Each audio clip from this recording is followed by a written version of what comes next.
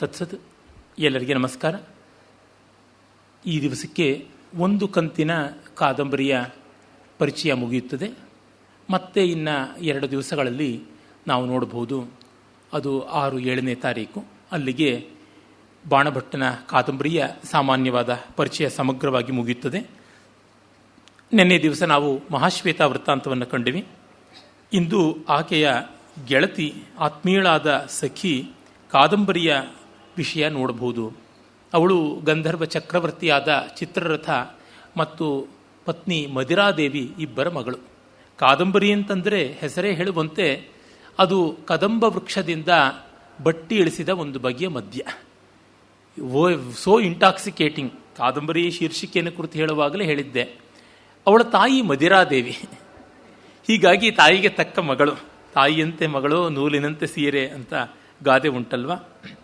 ಹಾಗೆ ಇಲ್ಲಿ ನಾವು ಕಾಣಬಹುದು. ಮಹಾಶ್ವೇತೆ ಚಂದ್ರಾಪೀಡನ ಜೊತೆ ಮಾತಾಡ್ತಿದ್ದಾಗ ಅವಳು ತನ್ನ ಸಖಿ ತರಲಿಕೆ ಎನ್ನುವಳ ಬಗ್ಗೆ ಮತ್ತೆ ಮತ್ತೆ ಹೇಳ್ತಾ ಇರ್ತಾಳೆ. ಆ ಸಂದರ್ಭದಲ್ಲಿ ಅವನು ಕೇಳ್ತಾನೆ, ಅದೇನು ತರಲಿಕೆಯನ್ನು ಕುರಿತು ಹೇಳ್ತಾ ಇದೀಯಾ, ತರಲಿಕೆ ಎನ್ನುವಳು ಕಾಣಿಸ್ತಾ ಇಲ್ವಲ್ಲ ಅಂತ ಕೇಳಿದಾಗ ಅವಳು ಹೇಳ್ತಾಳೆ, ನನ್ನ ವನವಾಸ ವ್ಯಸನ ಮಿತ್ರಂ ದುಃಖ ಸಬ್ರಹ್ಮಚಾರಿಣಿ ತರ್ಲಿಕಾ ಕ್ವಗತ ಅಂತ ಕೇಳಿದಾಗ, ನಿನ್ನ ವನವಾಸದ ಸಹಚಾರಿಣಿಯಾದವಳು, ವನವಾಸ ವ್ಯಸನ, ವನವಾಸದ ಈ ಬಗೆಯ ಕಷ್ಟಗಳ ಸಹಚಾರಿಣಿ ಮತ್ತು ದುಃಖ ಸಬ್ರಹ್ಮಚಾರಿಣಿ, ನಿನ್ನ ದುಃಖವನ್ನು ಸಮಾನವಾಗಿ ಅನುಭವಿಸ್ತಕ್ಕಂಥವಳು ಅವಳು ಎಲ್ಲಿ ಹೋದಳು ಅಂದರೆ, ಆಗ ಕಾದಂಬರಿಯನ್ನು ಸಾಂತ್ವನಗೊಳಿಸಿ ಅವಳಿಗೆ ನೀನು ಮದುವೆ ಆಗಬೇಕು ಅಂತ ಒತ್ತಾಯ ಮಾಡಿ ಹೇಳೋದಕ್ಕೆ ಹೋಗಿದ್ದಾಳೆ ಅಂತ ಹೇಳ್ತಾಳೆ. ಈ ರೀತಿಯಾಗಿ ನಾವು ನೋಡ್ತಕ್ಕಂಥ ಕಾದಂಬರಿಯ ಪರಿಚಯವನ್ನು ನಾವು ಕಾಣ್ತೀವಿ. ಆಮೇಲೆ ಕೆಯೂರಕ ಅಂತ ಅಲ್ಲಿಂದ ಒಬ್ಬ ದೂತ ಬರ್ತಾನೆ. ಬಂದು ಅವನು ಹೇಳ್ತಾನೆ, ಇಲ್ಲ ಅವಳು ಏನಾದರೂ ಒಪ್ಪುತ್ತಾ ಇಲ್ಲ, ಅವಳ ವೀಣಾವಾದಕ ಕೂಡ ಆಗಿರ್ತಾನೆ ಅವನು, ಕಾದಂಬರಿಯ ವೀಣಾವಾದಕ.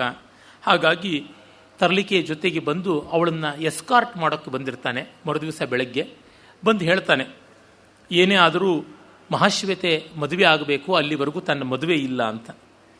ನಮ್ಮ ಈ ಕಾಲದ ಎಷ್ಟೋ ಕುಟುಂಬಗಳಲ್ಲೂ ತಂಗಿಗೆ ಮದುವೆ ಆಗೋವರೆಗೂ ಅಣ್ಣ ಮದುವೆ ಆಗೋಲ್ಲ ಅಂತನ್ನೋದು, ಅಕ್ಕನಿಗೆ ಮದುವೆ ಆಗೋವರೆಗೂ ತಂಗಿಗೆ ಮದುವೆ ಬೇಡ ಅನ್ನೋದು, ಇನ್ಯಾರೋ ಗೆಳತಿಯರು ನಾವು ಒಟ್ಟಿಗೆ ಮದುವೆ ಆಗಬೇಕು ಅಂತ ತೀರ್ಮಾನ ಮಾಡಿಕೊಳ್ಳೋದು, ಹೀಗೆಲ್ಲ ಉಂಟು. ಆ ರೀತಿಯಲ್ಲಿಯೇ ಇದು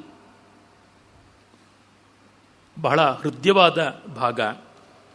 ಆಮೇಲೆ ಅದಕ್ಕೆ ಇವಳು ಹೇಳ್ತಾಳೆ, ಇಲ್ಲ ನಾನಂತೂ ಅವಳಿಗೆ ಒಪ್ಪಿಸಬೇಕು, ನನ್ನ ಬದುಕು ಹೀಗಾಯಿತು, ಆದರೆ ಅವಳ ತಂದೆ ತಾಯಿಗಳು ಬೇಸರ ಪಟ್ಕೊಳ್ತಾರೆ, ಅದರಿಂದ ಅವಳಿಗೆ ಹೇಗಾದರೂ ಮಾಡಿ ಅನುನಯ ಮಾಡಿ ಸಾಂತ್ವನ ಮಾಡಿ ಒತ್ತಾಯದಿಂದಲಾದರೂ ಮದುವೆಗೆ ಒಪ್ಪಿಸ್ತೀನಿ ಅಂತ ಹೊರಡೋದಕ್ಕೆ ಸಿದ್ಧಳಾಗ್ತಾಳೆ.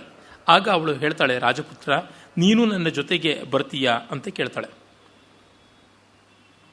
ಗತೆ ಚ ಕೇಯೂರಕೆ ಚಂದ್ರಾಪೀಡಮುವಾಚ ರಾಜಪುತ್ರ ರಮಣೀಯೋ ಹೇಮಕೂಟ ಚಿತ್ರರಥ ರಾಜಧಾನಿ ಬಹುಕುತೂಹಲ ಕಿಂಪುರುಷ ವಿಷಯ ಪೇಶಲೋ ಗಂಧರ್ವಲೋಕ ಸರಳ ಹೃದಯ ಮಹಾನುಭಾವ ಚ ಕಾದಂಬರಿ ಯದಿ ನಾಸ್ತಿ ಖೇದಕರಮಿವ ಗಮನಂ ಕಲಯಸಿ ನಾವಸೀದಸಿ ವಾ ಗುರುಪ್ರಯೋಜನಂ ಅದೃಷ್ಟಚರ ವಿಷಯ ಕುತೂಹಲಿವಾ ಚೇತಃ ಮದ್ವಚನಮನುರುಧ್ಯತೆ ಚ ವಾ ಭವಾನ್ ಅತಿ ಸುಖದಾಯಿ ವಾಶ್ಚರ್ಯ ದರ್ಶನಂ ಅರ್ಹಸಿ ವಾ ಪ್ರಣಯಂ ಇದಂ ಅಪ್ರತ್ಯಾಖ್ಯಾನ ಯೋಗ್ಯಂ ವಾ ಜನಂ ಮನ್ಯಸೆ ಸಮಾರೂಢೋ ವಾ ಪರಿಚಯಲೇಶಃ ಅನುಗ್ರಾಹ್ಯೋ ವಾಯಂ ಜನಃ ತಥೋ ನಾರ್ಹಸಿ ನಿಷ್ಫಲಾಂ ಕರ್ತುಂ ಅಭ್ಯರ್ಥನಾಮಿಮಾಂ. ಮರ್ಯಾದೆ ಅಂದರೆ ಇದು, ಭಾಷೆ ಅಂದರೆ ಇದು. ಹೇಳ್ತಾಳೆ, ರಾಜಪುತ್ರ ಹೇಮಕೂಟ ತುಂಬ ರಮಣೀಯವಾದದ್ದು, ಕಾದಂಬರಿಯ ತಂದೆ ಇರುವ ರಾಜಧಾನಿ. ಚಿತ್ರರಥ ರಾಜಧಾನಿ ಅದು ಅತ್ಯಂತ ವಿಸ್ಮಯಾವಹ. ಬಹು ಕುತೂಹಲ ಕಿಂಪುರುಷ ವಿಷಯ.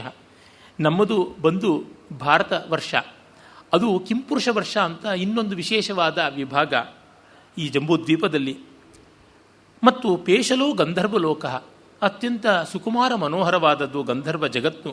ಸರಳ ಸಹೃದಯ ಮಹಾನುಭಾವಾಚ ಕಾದಂಬರಿ, ಸರಳವಾದವಳು ಸಹೃದಯವಾದವಳು ಮಹಾನುಭಾವಳು ನನ್ನ ಗೆಳತಿ ಕಾದಂಬರಿ. ಯದಿ ನ ಅತಿಖೇದಕರಂ ಇವ ಗಮನಂ ಕಲಯಸಿ, ಪ್ರಯಾಣ ನಿನಗೆ ತುಂಬ ಶ್ರಮವಲ್ಲ ಅಂತ ಭಾವಿಸುವುದಾದರೆ ನಾವಸೀದತಿ ವಾ ಗುರು ಪ್ರಯೋಜನಂ, ತುಂಬ ದೊಡ್ಡ ಬೇರೊಂದು ಕಾರ್ಯಾಂತರ ಇರುವುದು ಅಲ್ಲ ಅಂತ ಆದಲ್ಲಿ ಅದೃಷ್ಟಚರ ವಿಷಯ ಕುತೂಹಲಿವಾ ಚೇತಃ, ನಿನ್ನ ಮನಸ್ಸು ಕಾಣದ ಸೊಗಸಾದದನ್ನು ಕಾಣಬೇಕು ಅನ್ನುವ ಆಸ್ಥೆಯನ್ನು ಹೊಂದಿದ್ದಾದರೆ, ಮದ್ವಚನಂ ಅನುರುದ್ಧತೇವಾ ಭವಾನ್, ನನ್ನ ಮಾತಿನಲ್ಲಿ ನಂಬಿಕೆ ವಿಶ್ವಾಸ ಇರುವುದಾದರೆ, ಅತಿ ಸುಖದಾಯಿವಾ ಆಶ್ಚರ್ಯ ದರ್ಶನ, ಸುಖಕಾರಿಯೂ ಆಶ್ಚರ್ಯಕಾರಿಯೂ ಆದ ಒಂದು ಅನುಭವ ಬೇಕು ಅಂತ ಇದ್ದರೆ, ಅರ್ಹಸಿವಾ ಪ್ರಣಯಂ, ಪ್ರೀತಿ ಬೇಕು ಅಂತ ಇದ್ದರೆ, ಇಮಂ ಅಪ್ರತ್ಯಾಖ್ಯಾನ ಯೋಗ್ಯಂ ವಾ ಜನಂ ಮನ್ಯಸೆ, ನಿರಾಕರಿಸಬಾರದಂಥ ವ್ಯಕ್ತಿಗಳು ನಾವು ಅನ್ನುವುದು ನಿನ್ನ ಅಭಿಪ್ರಾಯವಾಗಿದ್ದಲ್ಲಿ, ಸಮಾರೂಢೋವಾ ಪರಿಚಯ ಲೇಷ, ನಮ್ಮ ಪರಿಚಯ ಒಂದು ಸ್ವಲ್ಪ ಬೆಳೆದಿದೆ ಅನ್ನುವುದೇ ಆದರೆ, ಅನುಗ್ರಾಹ್ಯೋವಾ ಎಂ ಜನ, ನನ್ನಂಥವರನ್ನು ಅನುಗ್ರಹಿಸಬೇಕು ಅನ್ನುವ ಮನಸ್ಸಿದ್ದರೆ, ತಥೋ ನಾರ್ಹಸಿ ನಿಷ್ಫಲಾಂ ಕರ್ತು ಅಭ್ಯರ್ಥನಾಮಿಮಾಂ, ಹಾಗಿದ್ದಲ್ಲಿ ನನ್ನ ಈ ಬೇಡಿಕೆಯನ್ನು ವಿಫಲಗೊಳಿಸುವುದು ಸಲ್ಲದ್ದು ಅಂತ ಅಂದುಕೊಂಡು ಬರಬಹುದು ಅಂತಾಳೆ. ಈ ರೀತಿಯ ಮಾತುಗಳನ್ನು ಆಡುವ ಒಂದು ಸುಸಂಸ್ಕೃತವಾದ ನಾಗರಿಕವಾದ ಪ್ರಪಂಚ ಅದು ಅಂತ ಭಾವಿಸಿದರೆ ಗೊತ್ತಾಗುತ್ತದೆ. ಇಂಥ ಸಾಹಿತ್ಯ, ಈ ಭಾವನೆಗಳು ಕಲ್ಪನೆಗಾದರೂ ಎಟುಕುವುದು ಒಂದು ಸಮಾಜದ ಸುಸಂಸ್ಕೃತಿಯನ್ನು, ಮನಸ್ಸಿನ ಉನ್ನತಿಯನ್ನು, ಸಂಸ್ಕಾರದ ಪರಿಪಾಕವನ್ನು ತೋರಿಸುವಂಥದ್ದು. ಆಮೇಲೆ ಕರೆದುಕೊಂಡು ಹೋಗ್ತಾಳೆ. ಒಟ್ಟಿನಲ್ಲಿ ಆ ಸನ್ನಿವೇಶದ ಸುಂದರತೆಯೇ, ಸ್ಪೃಹಣೀಯತೆಯೇ ತುಂಬ ಚೆನ್ನಾಗಿರ್ತಕ್ಕಂಥದ್ದು. ಆಮೇಲೆ ಅವನು ಅನೇಕತ್ರ ಸೂರ್ಯಾಸ್ತ, ಚಂದ್ರೋದಯ ಇತ್ಯಾದಿಗಳ ವರ್ಣನೆಯನ್ನು ಹೀಗೆ ತಗೊಳ್ಳಿ ಅಂತ ಎಸೀತಾ ಇರ್ತಾನೆ, ಮುತ್ತು ರತ್ನ ವಜ್ರ ವೈಢೂರ್ಯಗಳನ್ನು. ವಿಶೇಷವಾಗಿ ಗುಜರಾತ್ನ ಪ್ರಾಂತದ ಎಷ್ಟೋ ಜನ ಜೈನರಲ್ಲಿ ತರುಣರು ತರುಣಿಯರು ತಮಗೆ ವೈರಾಗ್ಯ ಬಂದು ಸನ್ಯಾಸ ದೀಕ್ಷೆಯನ್ನು, ಸಾಧ್ವಿ ದೀಕ್ಷೆಯನ್ನೆಲ್ಲ ತೆಗೆದುಕೊಳ್ಳೋದುಂಟು. ಆಗ ಅವರ ಅಮೂಲ್ಯವಾದ ಆಸ್ತಿಯನ್ನು, ಎಣಿಕೆಗೆ ಮೀರಿದ ಆಸ್ತಿಯನ್ನು ಬಂಗಾರ ವಜ್ರ ವೈಡೂರ್ಯಾದಿಗಳ ರೂಪದಲ್ಲಿ ಅದನ್ನು ಬದಲಾಯಿಸಿ ಅವರು ನಡೆದುಕೊಂಡು ಹೋಗ್ತಾ ಇರುವಾಗ ಚೆಲ್ಲುವಂಥದ್ದು, ಈಚೆಗೂ ನಡೆಯುವಂಥದ್ದು ಪತ್ರಿಕಾದಿಗಳಲ್ಲಿ ಬಂದದ್ದು ಉಂಟು. ಆ ರೀತಿ ಬಾಣಭಟ್ಟ ಲೆಕ್ಕವೇ ಇಲ್ಲ ಅನ್ನುವಂತೆ ಅದೆಷ್ಟೋ ಬಾರಿ ಸಾಯಂಕಾಲದ, ಪ್ರಭಾತದ, ಅಪರಾಹ್ನದ ವರ್ಣನೆಗಳನ್ನು ಮಾಡ್ತಾನೆ. ಅಲ್ಲಿ ಒಂದು ಕಡೆ ಬರ್ತಕ್ಕಂಥ ಒಂದು ಸೂರ್ಯಾಸ್ತದ ಒಂದು ಸಣ್ಣ ಜಲಕ್ ನೋಡಿ, ಅತ್ರಾಂತರೇಚ ಶ್ರುತ ಮಹಾಶ್ವೇತ ವೃತ್ತಾಂತೋಪಜಾತ ಶೋಕ ಇವ ಸಮುತ್ಸೃಷ್ಟ ದಿವಸ ವ್ಯಾಪಾರೋ ರವಿರಪಿ ಭಗವಾನ್ ಅಧೋಮುಖತಾಂ ಅಯಾಸೀತ್. ಮಹಾಶ್ವೇತೆಯ ವೃತ್ತಾಂತವನ್ನು ಕೇಳಿ ಅವಳೊಂದಿಗೆ ತಾನೂ ದುಃಖ ಸಹಭಾಗಿಯಾಗಿ ದುಃಖದಿಂದ ಕಣ್ಣೀರಿಟ್ಟು ಮುಖ ಕೆಂಪಡರಿ ತನ್ಮೂಲಕ ಕೆಂಪಾದ ಬಿಂಬವುಳ್ಳವನಾಗಿ ಸೂರ್ಯೋದಯ ಮೆಲ್ಲನೆ ನಾನಿನ್ನು ಕಾಣಲಾರೆ ಅಂತ ಪಶ್ಚಿಮ ಸಾಗರದತ್ತ ಇಳಿದ ಅಂತ ಕವಿ ಹೇಳ್ತಾನೆ. ಅಥ ಕ್ಷೀಣೆ ದಿವಸೆ ಪ್ರಣತ ಪ್ರಿಯಂಗು ಮಂಜರೀಯ ರಜೋನಿಭೆ ಪಿಂಜರಿಮ್ನಾ ರಜ್ಯಮಾನೇ ವಿಲಂಬಿನಿ ಬರದ್ಧಮಂಡಲೆ ಅವಿರಲ ಕುಸುಂಬ ಕುಸುಮ ರಸರಕ್ತ ದುಕೂಲ ಕೋಮಲೇನ ಚ ಅಸ್ತಾತಪೇನ ಮುಚ್ಯಮಾನೇಶು ದಿಗ್ಮುಖೇಶು ಚಕೋರನಯನ ತಾರಕಾ ಕಾಂತಿನಾ ಚ ಪಿಂಗಲಿಮ್ನಾ ವಿಲಿಪ್ಯಮಾನೆ ತಿರೋಹಿತ ನೀಲನ್ನಿ ವ್ಯೋಮ್ನಿ ಕೋಕಿಲ ವಿಲೋಚನ ಛವಿ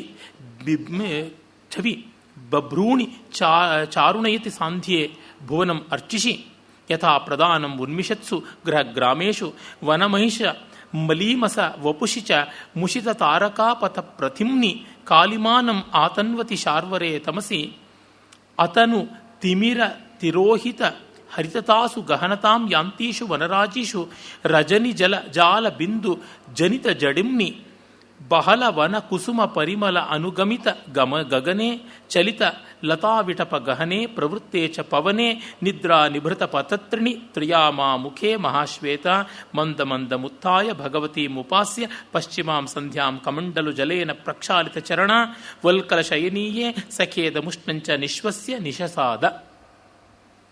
ಎಷ್ಟು ಬಣ್ಣಗಳನ್ನು ತರ್ತಾನೆ ನೋಡಿ. ದಿವಸ ಕ್ಷೀಣವಾಗ್ತಾ ಇದೆ. ಪರ್ಣತ ಪ್ರಿಯಂಗು ಮಂಜರಿ ರಜೋನಿಭೆ ಪಿಂಜರಿಮ್ನ ರಜ್ಯಮಾನೆ ವಿಲಂಬಿನಿ ಬ್ರಧ್ನ ಮಂಡಲೆ. ಬ್ರಧ್ನ ಅಂದರೆ ಭಾಸ್ಕರ, ಸೂರ್ಯ. ಅವನ ಬಿಂಬ ವಿಲಂಬವಾಗಿ ಕೆಳಗೆ ಇಳೀತಾ ಇದೆ, ನೇತಾಡ್ತಾ ಇದೆ, ಆಕಾಶದಲ್ಲಿ ಜೋತಾಡ್ತಾ ಇದೆ.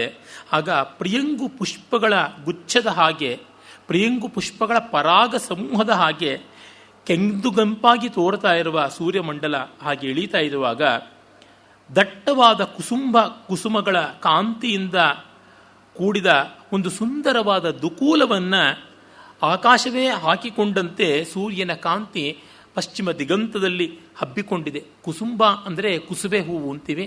ಅದು ಒಂದು ಬಗೆಯ ಕೇಸರಿಯ ಬಣ್ಣದ್ದು. ಹಿಂದೆ ಬಟ್ಟೆಗಳನ್ನೆಲ್ಲ ಬಣ್ಣಗೊಳಿಸುವುದಕ್ಕೆ ಬಳಸ್ತಾ ಇದ್ರು. ನಮ್ಮ ಜಗನ್ನಾಥ ಪಂಡಿತರಾಜನಿಗೆ ಒಬ್ಬ ಸುಂದರಿ ಬೇಕಾಗಿದ್ದಳು.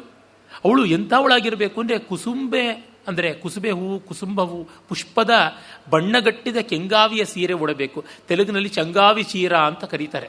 ಬಹಳ ಪ್ರಶಸ್ತವಾದದ್ದು ಅಂತ. ಕುಸುಂಭಾರುಣಂ ಚಾರು ಚೇಲಂ ವಸಾನ ಅರಂ ಭಾಸಮಾನಾಪಿ ರಂಭಾಸಮಾನ ಲವಂಗಿ ಕುರಂಗಿ ಗಂಗೀಕರೋತು ಅಂತ. ಒಮ್ಮೆ ಶಹಜಾನನ ಜೊತೆಯಲ್ಲಿ ಅಂತಃಪುರದಲ್ಲಿ ಮಾತನಾಡ್ತಾ ಇದ್ದ ಪಂಡಿತರಾಜರಾಜ ಜಗನ್ನಾಥ. ಆಗ ಬಾಯಾರಿಕೆ ಆಯಿತು. ಬಾಯಾರಿಕೆ ಆದೊಡನೆ ಅಂತಃಪುರದಿಂದ ಬರಹೇಳದ ಮಹಾರಾಜ, ಅವನ ಕಣ್ಗಾಪಿನಲ್ಲಿ ಬೆಳೆದಂಥ ಒಬ್ಬ ಹೆಣ್ಣು ಮಗಳು ಲವಂಗಿ ಅಂತ ಅವಳು ಬರ್ತಾಳೆ. ಆಗ ಅವಳು ಬಂದು ಇವರಿಬ್ಬರಿಗೂ ನೀರನ್ನು ಕೊಟ್ಟು ಆ ಹೂಜಿಯನ್ನು ಭುಜದ ಮೇಲೆ ಇಟ್ಟುಕೊಂಡು ಹೋಗ್ತಾ ಇದ್ದಾಳೆ. ಈ ಸುಂದರಿಯನ್ನು ವರ್ಣಿಸುವಂತ ಮಹಾರಾಜ ಹೇಳ್ದ. ಆಶುಕವಿ ಅಲ್ವಾ? ತಕ್ಷಣವೇ ಯಂ ಸುಸ್ತನೀ ಮಸ್ತಕನ್ಯಸ್ತ ಕುಂಭ ಕುಸುಂಭಾರುಣಂ ಚಾರು ಚೇಲಂ ದದಾನ ಸಮಸ್ತಸ್ಯ ಲೋಕಸ್ಯ ಚೇತಃ ಪ್ರವೃತ್ತಿಂ ಗೃಹೀತ್ವಾ ಘಟೇನ್ಯಸ್ಯ ಯಾತೀವ ಭಾತಿ ಅಂತಾನೆ. ಇವಳು ತಲೆ ಮೇಲೆ ಈ ಸುಂದರವಾದ ಕಲಶವನ್ನು ಇಟ್ಟುಕೊಂಡು ಹೋಗ್ತಾ ಇದ್ದಾಳೆ. ಕುಸುಂಭಾರುಣ ಚಾರು ಚೇಲಂ ವಸಾನ, ಕುಸುಂಬೆ ಹೂವಿನ ಬಣ್ಣದಲ್ಲಿರ್ತಕ್ಕಂಥ ಮೈಗಾಂತಿಯವಳು, ಆ ಥರದ ವಸ್ತ್ರವನ್ನು ಹುಟ್ಟಿದವಳು. ಸಮಸ್ತಸ್ಯ ಲೋಕಸ್ಯ ಚೇತಃ ಪ್ರವೃತ್ತಿ, ಮೂರು ಲೋಕದ ಅಂತರಂಗ ಭಾವನೆಗಳನ್ನೇ ಈಗ ಖಾಲಿಯಾದ ಕೊಡದಲ್ಲಿ ತುಂಬಿಕೊಂಡು ಗೃಹೀತ್ವಾ ನ್ಯಸ್ಯ ಘಟೆ ಯಾತೀವ ಭಾತಿ, ತನ್ನ ಕಲಶದೊಳಗೆ ಇಟ್ಟುಕೊಂಡು ವಾಪಸ್ ಹೋಗ್ತಾ ಇದ್ದಾಳೆ ಅಂತ ತನ್ನ ಅಂತರಂಗವನ್ನೇ ಅದರೊಳಗೆ ಇಟ್ಟುಕೊಂಡು ಖಾಲಿ ಆಯಿತು. ನೀರು ಹಾಕಿ ಆ ಖಾಲಿಯಾದ ಕುಡುಕಿಯಲ್ಲಿ ಇವನ ಹೃದಯವನ್ನೇ ಕದ್ದೊಯ್ತಾ ಇದ್ದಾಳೆ ಅನ್ನುವ ಭಾವ. ಸಮಸ್ತಸ್ಯ ಲೋಕಸ್ಯ ಚೇತಃ ಪ್ರವೃತ್ತಿಂ ಗೃಹೀತ್ವಾ ಘಟೆ ನ್ಯಸ್ಯ ಯಾತೀವ ಭಾತಿ. ಆಮೇಲೆ ನಿನಗೇನು ಕೊಡಲಿ, ಇಷ್ಟು ಒಳ್ಳೆ ಪದ್ಯ ಹೇಳದಿಲ್ಲ ಅಂತಂದರೆ, ನ ಯಾಚೆ ಗಜಾಲಿ, ನನಗೆ ಆನೆ ಬೇಕಿಲ್ಲ, ನವಾ ವಾಜಿರಾಜಿಂ, ಕುದುರೆಗಳ ಸಮೂಹವೂ ಬೇಕಿಲ್ಲ, ನ ವಿತ್ತೇಶು ಚಿತ್ತಂ ಮದೀಯಂ ಕದಾಚಿತ್, ಇನ್ನು ದುಡ್ಡು ಕಾಸಲ್ಲಿ ಮನಸ್ಸು ಎಂದೂ ಹೋದದ್ದೇ ಇಲ್ಲ. ಅರಂಭಾಸಮಾನಾಪಿ ರಂಭಾಸಮಾನ ಲವಂಗಿ ಕುರಂಗಿ ಗಂಗೀಕರೋತು. ಹಿಂಗೆ ಮಿಂಚಿ ಮಾಯವಾದರು. ಅರಂಭಾಸಮಾನ, ಕ್ಷಿಪ್ರಂ ಧೃತಂ ಅರಂ ಎಲ್ಲ ಅಮರಕೋಶದ ಪರ್ಯಾಯ. ರಂಭಾಸಮಾನ ಅಲ್ಲಿ ನೋಡಿ ಸಭಂಗ ಭಂಗ ಶ್ಲೇಷ. ಅರಂಭಾಸಮಾನ, ರಂಭೆ ಸಮಾನವಲ್ಲ ಅಂತ ಒಂದರ್ಥ. ರಂಭಾಸಮಾನ, ಅರಂ ಭಾಸಮಾನ, ಸ್ವಲ್ಪ ಮಿಂಚಿ ಮಾಯವಾದರೂ ರಂಭಾಸಮಾನ, ಅಷ್ಟು ಸುಂದರಿಯಾಗಿದ್ದಾಳೆ ಇವಳು. ಲವಂಗಿ ಕುರಂಗಿ ದೃಗ್, ಜಿಂಕೆಗಣ್ಣಿನವಳು, ಅಂಗೀಕರೋತು, ಒಪ್ಪಿಕೊಳ್ಳಲಿ ತನ್ನನ್ನ ಅಂತ. ಈ ರೀತಿಯಾಗಿ ಕುಸುಂಬ ಅಂತಂದರೆ ಜಗನ್ನಾಥ ಪಂಡಿತರಾಜ ನೆನಪಾಗ್ತಾನೆ. ಇವನು ಆ ಕುಸುಂಬ ಪುಷ್ಪಗಳಿಂದ ಬಣ್ಣಗಟ್ಟಿದ ರೇಷ್ಮೆಯ ದುಕೂಲವನ್ನು ಮುಸುಕು ಹಾಕಿಕೊಂಡಂತೆ ಆಕಾಶ ಇಡೀ ಸಾಯಂ ಸಂಧ್ಯಾ ಕಾಂತಿ ಅಲ್ಲಿ ತೋರ್ತಾ ಇದೆ. ಚಕೋರ ನಯನ ತಾರಕಾ ಕಾಂತಿನಾಚ ಪಿಂಗಲಿಂನ ವಿಲಿಪ್ಯಮಾನೆ ತಿರೋಹಿತ ನೀಲಿಮ್ನಿ ವ್ಯೋಮ್ನಿ.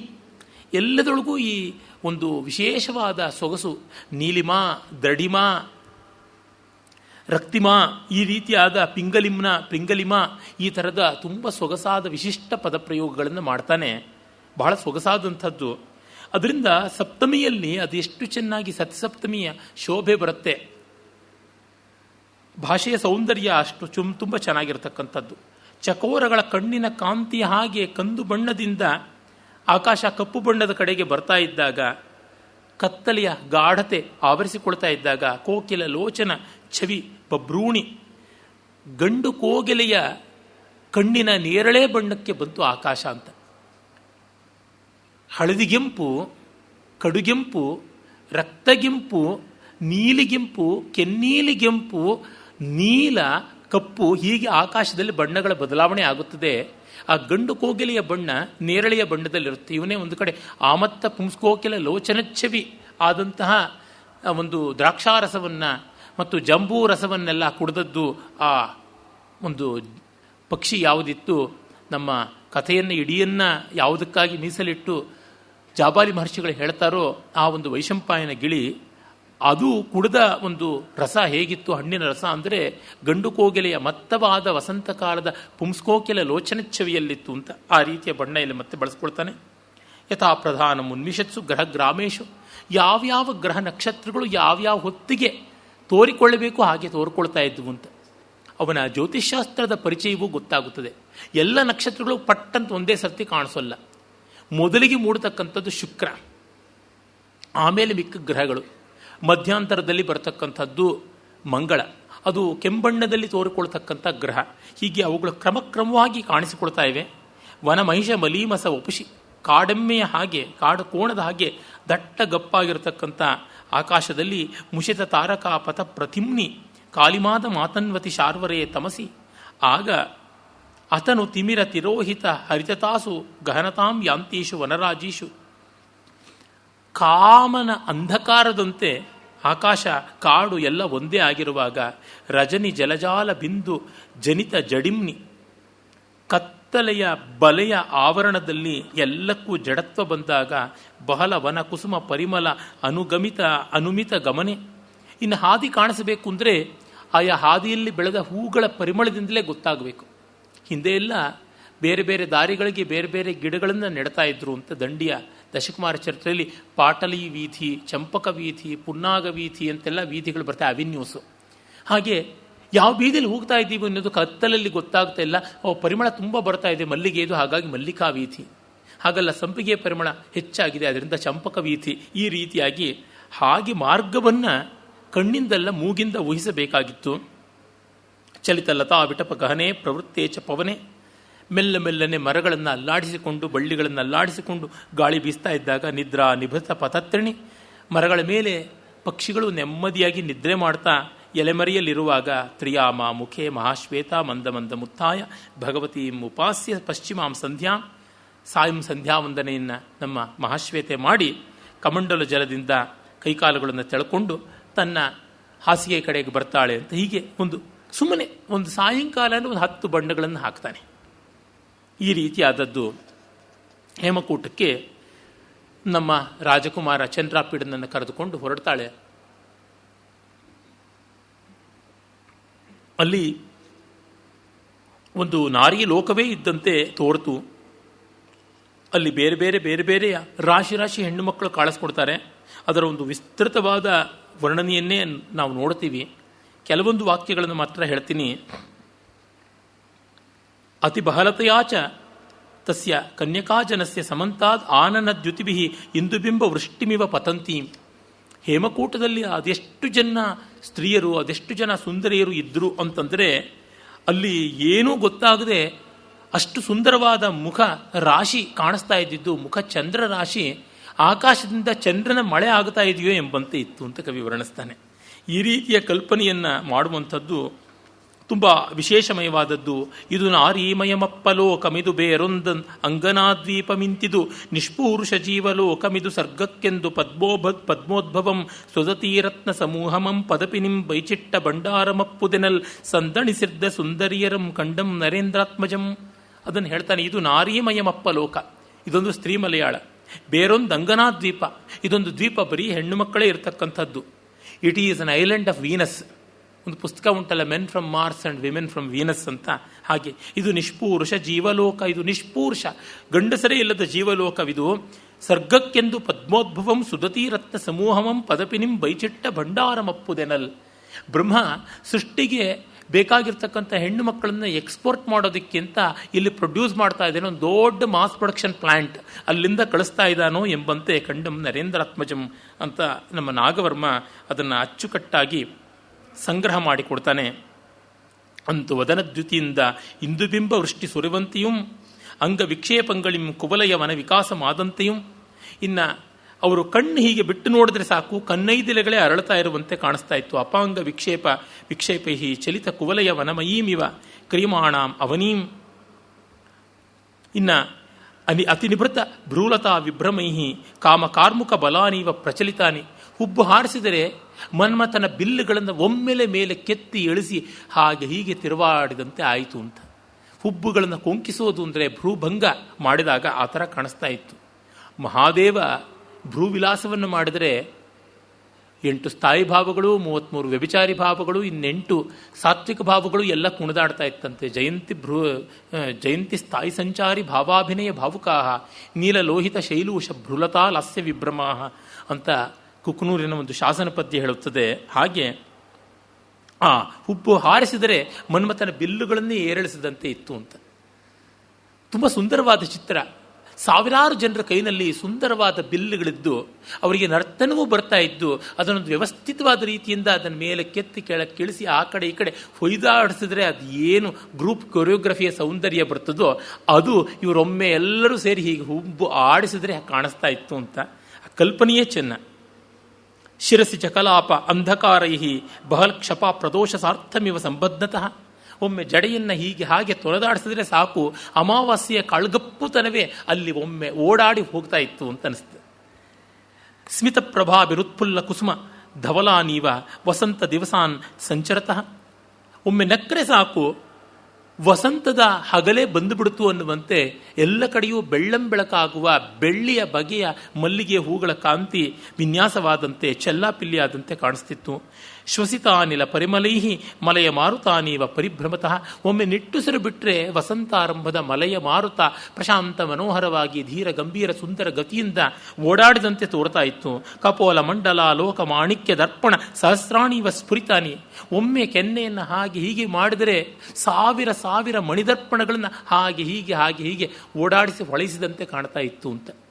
ನಮ್ಮ ದಕ್ಷಿಣ ಕನ್ನಡದಲ್ಲಿ ಅದರೊಳಗೂ ಕುಂದಾಪುರದ ಬಡಗುತಿಟ್ಟಿನ ಕೇದಿಗೆ ಮುಂದಲೆ ಯಕ್ಷಗಾನದ ವೇಷಗಳಲ್ಲಿ ಆ ಒಂದು ಕೇದಿಗೆ ಮುಂದಲೆಯನ್ನು ತಿರುಗಿಸೋದು ಅಂತ ಒಂದುಂಟು. ಕೇದಿಗೆ ಮುಂದಲೆ ಅದೊಂದು ಅತ್ಯಂತ ರಮಣೀಯವಾದ ಯಕ್ಷಗಾನದ ಪುಂಡು, ಅಂದರೆ ತರುಣ ಪುರುಷ ವೇಷದ ಶಿರೋಭೂಷಣ. ಅದನ್ನು ಅಷ್ಟು ಅಚ್ಚುಕಟ್ಟಾಗಿ ಕಟ್ತಾರೆ. ಆ ಒಂದು ಹುಲ್ಲಿನ ಅಟ್ಟೆಗಳನ್ನು ಇಟ್ಟು ಕಟ್ಟುತ್ತಾರೆ. ಕಟ್ಟಿ ಕರಿ ಬಣ್ಣದ್ದು, ಕೆಂಪು ಬಣ್ಣದ್ದು, ಹಸಿರು ಬಣ್ಣದ್ದು ಹೀಗೆಲ್ಲ ಅದಕ್ಕೆ ವಸ್ತ್ರವನ್ನು ಹಾಕಿ ಗೋಟುಗಳಿಂದ ಜರಿ ಗೋಟುಗಳನ್ನೆಲ್ಲ ಸುತ್ತಿ ಮಾಡ್ತಾರೆ. ಆ ಒಂದು ಕೇದಿಗೆ ಮುಂದಲೇ ಮಿಡುಕಾಟ ಅಂತ ಮಾಡ್ತಾರೆ. ಆ ಗ್ರೀವ ರೇಚಿತ ಮಾಡಿದ್ರೆ ಅದೆಷ್ಟು ಚೆನ್ನಾಗಿ ಕಾಣಿಸುತ್ತೆ ಕೇದಿಗೆ ಮುಂದಲೇ ಅಂದರೆ ಅದನ್ನು ನೋಡಿ ಕಲಾವಿದ ಯಾವ ಯೋಗ್ಯತೆಯವನು ಅಂತ ನೋಡಬಹುದು. ಮತ್ತು ಆ ಕೇದಿಗೆ ಮುಂದಲೇ ಅಟ್ಟೆ ಕಟ್ಟೋದು ಕೂಡ ಒಂದು ಕೌಶಲ. ಈಗೆಲ್ಲ ರೆಡಿಮೇಡ್ ಮಾಡ್ತಾರೆ, ಆದರೆ ಕೈಯಲ್ಲಿ ಕಟ್ಟಿದಾಗ ಅದೊಂದು ಹದ, ಒಂದು ಅಳತೆ, ಒಂದು ಆಳ್ತನ ಬರುತ್ತದೆ. ತುಂಬ ಚೆನ್ನಾಗಿರ್ತಕ್ಕಂಥದ್ದು. ಆ ಮುಳಿ ಹುಲ್ಲು ಅಂತ ಹೇಳ್ತಾರೆ, ಅದರೊಳಗೆ ಕಟ್ತಾರೆ. ಅದನ್ನು ಕಟ್ಟುವುದೇ ಒಂದು ಪಾಕ, ಕೈ ಪಾಕ, ಅದು ಹದ. ಆಮೇಲೆ ಆ ಕೇದಿಗೆ ಮುಂದಲೇ ಮಿಡುಕಿಸೋದು ಅಂತ ಅದನ್ನು ಮತ್ತು ಸುಂದರವಾಗಿ ಮಾಡ್ತಾರೆ. ಹಾಗೆ ಇವರು ಕನ್ನಡಿಗಳಂಥ ಕೆನ್ನೆಗಳನ್ನು ಅಷ್ಟು ಜನ ಮಾಡಿದಾಗ ಒಂದೊಂದು ಸೊಗಸು ಅಂತ. ಒಬ್ಬರು ಇಬ್ಬರು ಮಾಡಿದ್ರೆ ಸೊಗಸು ಬರೋದಿಲ್ಲ. ಗ್ರೂಪ್ ಕೊರಿಯೋಗ್ರಫಿನಲ್ಲಿ ಅಷ್ಟೋ ಇಷ್ಟೋ ಮಾಡಿದ್ರು ಅಷ್ಟು ಜನ ಯೂನಿಫಾರ್ಮಿಟಿಯಲ್ಲಿ ಮಾಡ್ತಾರಲ್ಲ, ಸಿಂಕ್ರನೈಸ್ ಆಗುತ್ತಲ್ಲ, ಅದರ ಬ್ಯಾಲೆನ್ಸ್ ಸೀಕ್ವೆನ್ಸ್ ಅಂತ ಇದೆಯಲ್ಲ, ಎಲ್ಲ ಯಾಂತ್ರಿಕವಾದ ಏಕತಾನತೆಯೂ ಅಲ್ಲ, ಹಾಗಂತ ಚೆಲ್ಲಾಪಿಲ್ಲಿಯಾದಂಥ ವಿಪ್ರಕಿರಣತೆಯೂ ಅಲ್ಲ. ಅದೊಂದು ಹದ, ಒಂದು ಅಲೆಯಂತೆ ಬರಬೇಕು, ಒಂದು ಕ್ರಮ ಇರಬೇಕು. ಆ ರೀತಿಯಾಗಿ ಆಗ್ತಾ ಇತ್ತು. ಕರತಲ ರಾಗೇಣ ರಕ್ತ ಕಮಲ ವನ ವರ್ಷಿಣಮಿವ ಜೀವಲೋಕಂ. ಕೈಗಳನ್ನು ಹಿಂಗೆ ಆಡಿಸಿಬಿಟ್ರೆ ಸಾಕು, ಕೆಂದಾವರಗಳ ಕೋಟಿ ಓಲಾಡಿದಂತೆ ತೋರ್ತಾ ಇತ್ತು. ಕರವಹ ಸ್ಫುರಣೇನ ಕುಸುಮಾಯುಧ ಶರ ಸಹಸ್ರೈರಿವ ಸಚ್ಚಾದಿತ ದಿಗಂತರಾಣಿ. ಇನ್ನು ಉಗುರಿನ ಕಾಂತಿಯನ್ನು ನೋಡಿದ್ರೆ ಸಾಕು, ಮನ್ಮಥನ ಬಾಣಗಳ ಅಲುಗುಗಳನ್ನೇ ಝಳಪಿಸಿದಂತೆ ತೋರ್ತಾ ಇತ್ತಂತೆ. ಆಭರಣ ಕಿರಣ ಇಂದ್ರ ಯುಧ ಜಾಲಕೈಹಿ ಉಡ್ಡೀಯಮಾನಾನೀವ ಭವನ ಮಯೂರ ವೃಂದಾನಿ.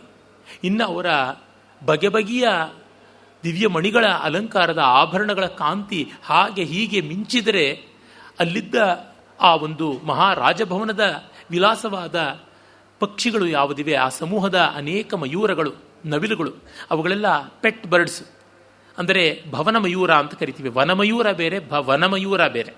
ಆ ಭವನ ಮಯೂರಗಳು ಒಮ್ಮೆಲೆ ಮಳೆಗಾಲ ಬಂತು ಅಂತ ರವ್ವನೆ ಆಕಾಶಕ್ಕೆ ಹಾರತಾ ಇದ್ವು. ಆ ಥರ ಕಾಣ್ತಾ ಇತ್ತು. ಆ ರೀತಿಯಾದದ್ದನ್ನು ಅವನು ಯೌವನ ವಿಕಾರೈಹಿ ಉತ್ಪಾದ್ಯಮಾನಾನೀವ ಮನ್ಮಥ ಸಹಸ್ರಾಣಿ ಅದ್ರಾಕ್ಷೀತ್. ಇನ್ನು ಅವರ ಯೌವನದ ವಿಲಾಸ ವಿಭ್ರಮಗಳನ್ನು ಕಂಡಾಗ ಸಾವಿರ ಸಾವಿರ ಮನ್ಮಥರೇ ಬಯಕೆಗಳೇ ಹುಟ್ಟಿದಂತೆ ಇರುವ ಆ ಲೋಕವನ್ನು ನೋಡ್ತಾನೆ. ಉಚಿತ ವ್ಯಾಪಾರ ವ್ಯಪದೇಶೇನ ಕುಮಾರಿಕಾಣಾಂ ಸಖಿ ಹಸ್ತಾವಲಂಬೇಶು ಪಾಣಿಗ್ರಹಾಣಿ ವೇಣುವಾದ್ಯೇಶು ಚುಂಬನ ವ್ಯತಿಕರ ವೀಣಾಸು ಕರರ್ಹ ವ್ಯಾಪಾರಾನ್ ಕಂದುಕ ಕ್ರೀಡಾಸು ಕರತಲ ಪ್ರಹಾರಾನ್ ಭುವನತಲಾಸೇಕ ಕಲಶಕಂಠೇಶು ಭುಜಲತಾ ಪರಿಷ್ವಂಗಾನ್ ಲೀಲಾದೋಲಾಸು ನಿತಂಬಸ್ತನ ಪ್ರೇಂಖೋಲಿತಾನಿ ತಾಂಬೂಲ ವೀಟಿಕಾವಖಂಡನೇಶು ದಶನೋಪಚಾರಾನ್ ಬಕುಲ ವಿಟಪೇಶು ಮಧುಗಂಡೂಷ ಪ್ರಚಾರಾನ್ ಅಶೋಕ ತರುತಾಡನೇಶು ಚರಣಾಭಿಘಾತಾನ್ ಉಪಹಾರ ಕುಸುಮ ಸ್ಖಲನೇಶು ಸಿತ್ಕಾರಾನತಿರಿಕ್ತಂ ಸುರತಮಿವ ಅಭ್ಯಸ್ಯಂತೀನಾಂ ಅಪಶ್ಯತ್. ಇನ್ನು ಅವರು ಮಾಡ್ತಾ ಇದ್ದ ಬೇರೆ ಬೇರೆ ಯಾವ್ಯಾವುದೋ ಚಟುವಟಿಕೆ ನೋಡಿದರೆ ಕಾಮಕೇಳಿ ಹಾಗೆ ತೋರ್ತಾ ಇತ್ತು ಅಂತ ಅತ್ಯಂತ ವಿನೂತನವಾದ ರೀತಿಯಲ್ಲಿ ಹೇಳ್ತಾನೆ. ಸಾಮಾನ್ಯವಾಗಿ ಒಂದು ಚಟುವಟಿಕೆಯನ್ನು ಮತ್ತೊಂದಕ್ಕೆ ಹೋಲಿಸ್ತಾರೆ. ಅಲ್ಲಿ ಪ್ರಸಿದ್ಧವಾದದ್ದನ್ನು ಮತ್ತೊಂದಕ್ಕೆ ಹೋಲಿಸುವುದು ಅಥವಾ ಪ್ರಸಿದ್ಧವನ್ನು ಅಪ್ರಸಿದ್ಧಕ್ಕೆ ಹೋಲಿಸುವುದು ಹೀಗೆ ಉಂಟು. ಅದರೊಳಗೆ ಒಂದು ವಿನೂತನತೆಯನ್ನು ಮಾಡಿದರೆ ಪ್ರತೀಪಾಲಂಕಾರ ಅನಿಸುತ್ತದೆ. ಮುಖವನ್ನು ಚಂದ್ರನಿಗೆ ಹೋಲಿಸಿದರೆ ಉಪಮಾಲಂಕಾರ, ಚಂದ್ರನನ್ನು ಮುಖಕ್ಕೆ ಹೋಲಿಸಿದರೆ ಪ್ರತೀಪಾಲಂಕಾರ, ರಿವರ್ಸ್ ಎಂಜಿನಿಯರಿಂಗ್. ಇಲ್ಲಿ ಹಾಗೆ ಅವರು ಸಖಿಯರು ಕೈ ಕೈ ಹಿಡ್ಕೊಂಡು ಹೋದರೆ ಮುಂದೆ ಇವರು ಪಾಣಿಗ್ರಹಣ ಮಾಡಿಕೊಳ್ಳೋದಕ್ಕೆ ಅಭ್ಯಾಸ ಮಾಡ್ತಾ ಇದ್ದಾರಾ ಅಂತಿತ್ತು. ಕೊಳಲಿಗೆ ತುಟಿಯನ್ನು ತಾಕಿಸಿದರೆ ಚುಂಬನಕ್ಕೆ ಅಭ್ಯಾಸವ ಅಂತ ಇತ್ತು. ವೀಣೆಯನ್ನು ಮೀಟುವುದಕ್ಕೆ ಹೋದರೆ ಉಗುರಿಂದ ಬೇರೆಯವ್ರನ್ನ ಚಿವುಟೋದಕ್ಕೆ ಹೋದರ ಅಂತನ್ನುವಂತೆ ಇತ್ತು. ಚೆಂಡನ್ನು ತಟ್ಟುತ್ತಾ ಇದ್ದರೆ ಮತ್ತೊಬ್ಬರ ಬೆನ್ನು ತಟ್ಟೋದು, ಕೆನ್ನೆ ತಟ್ಟುವ ಕೆಲಸಕ್ಕೆ ಇವರು ತರಬೇತಿ ತಗೊಳ್ತಾ ಇದ್ದಾರಾ ಅನ್ನುವಂತೆ ಇತ್ತು. ಇನ್ನು ನೀರನ್ನು ಸಿಂಪಡಿಸೋದಕ್ಕೆ ಹೋದರೆ ಒಂದು ದೊಡ್ಡ ತಂಬಿಗೆಯಲ್ಲಿ ಆ ತಂಬಿಗೆಯ ಕಂಠವನ್ನು ಅಪ್ಪಿಕೊಂಡು ನಡುವಿನ ಮೇಲೆ ಇಟ್ಕೊಂಡು ಹೋಗ್ತಾ ಇದ್ದರೆ ಆಲಿಂಗನಕ್ಕೆ ಇವರು ಅಭ್ಯಾಸ ಮಾಡುವಂತೆ ಇತ್ತು. ಇನ್ನು ಉಯ್ಯಾಲೆಯಲ್ಲಿ ಹಾಗೆ ಹೀಗೆ ಓಲಾಡಿಸಿಕೊಳ್ತಾ ಇದ್ದರೆ ಮೈಮಾಟವನ್ನು ತೋರಿಸುವಂತೆ ಇತ್ತು. ತಾಂಬೂಲವನ್ನು ಕಚ್ಚುವುದಕ್ಕೆ ಹೋದರೆ ಇವರು ಅಧರವನ್ನು ಕಚ್ಚುವಂತೆ ಇತ್ತು. ಇನ್ನು ಬಕುಲ ವೃಕ್ಷಗಳು ಅರಳಬೇಕು ಅಂತ ಅವುಗಳಿಗಾಗಿ ದೋಹದ ಮಾಡಬೇಕು. ಬಾಯಲ್ಲಿ ಮದುರೆಯನ್ನು ತುಂಬಿಕೊಂಡು ಉಗಿಯುವುದಿದ್ದರೆ ಅದು ಗಂಡಂದರಿಗೆ ನಾಳೆ ಹೀಗೆ ಉಗಿತಾರೆ ಅಂತ ಇತ್ತು ಅಂತ. ಅದು ಒಂದು ಉಪಚಾರ, ಯಾರು ತಪ್ಪಾಗಿ ತಿಳಿಯಬಾರ್ದು. ಈ ಥರ ಉಪಚಾರ ಮಾಡಿಸ್ಕೊಳ್ಳೋನು ತುಂಬ ಒಳ್ಳೆಯ ಗಂಡು ಅಂತ ಹೆಸರಾದವನು. ದಕ್ಷಿಣ ನಾಯಕ ಆಗಬೇಕು ಅಂದರೆ ಮೋಸ್ಟ್ ಕರ್ಟಿಯಸ್ ಆ್ಯಂಡ್ ಐಡಿಯಲ್ ಹಸ್ಬೆಂಡ್ ಆಗಬೇಕು ಅಂದರೆ ಉಗಿಸ್ಕೊಳ್ಬೇಕು ಮತ್ತು ಒದಿಸ್ಕೊಳ್ಳಬೇಕು. ಅಶೋಕ ವೃಕ್ಷವನ್ನು ಒದೀತಾ ಇದ್ದರೆ ಮುಂದೆ ಗಂಡಂದ್ರನ್ನ ಒದಿಯೋದಕ್ಕೆ ಇದೊಂದು ಅಭ್ಯಾಸ ಅನ್ನುವಂತೆ ಇತ್ತು. ಹೀಗೆ ಯಾವ್ಯಾವ ಚಟುವಟಿಕೆ ಮಾಡಿದ್ರೂ ಅದು ಮುಂದೆ ವಿವಾಹಾನಂತರದಲ್ಲಿ ಮಾಡುವಂತಹ ಒಂದು ಮನೋಹರವಾದ ಕಾಮ ಕೇಳಿಕೆಯಂತೆ ತೋರ್ತಾ ಇತ್ತು ಅಂತ ಕವಿ ವರ್ಣಿಸ್ತಾನೆ. ಇದನ್ನು ನೋಡಿದ್ರೆ ಈ ಕಾಲದ ಗಂಡಸರೆಷ್ಟು ಅರಸಿಕರಾಗಿದ್ದಾರೆ ಅಂತಲೂ ಗೊತ್ತಾಗಬಹುದು, ಅಥವಾ ಈ ಕಾಲದ ಹೆಣ್ಣುಗಳೆಷ್ಟು ಮರ್ಯಾದಸ್ಥರಾಗಿದ್ದಾರೆ ಅಂತಲೂ ಗೊತ್ತಾಗುತ್ತದೆ. ಆಮೇಲೆ ಅವರ ವ್ಯಕ್ತಿತ್ವ ಹೇಗೆ? ಯತ್ರ ಚ ಕನ್ಯಕಾ ಜನಸ್ಯ ಕಪೋಲತಲಾ ಲೋಕ ಏವ ಮುಖ ಪ್ರಕ್ಷಾಲನಂ.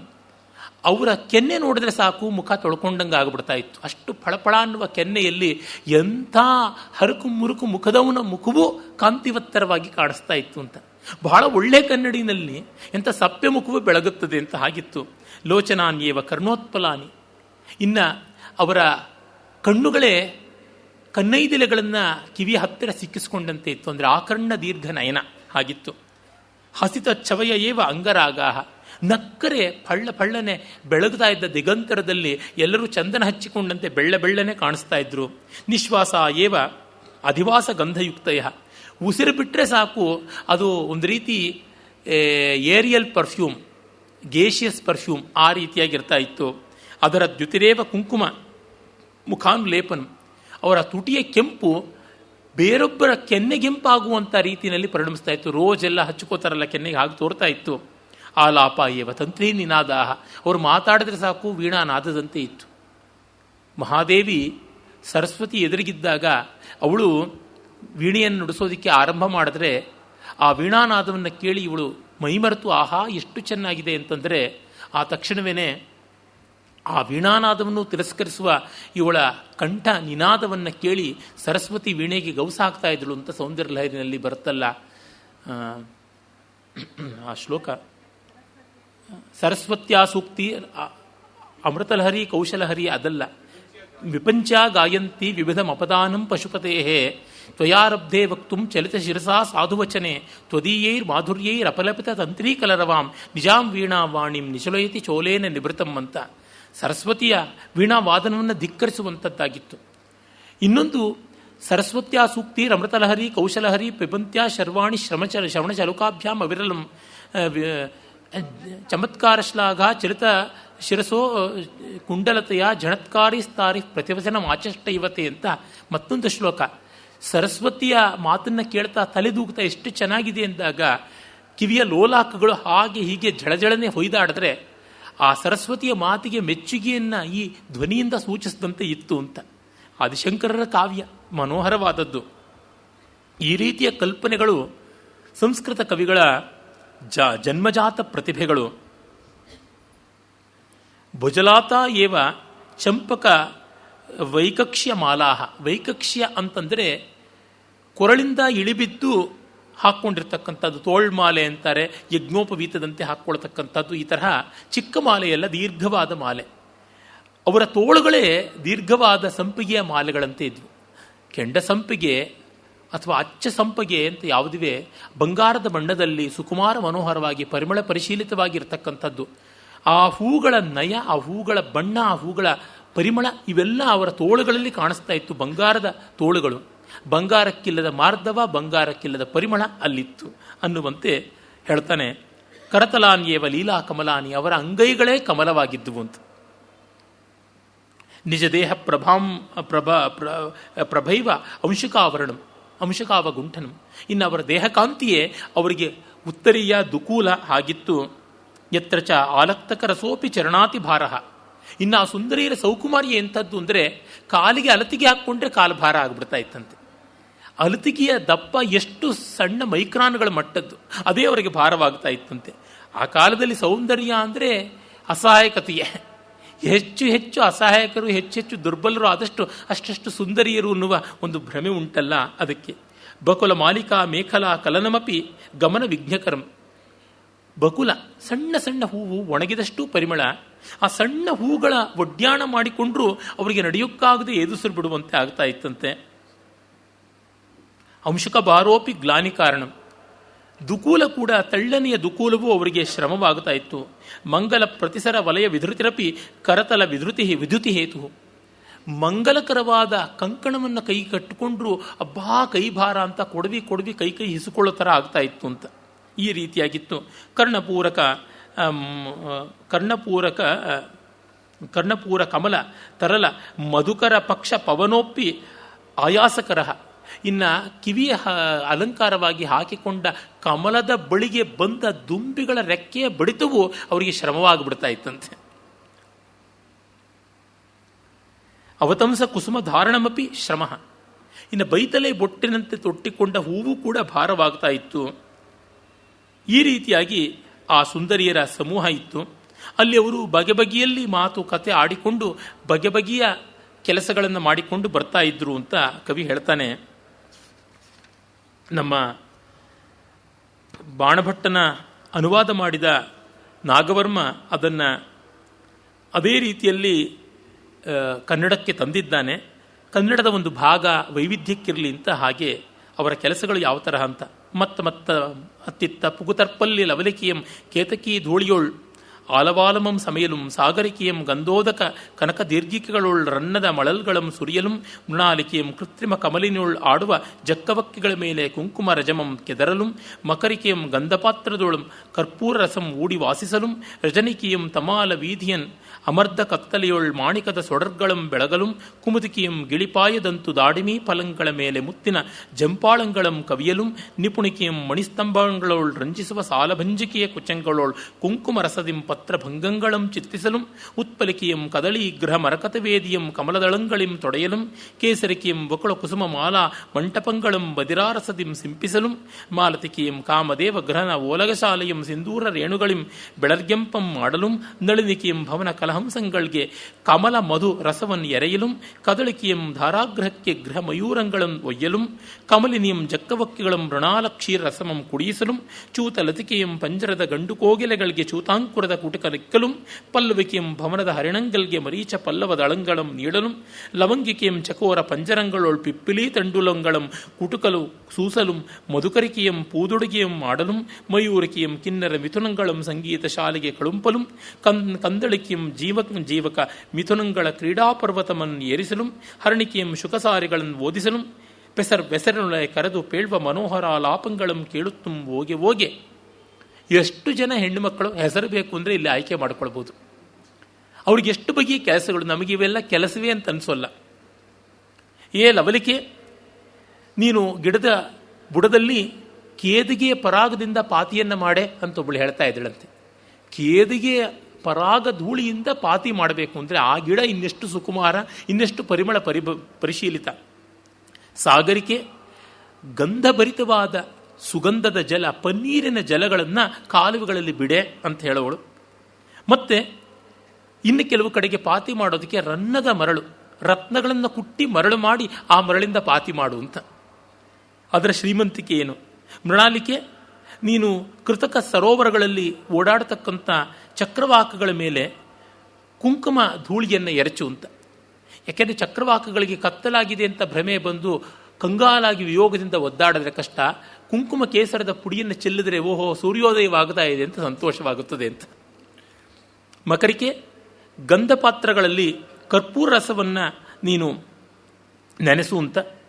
ರಜನಿಕೆ ತಮಾಲ ವೀಧಿಯಲ್ಲಿರುವ ಕತ್ತಲಿನಲ್ಲಿ ಬೆಳಗೋದಿಕ್ಕೆ ನೀನು ಸೊಡರುಗಳನ್ನು ಅಂತ, ಅಂದರೆ ತಮಾಲ ವೃಕ್ಷಗಳ ದಟ್ಟವಾದ ವನದಲ್ಲಿ ದೀವಿಕೆಗಳನ್ನು ತರಬೇಕು ಅಂತ.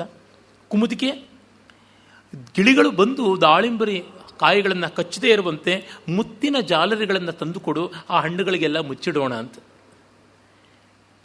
ಆಮೇಲೆ ನಿಪುಣಿಕೆ ಮಣಿಸ್ತಂಭಗಳಲ್ಲಿ ಸುಂದರವಾಗಿ ನಿಂತಿರುವ ಸಾಲಭಂಜಿಕೆಗಳ ವಕ್ಷಸ್ಥಲದ ಮೇಲೆ ಗೋರೋಚನದಿಂದ ಚಿತ್ತಾರವನ್ನು ಬರಿ ಅಂತ.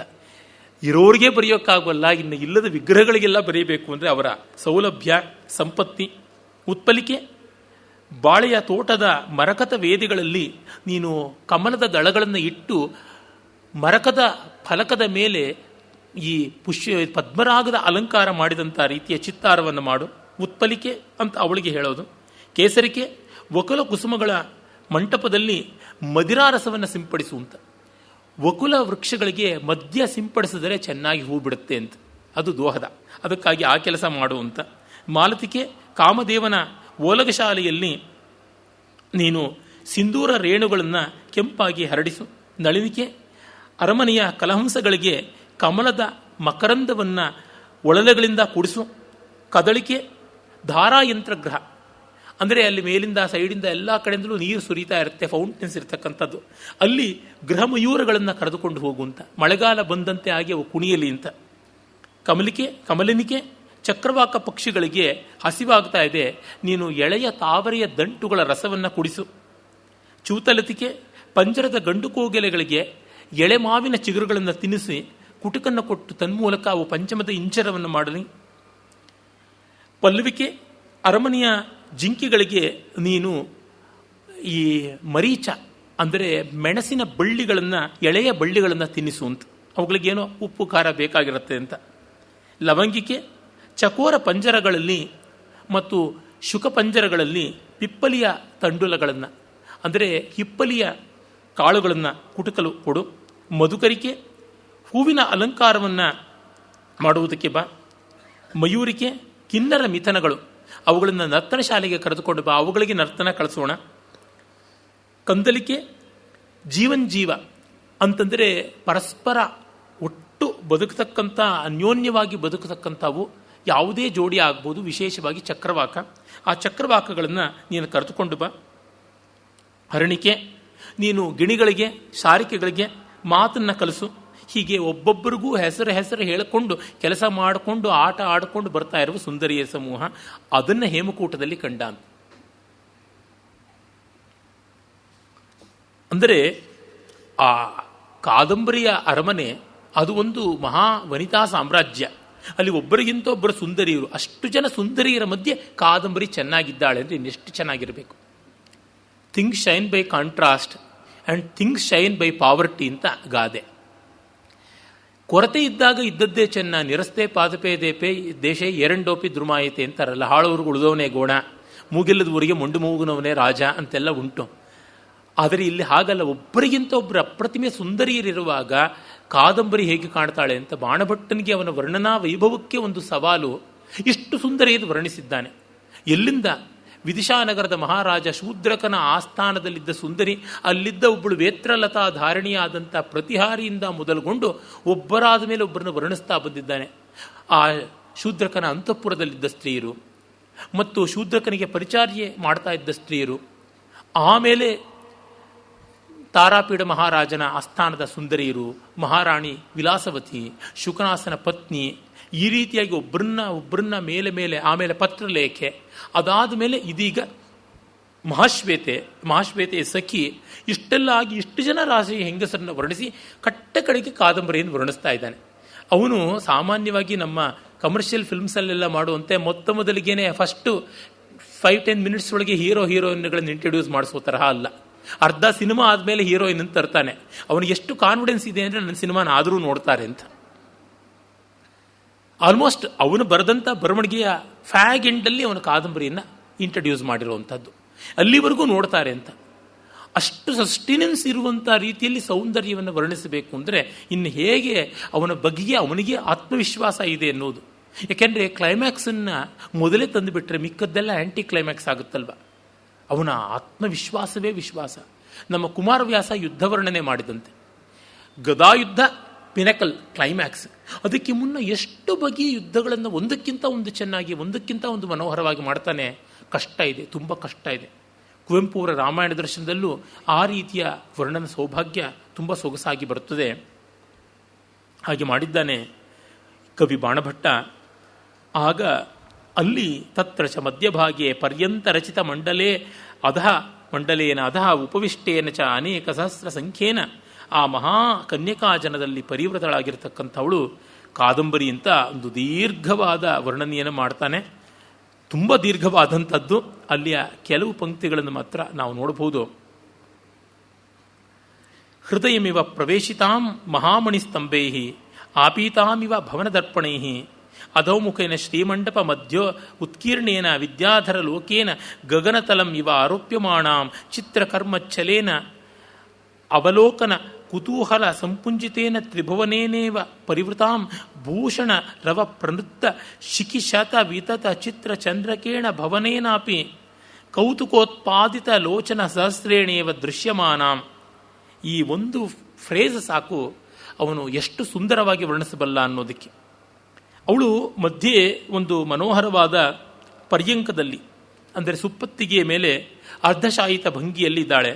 ಧವಲೋಪದಾನನ್ಯಸ್ತ ದ್ವಿಗುಣಿತ ಭುಜಲತಾವಷ್ಟಂಬ ಅವಸ್ಥಿತಾಂ. ಮೊಣಕೈಯನ್ನು ಊರಿಕೊಂಡು, ಅಂಗೈಯನ್ನು ಮಡಚಿಕೊಂಡು, ಮೊಣಗೈಯನ್ನು ಊರಿಕೊಂಡು, ಎರಡು ಕಡೆ ಕೈ ಮಡಚಿಕೊಂಡಿದೆ, ದ್ವಿಗುಣಿತವಾಗಿ ಮಡಚಿಕೊಂಡಿದೆ. ಅವಳು ಕೆನ್ನೆ ಮೇಲೆ ಕೈ ಇಟ್ಟುಕೊಂಡು ಇನ್ನೊಂದು ಕೈಯನ್ನು ದೋಲಹಸ್ತವಾಗಿ ಮಾಡಿಕೊಂಡು ಮಲಗಿದ್ದಾಳೆ ಅಂತ ವರ್ಣಿಸ್ತಾನೆ. ಹಾಗಿದ್ದಾಗ ಅಲ್ಲಿ ಸುತ್ತಲೂ ಇದ್ದ ಮಣಿಮಯವಾದ ಮಂಟಪಗಳು, ರಮಣೀಯವಾದ ಸ್ಫಟಿಕ ಭಿತ್ತಿಗಳು, ಅಂದರೆ ಮಣಿಸ್ತಂಭಗಳು, ಮಂಟಪಗಳು, ಸ್ತಂಭಗಳು, ಅದರ ಆಚೆ ಕಡೆಗೆ ಸ್ಫಟಿಕದ ಗೋಡೆಗಳು ಮತ್ತು ಆಕಾಶದಲ್ಲಿ ನೆಲೆಗೆಲ್ಲ ಎಲ್ಲ ಕಡೆಯಲ್ಲೂ ಮಣಿಮಯವಾದ ಛದ ಮತ್ತು ಕುಟ್ಟಿಮ ಫ್ಲೋರ್. ಆ ಎಲ್ಲ ಸಂದರ್ಭಗಳಲ್ಲಿ ಇವಳ ಪ್ರತಿಫಲನ ಆಗ್ತಾ ಇದೆ. ಆ ಪ್ರತಿಫಲನ ಹೇಗಾಗ್ತಾ ಇತ್ತು ಅಂತಂದರೆ, ಒಂದೊಂದು ಕಂಬಗಳು ನಮ್ಮ ಹೃದಯವನ್ನು ಇವಳು ಆರಾಧಿಸಬೇಕು, ನಮ್ಮ ಹೃದಯದೊಳಗೆ ಇವಳು ಬರಬೇಕು ಅಂತ ಅವಳನ್ನು ಸೆಳೆದು ಹೃದಯದಲ್ಲಿ ಇಟ್ಕೊಂಡಂತೆ ಒಂದೊಂದು ಕಂಬದಲ್ಲೂ ಇವಳ ಪ್ರತಿಬಿಂಬ ಪ್ರತಿಫಲಿಸಿದೆ ಅಂತ. ಕಂಬದಲ್ಲಿ ವ್ಯಕ್ತಿಗಳ ಆಕಾರ ಪ್ರತಿಫಲಿಸಿದರೆ, ಯಾವುದು ಪ್ರತಿಫಲಿಸಿದರೆ ಉದ್ದಕ್ಕಿರುತ್ತದೆ, ಇಮೇಜ್ ವಿಲ್ ಬಿ ಡಿಸ್ಟಾರ್ಟೆಡ್, ಒಂದು ಸೀಳಿನಂತೆ ತೋರುತ್ತದೆ. ಅದು ಕಂಬದ ಮಧ್ಯದಲ್ಲಿ ಹೃದಯಕ್ಕೆ ಪ್ರವೇಶ ಸೀಳಿಕೊಂಡು ಮಾಡಿದಂತೆ ತೋರುತ್ತಿತ್ತು ಅಂತ. ಆಮೇಲೆ ಅಲ್ಲಿಯ ಭವನದ ಕನ್ನಡಿಗಳು, ನಿಲುಗನ್ನಡಿಗಳ ಒಳಗೆ ಇವಳ ಪ್ರತಿಬಿಂಬ ಇದ್ದಂತೆ ಹೊಕ್ಕಿದೆ. ನೋಡಿದರೆ ಕನ್ನಡಿಗಳು ಇವಳನ್ನು ಹೀರಿಕೊಂಡು ಕುಡದಂತೆ ಕಾಣಿಸ್ತಾ ಇತ್ತು ಅಂತ. ಆಪೀತಾಮಿವ. ಇನ್ನು ಕೆಳಗಡೆಗೆ ಸುಂದರವಾದ ಮಣಿಕುಟ್ಟಿಮ ಎಲ್ಲ ಇದ್ದಾಗ ಆ ಭೂಮಿಯಲ್ಲಿ ಇವಳ ರಮಣೀಯವಾದ ಚಿತ್ರಣ ಆಗಿರುವಂಥದ್ದು ಆ ನೆಲದಲ್ಲಿ ಅವಳನ್ನು ಹೀರಿಕೊಂಡು ಬಿಡಬೇಕು, ನುಂಗಬಿಡಬೇಕು ಅನ್ನುವಂತೆ ಇತ್ತು. ಇನ್ನು ದಿಕ್ಕಿನಲ್ಲಿಯೂ ಇವಳ ಸೌಂದರ್ಯ ಆ ಬೇರೆ ಬೇರೆ ಗೋಡೆಗಳಲ್ಲಿ ಎಲ್ಲ ಪ್ರತಿಫಲಿಸಿದರೆ ಪ್ರತಿಯೊಂದು ದಿಕ್ಪಾಲಕರು ತಮ್ಮ ತಮ್ಮ ಸ್ವತ್ತು ಆಗಿ ಮಾಡಿಕೊಳ್ಳಬೇಕು ಅನ್ನುವಂತೆ ಕಾಣಿಸ್ತಾ ಇತ್ತು. ಇನ್ನು ಇವಳ ಭೂಷಣದ ಮನೋಹರತೆ ಯಾವುದಿದೆ, ಒಂದು ಕೆಲವು ಕಾಮನ ಬಿಲ್ಲುಗಳನ್ನು ನಿರ್ಮಾಣ ಮಾಡಿದಂತೆ ಆ ಬಣ್ಣಗಳಿಂದ ತೋರ್ತಾ ಇತ್ತು. ಮತ್ತು ಅವುಗಳ ಒಂದು ಪ್ರಖರವಾದ ಕಾಂತಿ ಮಿಂಚಿನಂತೆ ಇತ್ತು. ಇನ್ನು ಕೆಲವು ನೀಲಮಣಿಗಳ ಕಾಂತಿ ಮೋಡದಂತೆ ಇತ್ತು. ಮತ್ತು ಅವುಗಳ ಪರಸ್ಪರ ಶಬ್ದ ಮಾಡಿದರೆ ಗುಡುಗಿನಂತೆ ಇತ್ತು. ಅದರಿಂದ ಅರಮನೆಯ ನವಿಲುಗಳು ಮಳೆಗಾಲವೇ ಬಂತು ಅಂತ ಗರಿಗೆದರಿಕೊಂಡು ಕುಣಿಯುವಂತೆ ಇತ್ತು. ಇಲ್ಲಿವರೆಗೂ ಒಳ್ಳೆಯ ಕವಿ ಬರೀಬಲ್ಲ. ಆದರೆ ಮುಂದೆ ಹೇಳ್ತಾನೆ, ಆ ನವಿಲುಗಳು ತಮ್ಮ ಸಾವಿರ ಗರಿಗಳನ್ನು ಬಿಚ್ಚಿ ಕುಣಿತಾ ಇದ್ದರೆ ಇಡೀ ಜಗತ್ತು ಆ ಮೂಲಕ ಕಣ್ಣುಗಳು ಮಾಡಿಕೊಂಡು ನೋಡೋದಕ್ಕೆ ಆಸೆ ಪಡ್ತಾ ಇತ್ತ ಎನ್ನುವಂತೆ ಇತ್ತು ಅಂತ ಹೇಳ್ತಾನೆ. ಕೌತುಕೋತ್ಪಾದಿತ ಲೋಚನ ಸಹಸ್ರೇಣೇನೇವ ದೃಶ್ಯಮಾನಂ ಅಂತ. ಆಮೇಲೆ ಅಕೃತ ಪುಣ್ಯಮೇವ ಮುಂಚಂತೀಂ ಬಾಲಭಾವಂ. ಇನ್ನೂ ಸ್ವಲ್ಪವಾಗಿ ಶೈಶವವನ್ನು, ಕೈಶೋರವನ್ನು ಬಿಟ್ಟು ಯೌವನಕ್ಕೆ ಬರ್ತಾ ಇದ್ದಾಳೆ. ಅದತ್ತಾಮಪಿ ಮನ್ಮಥಾವೇಶ ಪರವಶೇನ ಗೃಹ್ಯಮಾಣಾಂ ಯೌವನೇನ. ಇತ್ತ ಕಡೆ ಮನ್ಮಥ ಎಳಿತಾ ಇದ್ದಾನೆ ಯೌವನಕ್ಕೆ ಬರಬೇಕು ಅಂತ. ಆ ರೀತಿಯಾಗಿ ಆಮುಕ್ತ ಯೌವನ ಮಮುಕ್ತ ನಿಜಾನುಭಾವಂ ಅಂತ ನಮ್ಮ ಲೀಲಾಶುಕ ಕೃಷ್ಣನ ಬಗ್ಗೆ ಹೇಳ್ತಾನೆ. ಅವನು ಯೌವನವನ್ನು ಬಿಟ್ಟಿಲ್ಲ, ಯೌವನವನ್ನು ದೂರ ಮಾಡಿಕೊಂಡಿದ್ದಾನೆ ಕಿಶೋರ. ಅಮುಕ್ತ ನಿಜಾನುಭಾವಂ, ಆದರೆ ತನ್ನ ಮಹಾವಿಷ್ಣುತ್ವವನ್ನು ಬಿಟ್ಟಿಲ್ಲ. ತಾರುಣ್ಯಕ್ಕೆ ಅಂಟಿಕೊಂಡಿಲ್ಲ, ಆದರೆ ಮಹಾವಿಷ್ಣುತ್ವವನ್ನು ಬಿಟ್ಟಿಲ್ಲ. ಆ ಮಧ್ಯಾಂತರ ಸ್ಥಿತಿಯಲ್ಲಿ ಅತ್ಯಂತ ರಮಣೀಯವಾಗಿ ಅತಿಲೋಕ ಮನೋಹರ ಮೂರ್ತಿಯಾಗಿ ಕಾಣಿಸ್ತಾನೆ ಪರಮಾತ್ಮ ಅಂತ. ಆ ರೀತಿಯಾಗಿ ಈ ಒಂದು ಭಾವ ನಮ್ಮ ಲಕ್ಷ್ಮೀಶ ಹೇಳ್ತಾನಲ್ಲ, ಕಲಕೀರ ವಾಣಿಯರ್ ಕಾಲಾಹಿ ವೇಣಿಯರ್ ಕಲಭಮದ ಯಾನೆಯರ್ ಅಂತೆಲ್ಲ ಹೇಳ್ತಾ ಕಳೆದುಳಿದ ರನ್ನಯ್ಯರ್ ಅಂತಾನೆ. ಕಳೆದದ್ದು ಯಾವುದು? ಕೈಶೋರವನ್ನು, ಅಂದರೆ ಚೈಲ್ಡ್ಹುಡ್, ಅಡಾಲಸೆನ್ಸ್. ಉಳಿದದ್ದು ಯಾವುದು? ಯೌವನವನ್ನು ಉಳಿಸಿಕೊಂಡು ತತ್ಪೂರ್ವದ ಬದುಕನ್ನು ಕಳ್ಕೊಂಡಿರ್ತಕ್ಕಂಥ ಸುಂದರಿಯರು, ಆ ದೃಷ್ಟಬುದ್ಧಿಯ ಮಗಳು ವಿಷಯ, ಅವಳ ಜೊತೆಯಲ್ಲಿದ್ದ ಸಖಿಯರು, ಅವರು ಜಲಕ್ರೀಡೆಗೆ ಹೊರಟದ್ದು ಅಂತೆಲ್ಲ. ನಮ್ಮ ಕವಿಗಳಿಗೆ ಸ್ತ್ರೀವರ್ಣನೆ ಅಂದರೆ ಹುಚ್ಚು ಕೆರಳಿಬಿಡುತ್ತೆ. ಅಲ್ಲಿಗೆ ಸಾಕು ಮಾಡೋಣ. ಆಗ ಅಲ್ಲಿಗೆ ಕಾದಂಬರಿಯ ಬಳಿಗೆ ಹೋಗಿ ಮಹಾಶ್ವೇತೆ ಪರಿಚಯ ಮಾಡಿಕೊಡ್ತಾಳೆ. ಚಂದ್ರಾಪೀಡ ಇವನು ಅಂತೆಲ್ಲ ಹೇಳಿ ಅವನನ್ನು ಕುರಿತು ಇವಳು ಹೇಳ್ತಾಳೆ.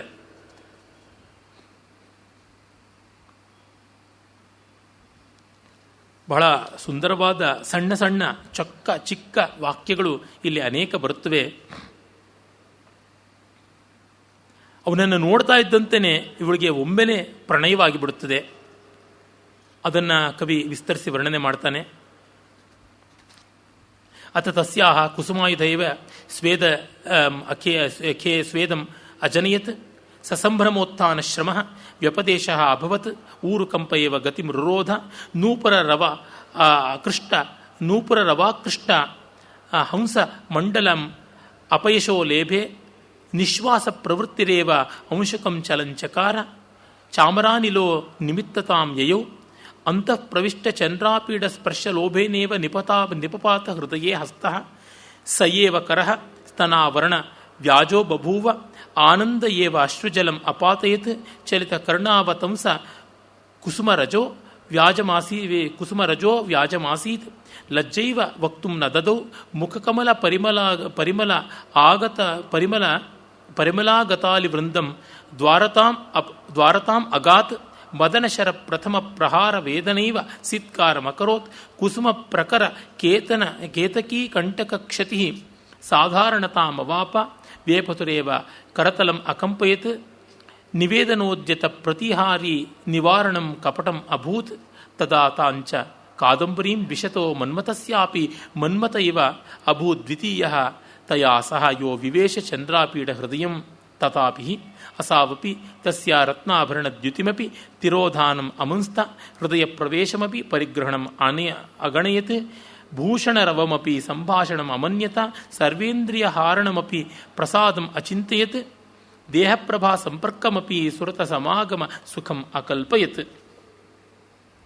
ಕಾದಂಬರಿ ಅಲ್ಲಿಗೆ ಇರುವ ಜಾಗಕ್ಕೆ ಮಹಾಶ್ವೇತೆ ಮತ್ತು ಕೇಯೂರಕ ಅಂದರೆ ಮಹಾಶ್ವೇತೆಯ ಬಳಿಗೆ ಬಂದಂಥ ಕಾದಂಬರಿಯ ದೂತ ಚಂದ್ರಾಪೀಡ, ಮಹಾಶ್ವೇತೆಯ ಸಖಿ ತರಲಿಕ್ಕೆ ಇವರೆಲ್ಲ ಹೋಗ್ತಾರೆ. ಆಗ ಅವನನ್ನು ಕಾಣ್ತಾ ಇದ್ದಂತೆಯೇ ಇವಳು ಮೈಮರೆತು ಬಿಡ್ತಾಳೆ. ಆ ಮೈಮರೆಯುವಿಕೆಯನ್ನು ಕವಿ ತುಂಬ ಮಾರ್ಮಿಕವಾಗಿ ವರ್ಣಿಸ್ತಾನೆ. ಪ್ರಥಮ ಅನುರಾಗ ಯಾವ ಬಗೆಯಲ್ಲಿ ಆಯಿತು ಅನ್ನುವಂಥದ್ದನ್ನು ಇಲ್ಲಿ ನಾವು ಕಾಣಬಹುದು.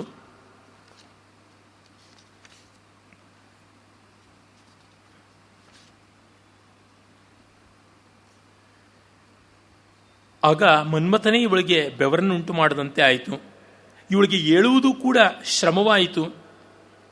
ಮತ್ತೆ ತೊಡೆ ನಡುಗಿತು, ನಡಿಗೆಯನ್ನು ನಡಗಿಸ್ತು. ನೂಪುರಗಳ ಶಬ್ದ ಹಂಸಗಳಿಗೆ ಅಪಕೀರ್ತಿಯನ್ನು ತಂತಿತು. ನಿಟ್ಟುಸಿರು ಬಿಟ್ಟದ್ದು ಇವಳ ಉತ್ತರೀಯವನ್ನು ಹೊಯ್ದಾಡಿಸಿತು. ಮತ್ತು ಅದಕ್ಕೆ ಚಾಮರದ ಬೀಸುಗಾಳಿಯೇ ಒಂದು ನಿಮಿತ್ತ ಅನ್ನುವಂತೆ ಬೇರೆಯವರು ಅಂದುಕೊಳ್ಳುವಂತೆ ಆಯಿತು. ಮತ್ತು ಚಂದ್ರಾಪೀಡ ತನ್ನ ಹೃದಯವನ್ನು ಸರಕ್ಕನೆ ಹೊಕ್ಕ ಅಂತ ಅನ್ನೋದನ್ನು ಇವಳು ಎದೆ ಮೇಲೆ ಕೈ ಇಟ್ಟುಕೊಂಡು ಅಬ್ಬಾ ಅಂದದ್ದು ಮತ್ತೆಂದೂ ಅವನ ಹೃದಯದಿಂದ ಹೊರಗೆ ಬಾರದೇ ಇರಲಿ ಅಂತ ಮಾಡಿದಂತೆ ಆಯಿತು. ಆನಂದವೇ ಇವಳಿಗೆ ಆನಂದ ಬಾಷ್ಪವನ್ನು ಉಂಟು ಮಾಡಿತು. ಇನ್ನು ತಲೆದೂಗಿ ಕರ್ಣಕುಂಡಲಗಳು ಹೊಯ್ದಾಡ್ತಾ ಇದ್ದರೆ ಆ ಪರಾಗ ಧೂಳಿ ಬಂದದ್ದು ಇವಳ ಕಣ್ಣು ಕವಿದಂತೆ ಆಯಿತು. ಲಜ್ಜೆ ಇವಳ ಮಾತನ್ನು ನಿಲ್ಲಿಸಿತು ಅಂತ ಈ ರೀತಿಯಾಗಿ ಅನೇಕ ಬಗೆಯಲ್ಲಿ ಹೇಳ್ಕೊಂಡು ಹೋಗ್ತಾನೆ. ಅದೇ ಬಗೆಯಲ್ಲಿ ಚಂದ್ರಾಪೀಡ ಕೂಡ ಅಷ್ಟೇ ಸಂತೋಷ ಪಟ್ಕೊಳ್ತಾನೆ. ಇವಳ ರತ್ನಕಾಂತಿಯಿಂದಲೇ ಅವನು ಇನ್ನು ಮಿಕ್ಕ ಜಗತ್ತೆಲ್ಲ ಮರೆಯಾಯಿತು ಅಂತ ಅಂದುಕೊಂಡ. ಮತ್ತೆ ಅವಳ ಎದೆಯ ಹಾರದಲ್ಲಿ ಇವನು ಪ್ರತಿಫಲಿಸಿದ್ದೇನೆ ಅವಳು ತನ್ನನ್ನು ಸ್ವೀಕರಿಸಿದ್ದು ಅಂತ ಅಂದುಕೊಂಡ. ಅವಳ ಅಂದುಗೆ ಶಬ್ದ ಬಳೆ ಶಬ್ದ ಆದದ್ದೇ ತನ್ನ ಜೊತೆ ಮಾಡಿದ ಸರಸ ಸಂಭಾಷಣೆ ಅಂತ ಅಂದುಕೊಂಡ ಅಂತ.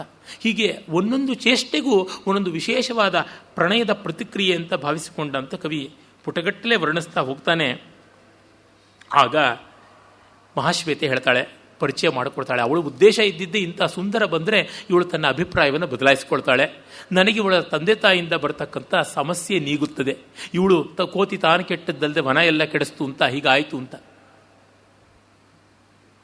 ನನ್ನ ಕಾಲೇಜ್ ದಿನಗಳಲ್ಲಿ ನನ್ನ ಸಹಪಾಠಿಗಳಿಗೆ ಎಷ್ಟು ನಾನು ಆತ್ಮೀಯನಾಗಿದ್ದರು, ಅವರ ತಂದೆ ತಾಯಿಗಳಿಗೆ ನನ್ನ ಮೇಲೆ ಎಷ್ಟು ಸದಭಿಪ್ರಾಯವಿದ್ದರೂ ಗಣೇಶ್ ಜೊತೆ ಹೋಗು, ಮಾತಾಡು, ಕಂಬೈನ್ ಸ್ಟಡಿ ಎಲ್ಲ ಮಾಡು, ಆದರೆ ಅವನಂಗೆ ಆಗಬೇಡ ಅಂತ ಒಂದು ಶರ ಅವರು ಹಾಕ್ತಾನೇ ಇದ್ದರು.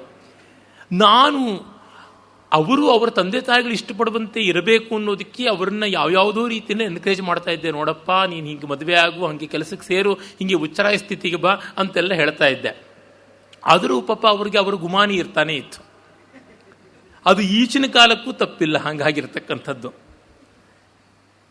ಆ ರೀತಿಯಲ್ಲಿ ಪಾಪ ಮಹಾಶ್ವೇತೆಗೂ ಅಂಥ ಸ್ಥಿತಿ ಬಂದಿದೆ. ಹಾಗಾಗಿ ಅವಳು ತನ್ನ ಪ್ರಯತ್ನ ತಾನು ಮಾಡ್ತಾಳೆ, ಸಫಲಳು ಆದಳು.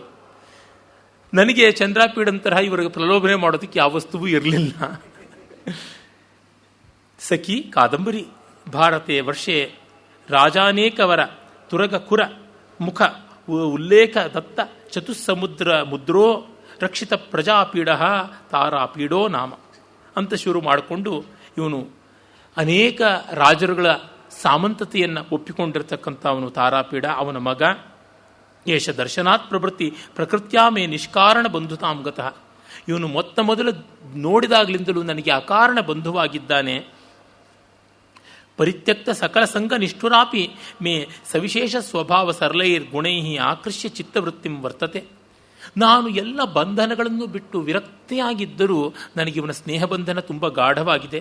ದುರ್ಲಭೋ ಹಿ ದಾಕ್ಷಿಣ್ಯ ಪರವಶೋ ನಿರ್ನಿಮಿತ್ತ ಮಿತ್ರಂ ಅಕೃತ್ರಿಮ ಹೃದಯೋ ವಿದಗ್ಧ ಜನಃ.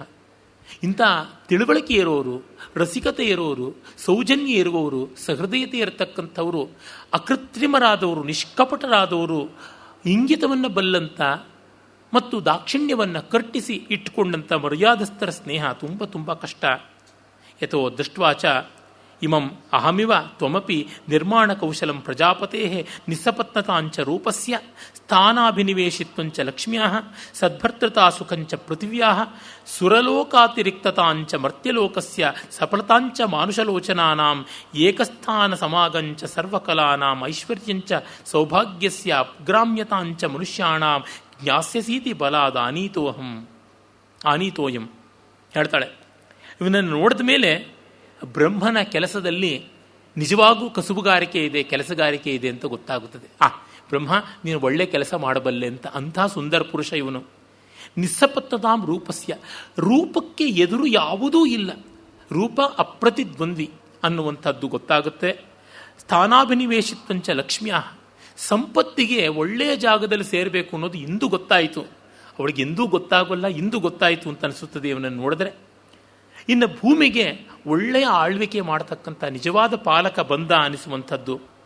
ಇನ್ನು ಭೂಲೋಕ ದೇವಲೋಕವನ್ನು ಗೇಲಿ ಮಾಡುವಂಥ ಸ್ಥಿತಿ ಬಂತು. ಮರ್ತ್ಯಲೋಕಕ್ಕೆ ಸುರಲೋಕತಾತಿರಿಕ್ತತಾಂ, ದೇವಲೋಕಕ್ಕಿಂತ ಒಂದು ಹೆಚ್ಚಿನದು ಅಂತ ಅನ್ನಿಸ್ತು ಅಂತ. ತೆಲುಗಿನ ಕವಿ ಪಿಂಗಲಿ ಸೂರನ್ನ ಅವನು ಕಲಾಪೂರ್ಣೋದಯ ಅನ್ನುವ ಒಂದು ಕಾಲ್ಪನಿಕವಾದ ಇತಿವೃತ್ತವನ್ನು ಹೊಂದಿದ ಚಂಪು ಕಾವ್ಯ ಬರೆದ. ಬಾಣಭಟ್ಟನ ಕಾದಂಬರಿ ಆದ ಮೇಲೆ ನಿಜಕ್ಕೂ ಸಾಹಿತ್ಯ ಲೋಕದಲ್ಲಿ ಅಂಥ ಕೃತಿ ಅಂದರೆ ಪಿಂಗಲಿ ಸೂರನನ್ನ ಕಲಾಪೂರ್ಣೋದಯ ಅನ್ನುವ ವಿಶೇಷವಾದ ಕಾವ್ಯವೇ. ಅಲ್ಲಿ ದ್ವಾರಕಾ ನಗರಿಯಲ್ಲಿ ಸುಂದರಿಯರು ಉಯ್ಯಾಲೆ ತೂಗುವಾಗ ಹಿಂದಕ್ಕೆ ಹೋಗಿ ಮುಂದಕ್ಕೆ ಬರ್ತಾರಲ್ಲ, ಹಾಗೆ ಕಾಲನ್ನು ಆಕಾಶಕ್ಕೆ ಚಾಚಿಕೊಂಡು ಹೋಗ್ತಾರೆ. ಸಾಮಾನ್ಯ ಕಾಲನ್ನು ಹಾಗೆ ಇಟ್ಕೊಳ್ಳಲ್ಲ, ಮುಂದೆ ಚಾಚ್ತಾರೆ. ಅವರು ಹಿಂದೆ ಬಂದು ಆ ಸ್ವಿಂಗ್ ಇದೆಯಲ್ಲ, ಆ ಓಲು ಸರಕ್ಕನೆ ಬಂದರೆ ಕಾಲನ್ನ ಆಕಾಶಕ್ಕೆ ಚಾಚಿ ಸ್ವರ್ಗಕ್ಕೆ ಧಿಕ್ಕಾರವಿರಲಿ, ನಮ್ಮಂಥ ಸುಂದರಿಯರಿಲ್ಲದ ಆ ಊರು ಹಾಳು ಬಿದ್ದೋಗ್ಲಿ ಅಂತ ಅನ್ನುವಂತೆ ಇತ್ತು ಅಂತ ವರ್ಣಿಸ್ತಾನೆ. ಅವನ ಪಿಂಗಲಿ ಸೂರನ ಕಾವ್ಯಕೌಶಲ ಅಸಮಾನವಾದದ್ದು. ಅಲ್ಲಿ ಒಂದು ಸರಸ್ವತಿಯ ದಂಡಕ ಬರುತ್ತದೆ, ಅದಂತೂ ಅಸಾಮಾನ್ಯವಾದದ್ದು. ಸಂಸ್ಕೃತದಲ್ಲಿ ಸರಸ್ವತಿಯ ಸ್ತುತಿಗಳು ಅನೇಕವಿವೆ. ತೆಲುಗಿನಲ್ಲಿ ಶ್ರೀನಾಥ ದಂಡಕ ರೂಪದಲ್ಲಿ ಸರಸ್ವತಿಯ ಸ್ತುತಿಯನ್ನು ತನ್ನ ಶೃಂಗಾರ ಶಾಕುಂತಲದಲ್ಲಿ ಮಾಡ್ದ. ಅದನ್ನು ಮೀರಿಸಬೇಕು ಅಂತ ಪಿಂಗಲಿ ಸೂರನ ಕಲಾಪೂರ್ಣೋದಯದಲ್ಲಿ ಮತ್ತೊಂದು ಸರಸ್ವತಿ ದಂಡಕ ಮಾಡ್ತಾನೆ. ಅದು ತುಂಬ ವಿಶೇಷವಾದದ್ದು. ಕವಿಗಳಿಗೆ ಏನೂ ಸಾಧ್ಯ ಅಷ್ಟೆ. ಕಿವಿಯಿಂದಿಂಟಿಪರ್ ರಸಮನ್, ಎಲ್ಲವನ್ನ ಕಿವಿಯಿಂದಿಂಟಿ ಸಮಸ್ತ ರಸಮಂ ಅಂತ ನೇಮಿಚಂದ್ರ ಹೇಳಿದಂತೆ. ಆಮೇಲೆ ಅವಳು ಹೇಳ್ತಾಳೆ, ಸಫಲತಾಂಚ ಮಾನುಷೀ ಲೋಚನಾನ, ಮನುಷ್ಯರ ಕಣ್ಣಿಗೆ ಸಾಫಲ್ಯವನ್ನು, ಸರ್ವ ಕಲೆಗಳಿಗೆ ಒಂದು ನೆಲೆಯನ್ನು, ಏಕಛತ್ರಾಧಿಪತ್ಯವನ್ನು, ಸೌಭಾಗ್ಯಕ್ಕೆ ಐಶ್ವರ್ಯಕ್ಕೆ ಸೌಭಾಗ್ಯವನ್ನು ಮತ್ತು ಮನುಷ್ಯತ್ವದ ಅಗ್ರಾಮ್ಯತೆಯನ್ನು, ಮನುಷ್ಯತ್ವದ ಮಹನೀಯತೆಯನ್ನು ನೀನು ತಿಳ್ಕೊಳ್ತೀಯಾ ಅಂತ ಇವನನ್ನು ಕರ್ಕೊಂಡು ಬಂದಿದ್ದೀನಿ ಅಂತ. ಇಂಟ್ರಡಕ್ಷನ್ ಕೊಟ್ಟರೆ ಒಬ್ಬರಿಗೆ ಹೀಗೆ ಕೊಡಬೇಕು ಅಂತ, ಕೊಡಬಲ್ಲಂಥ ವ್ಯಕ್ತಿಗಳು ಯಾರು, ಕೊಡಿಸಿಕೊಳ್ಳಬಲ್ಲಂಥ ಗುಣವಂತರು ಯಾರು, ಅದನ್ನು ಅನುಭವಿಸಬಲ್ಲಂಥ ಸಹೃದಯರು ಯಾರು ಗೊತ್ತಿಲ್ಲ. ಈ ಐಡಿಯಲ್ ಕಾಂಬಿನೇಷನ್. ಪರಿಚಯ ಮಾಡಿಸುವವಳು ಮಹಾಶ್ವೇತೆ, ಪರಿಚಯಕ್ಕೆ ಒಳಗಾಗುವವನು ಚಂದ್ರಾಪೀಡ, ಪರಿಚಯ ಸ್ವೀಕಾರ ಮಾಡತಕ್ಕಂಥವಳು ಕಾದಂಬರಿ. ಹೀಗಿರಬೇಕು ಮಾತು, ಹೀಗಿರಬೇಕು ಉಕ್ತಿಶೋಭೆ, ವಕ್ತೃತ್ವ ಅನ್ನುವಂತೆ ತೋರುತ್ತದೆ. ಆಮೇಲೆ ಕಥಿತಾಚಾಸ್ಯಮಯ ಬಹುವಾರಂ ಪ್ರೇಯಸಖಿ, ನಿನ್ನ ಬಗ್ಗೆ ತುಂಬ ಹೇಳಿದ್ದೀನಿ ಇವನಿಗೆ. ತದ್ ಅಪೂರ್ವ ದರ್ಶನೋಯಮಿತಿ ವಿಮುಚ್ಯ ಲಜ್ಜಾಂ ಅನುಪಜಾತ ಪರಿಚಯ ಇತಿ ಉತ್ಸೃಜ್ಯ ವಿಶ್ರಂಭತಾಂ ಅವಿಜ್ಞಾತಶೀಲ ಇತಿ ಅಪಹಾಯ ಶಂಕಾಂ ಯಥಾಮಯಿ ತಥಾ ಅತ್ರಾಪಿ ಪ್ರವರ್ತಿತವ್ಯಂ. ಹಾಗಾಗಿ ಇವನು ಅಪೂರ್ವ ದರ್ಶನ, ಹಿಂದೆ ಕಂಡವನಲ್ಲ ಅಂತ ನಾಚಿಕೆಯನ್ನು, ಸಂಕೋಚವನ್ನು ಇಟ್ಟುಕೊಳ್ಳದೆ, ಪರಿಚಯವಿಲ್ಲವಲ್ಲ ಅಂತ ಹೇಳಿ ಬಿಗುಮಾನವನ್ನು, ಹಿಂಜರಿಕೆಯನ್ನು ಇಟ್ಟುಕೊಳ್ಳದೆ, ಇವನ ವರ್ತನೆ ಎಂಥದ್ದೋ, ಗುಣಶೀಲ ಎಂಥದ್ದೋ ಅನ್ನುವ ಶಂಕೆಯನ್ನು ಇಟ್ಟುಕೊಳ್ಳದೆ, ನಾನು ಹೇಗೋ ಹಾಗೆ ಇವನಲ್ಲಿ ಇರು. ಯಶತೆ ಮಿತ್ರಂಚ ಬಾಂಧವಶ್ಚ ಪರಿಜನಶ್ಚ, ಇವನು ನಿನ್ನ ಗೆಳೆಯ, ಬಂಧು, ಸೇವಕ ಅಂತ ಹೇಳಿಬಿಡ್ತಾಳೆ. ಆಮೇಲೆ ಅವಳು ನೋಡಿ ಸಂತೋಷ ಪಡ್ತಾಳೆ. ಆಮೇಲೆ ಅವಳು ಪರಿಜನರೆಲ್ಲ ಬಂದು ಅವನಿಗೆ ಮತ್ತು ಮಹಾಶ್ವೇತೆಗೆ ಎಲ್ಲ ಸೇವೆಗಳನ್ನು ಮಾಡ್ತಾರೆ. ನಮ್ಮ ನಾಗವರ್ಮ ಆ ಸಂದರ್ಭದ ಪದ್ಯಗಳೊಂದೆರಡು ಬರೆಯೋದನ್ನು ನಾವು ಕಾಣಬಹುದು.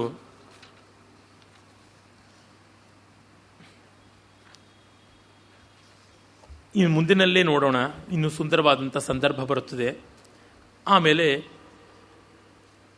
ಪರಸ್ಪರ ಕುಶಲ ಪ್ರಶ್ನೆ ಎಲ್ಲವೂ ಆಗುತ್ತದೆ. ಮಹಾಶ್ವೇತಾತು ಕರ್ಣಾಭರಣ ಪ್ರಭಾವ ವರ್ಷಿಣ್ಯ ಅಪಾಂಗ ದೇಶೇ ಸಪ್ರೇಮ ಪಾಣಿನಾ ಸ್ಪೃಶಂತಿ ಮಧುಕರ ಭರಪರ್ಯಂತಂಚ ಕರ್ಣಾವತಂಸಂ ಸಂಕ್ಷೇಪಯಂತಿ ಚಾಮರ ಪವನ ನಿರ್ಧೂತ ಪರ್ಯಸ್ತ ಅಲಕ ವಲ್ಲರೀಂ ಅನುಶ್ವಂಜಮಾನ ಕಾದಂಬರೀಂ ಅನಾಮಯಂ ಪಪ್ರಚ್ಛ. ಕಾದಂಬರಿಯನ್ನು ಕುಶಲ ಪ್ರಶ್ನೆ ಮಹಾಶ್ವೇತೆ ಕೇಳುವಾಗ ಅವಳು ತಲೆದೂಗುತ್ತಾ ತನ್ನ ಕೈಯಿಂದ ಅವಳ ಕಿವಿಯ ಮೇಲೆ ಮತ್ತೆ ದುಂಬಿಗಳಿಂದ ಕೂಡಿರತಕ್ಕಂಥ ಆ ಕರ್ಣಾಭರಣವನ್ನು ಇನ್ನಷ್ಟು ಅಲಂಕಾರಗೊಳಿಸುವಂಥ ರೀತಿಯಲ್ಲಿ ಕೈ ಸವರ್ತ, ಚಾಮರದ ಗಾಳಿಯಿಂದ ಹೊಯ್ದಾಡ್ತಾ ಇರುವ ಮುಂಗುರುಳನ್ನು ತನ್ನ ಚಿಗುರಿನಂಥ ಕೈಗಳಿಂದ, ಬೆರಳುಗಳಿಂದ ಸವೃತ್ತ ಹಿತ ತಾನೆ, ಕ್ಷೇಮ ತಾನೆ, ಹದುಳ ತಾನೆ ಅಂತ ಕೇಳ್ತಾಳೆ. ಅದೇ ರೀತಿಯಾಗಿ ಅವಳು ತನ್ನ ಉತ್ತರವನ್ನು ಕೊಡ್ತಾಳೆ. ಆಮೇಲೆ ಮುಹೂರ್ತಾಪಗಮೇಚ ತಾಂಬೂಲ ದಾನೋದ್ಯತ ಮಹಾಶ್ವೇತ ತಾಂ ಅಭಾಷತ. ಅವಳು ತಾಂಬೂಲ ಕೊಡಬೇಕು ಅಂತ ಮುಂದಾಗ್ತಾಳೆ ಮಹಾಶ್ವೇತೆ, ಹೀಗೆ ತಾಂಬೂಲ ಕೊಡಬೇಕು ಅಂತ. ಆಗ ಕಾದಂಬರಿಗೆ ಮಹಾಶ್ವೇತೆ ಹೇಳ್ತಾಳೆ, ನನಗಿಂತ ಮೊದಲು ಚಂದ್ರಾಪೀಡನಿಗೆ ಕೊಡಬೇಕು ಅಂತ. ಸಖಿ ಕಾದಂಬರಿ ಸಂಪ್ರತಿಪನ್ನಮೇವ ಸರ್ವಾಭಿ ಅಸ್ಮಾಭಿ ಅಯಂ ಅಭಿನವ ಆಗತಃ ಚಂದ್ರಾಪೀಡ ಆರಾಧನೀಯ. ಈಗಷ್ಟೇ ಬಂದ ಚಂದ್ರಾಪೀಡನನ್ನು ಗೌರವಿಸಬೇಕಾದದ್ದು ನಮ್ಮೆಲ್ಲರ ಕರ್ತವ್ಯ. ತದಸ್ಮೈ ತಾವದ್ದೀಯತಾಂ, ಹಾಗಾಗಿ ಮೊದಲು ಇವನಿಗೆ ಕೊಡು ಅಂತ. ಇವೆಲ್ಲ ಎಟಿಕೇಟ್, ಯಾರಾದ ಮೇಲೆ ಯಾರು ಅನ್ನೋದೆಲ್ಲ ದೊಡ್ಡ ಪ್ರೋಟೋಕಾಲು. ಮೊದಲು ಬಂದವರಿಗೆ ಆಗಂತುಕರಿಗೆ ಕೊಡಬೇಕು ಅಂತ. ಇವೆಲ್ಲ ಪ್ರಾಚೀನ ಭಾರತದಲ್ಲಿ ತುಂಬ ಚೆನ್ನಾಗಿ ನಡೀತಾ ಇದ್ದದ್ದು. ಈಗಲೂ ಕೂಡ ತುಂಬ ಫಾರ್ಮಲ್ ಫಂಕ್ಷನ್ಸು, ಯಾವುದೇ ಆರ್ಮಿನಲ್ಲಿರ್ಬೋದು, ಬೇರೊಂದು ಕಡೆ ಇರ್ಬೋದು, ಇಂಥದ್ದೆಲ್ಲ ಶಿಷ್ಟಾಚಾರ ಉಂಟು. ನಮ್ಮ ದೇವಾಲಯಗಳಲ್ಲಿ ಅಷ್ಟೇ. ಮೊದಲನೇ ತೀರ್ಥ ತಗೊಳ್ಳೋದಕ್ಕೆ ಕೋರ್ಟ್ ಕಚೇರಿಗಳಿಗೆಲ್ಲ ಹೋದವರು ಬೇಕಾದಷ್ಟು ಜನ ಇದ್ದಾರೆ. ಆಗ ಅವಳು ಇತ್ಯುಕ್ತಾಚ ಕಿಂಚಿತ್ ವಿವರ್ತಿತ ಅವನಾಮಿತ ಮುಖಿ, ಒಂದಿಷ್ಟು ಮುಖ ತಿರುಗಿಸಿಕೊಂಡು ತಲೆ ಬಗ್ಗಿಸಿಕೊಂಡು ಶನೈರವ್ಯಕ್ತಮಿವ, ಸ್ವಲ್ಪ ಸಂಕೋಚವಾಯಿತು. ಪ್ರೇಸಖಿ ಲಜ್ಜೇಹಂ, ನನಗೆ ಸಂಕೋಚ ಆಗ್ತಾ ಇದೆ ಮಹಾಶ್ವೇತೆ. ಅನುಪಜಾತ ಪರಿಚಯ ಪ್ರಾಗಲ್ಭ್ಯೇನ ಅನೇನ ಗೃಹಾಣ ತ್ವಮೇವ ಅಸ್ಮೈ ಪ್ರಯಚ್ಛ. ನನಗೆ ಇವನಲ್ಲಿ ಪರಿಚಯವಿಲ್ಲದ ಕಾರಣ ಸಲಿಗೆ ತೆಗೆದುಕೊಳ್ಳೋಕ್ಕಾಗ್ತಾ ಇಲ್ಲ, ನೀನೇ ಕೊಡು ಅಂತಾಳೆ. ಆಗ ಪುನಃ ಪುನಃ ಅಭಿಧೀಯಮಾನಾಚ ತಯಾ ಕಥಮಪಿ ಗ್ರಾಮ್ಯೇವ ಚಿರಾದಾನಾಭಿಮುಖಂ ಮನಶ್ಚಕ್ರೆ. ಆದರೂ ಮತ್ತೆ ಮತ್ತೆ ಒತ್ತಾಯ ಮಾಡೋದ್ರಿಂದ ಸ್ವಲ್ಪ ಉದ್ದಟತನವೂ ಎಂಬಂತೆ ತೆಗೆದುಕೊಳ್ತಾಳೆ. ಮಹಾಶ್ವೇತ ಮುಖಾತ್ ಅನಾಕರ್ಷಿತ ದೃಷ್ಟಿರೇವ ವೇಪಮಾನಾಂಗ ಇಷ್ಟಿ ಆಕುಲಲೋಚನ ಸ್ಥೂಲಸ್ಥೂಲಂ ನಿಶ್ವಸಂತಿ ನಿಜ ಶರ ಪ್ರಹಾರ ಮೂರ್ಛಿತಾ ಮನ್ಮಥೇನ ಸ್ನಾಪಿತೇವ ಸ್ವೇದಜಲ ವಿಸರ ನಿಮಜ್ಜನ ಭಯೇನ ಚ ಹಸ್ತಾವಲಂಬನಮಿವ ಯಾಚಮಾನ ಸಾಧ್ವಸ ಪರವಶ ಪತಾಮೀತಿ ಲಗಿತುಮಿವ ಕೃತ ಪ್ರಯತ್ನ ಪ್ರಸಾರಯಾಮಾಸ ತಾಂಬೂಲ ಗರ್ಭಂ ಹಸ್ತಪಲ್ಲವಂ. ಆಗ ಇವಳು ಮಹಾಶ್ವೇತಿಯನ್ನೇ ನೋಡ್ತಾ ಅವಳನ್ನು ನೋಡ್ತಾ ಇವನ ಕಡೆಗೆ ತಾಂಬೂಲ ಕೊಡ್ತಾಳೆ. ಹಾಗೆ ತಾಂಬೂಲ ಕೊಡುವಾಗ ಇವಳಿಗೆ ಬೆವರುತ್ತದೆ ಮೈ. ಆ ಬೆವರಿನಲ್ಲಿ ತಾನೆಲ್ಲಿ ಮುಳುಗೋಗ್ತೀನೋ, ನನ್ನನ್ನು ಎತ್ತು ಅನ್ನುವಂತೆ ಕೈಯನ್ನು ಚಾಚಿದಂತೆ ಇತ್ತು ಅಂತ ಕವಿ ಹೇಳ್ತಾನೆ. ಆಮೇಲೆ ಎದುಸರು ಬರ್ತಾ ಇರ್ತದೆ, ಎಲ್ಲಿ ನಾನು ಬೀಳ್ತೀನೋ ಅನ್ನುವಂತೆ ಅಂಟಿಕೊಳ್ಳಬೇಕು ಯಾವುದಕ್ಕಾದ್ರೂ ಆಲಂಬನಕ್ಕೆ ಅನ್ನುವಂತೆ ಕೈಯನ್ನು ನಡುಗುತ್ತಾ ಚಾಚಿದಂತೆ ತೋರ್ತು.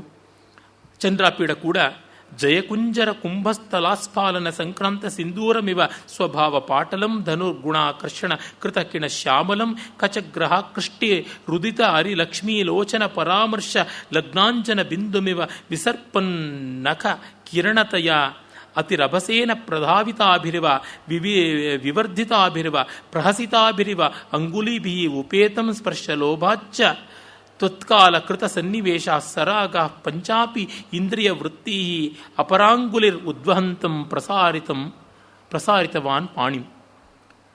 ಹಾಗೆ ಅವಳು ಚಾಚಿದಾಗ ಚಂದ್ರಾಪೀಡನು ಕೂಡ ಜಯಲಕ್ಷ್ಮಿಯ ಆನೆಯ ಕುಂಭಸ್ಥಳವನ್ನು, ಅದು ಆನೆಯ ಕುಂಭಸ್ಥಳಕ್ಕೆ ಒಳ್ಳೆಯ ಸೊಗಸಾದಂತಹ ಅಲಂಕಾರವಾಗಿ ಸಿಂಧೂರವನ್ನು ಹಚ್ಚುತ್ತಾರೆ.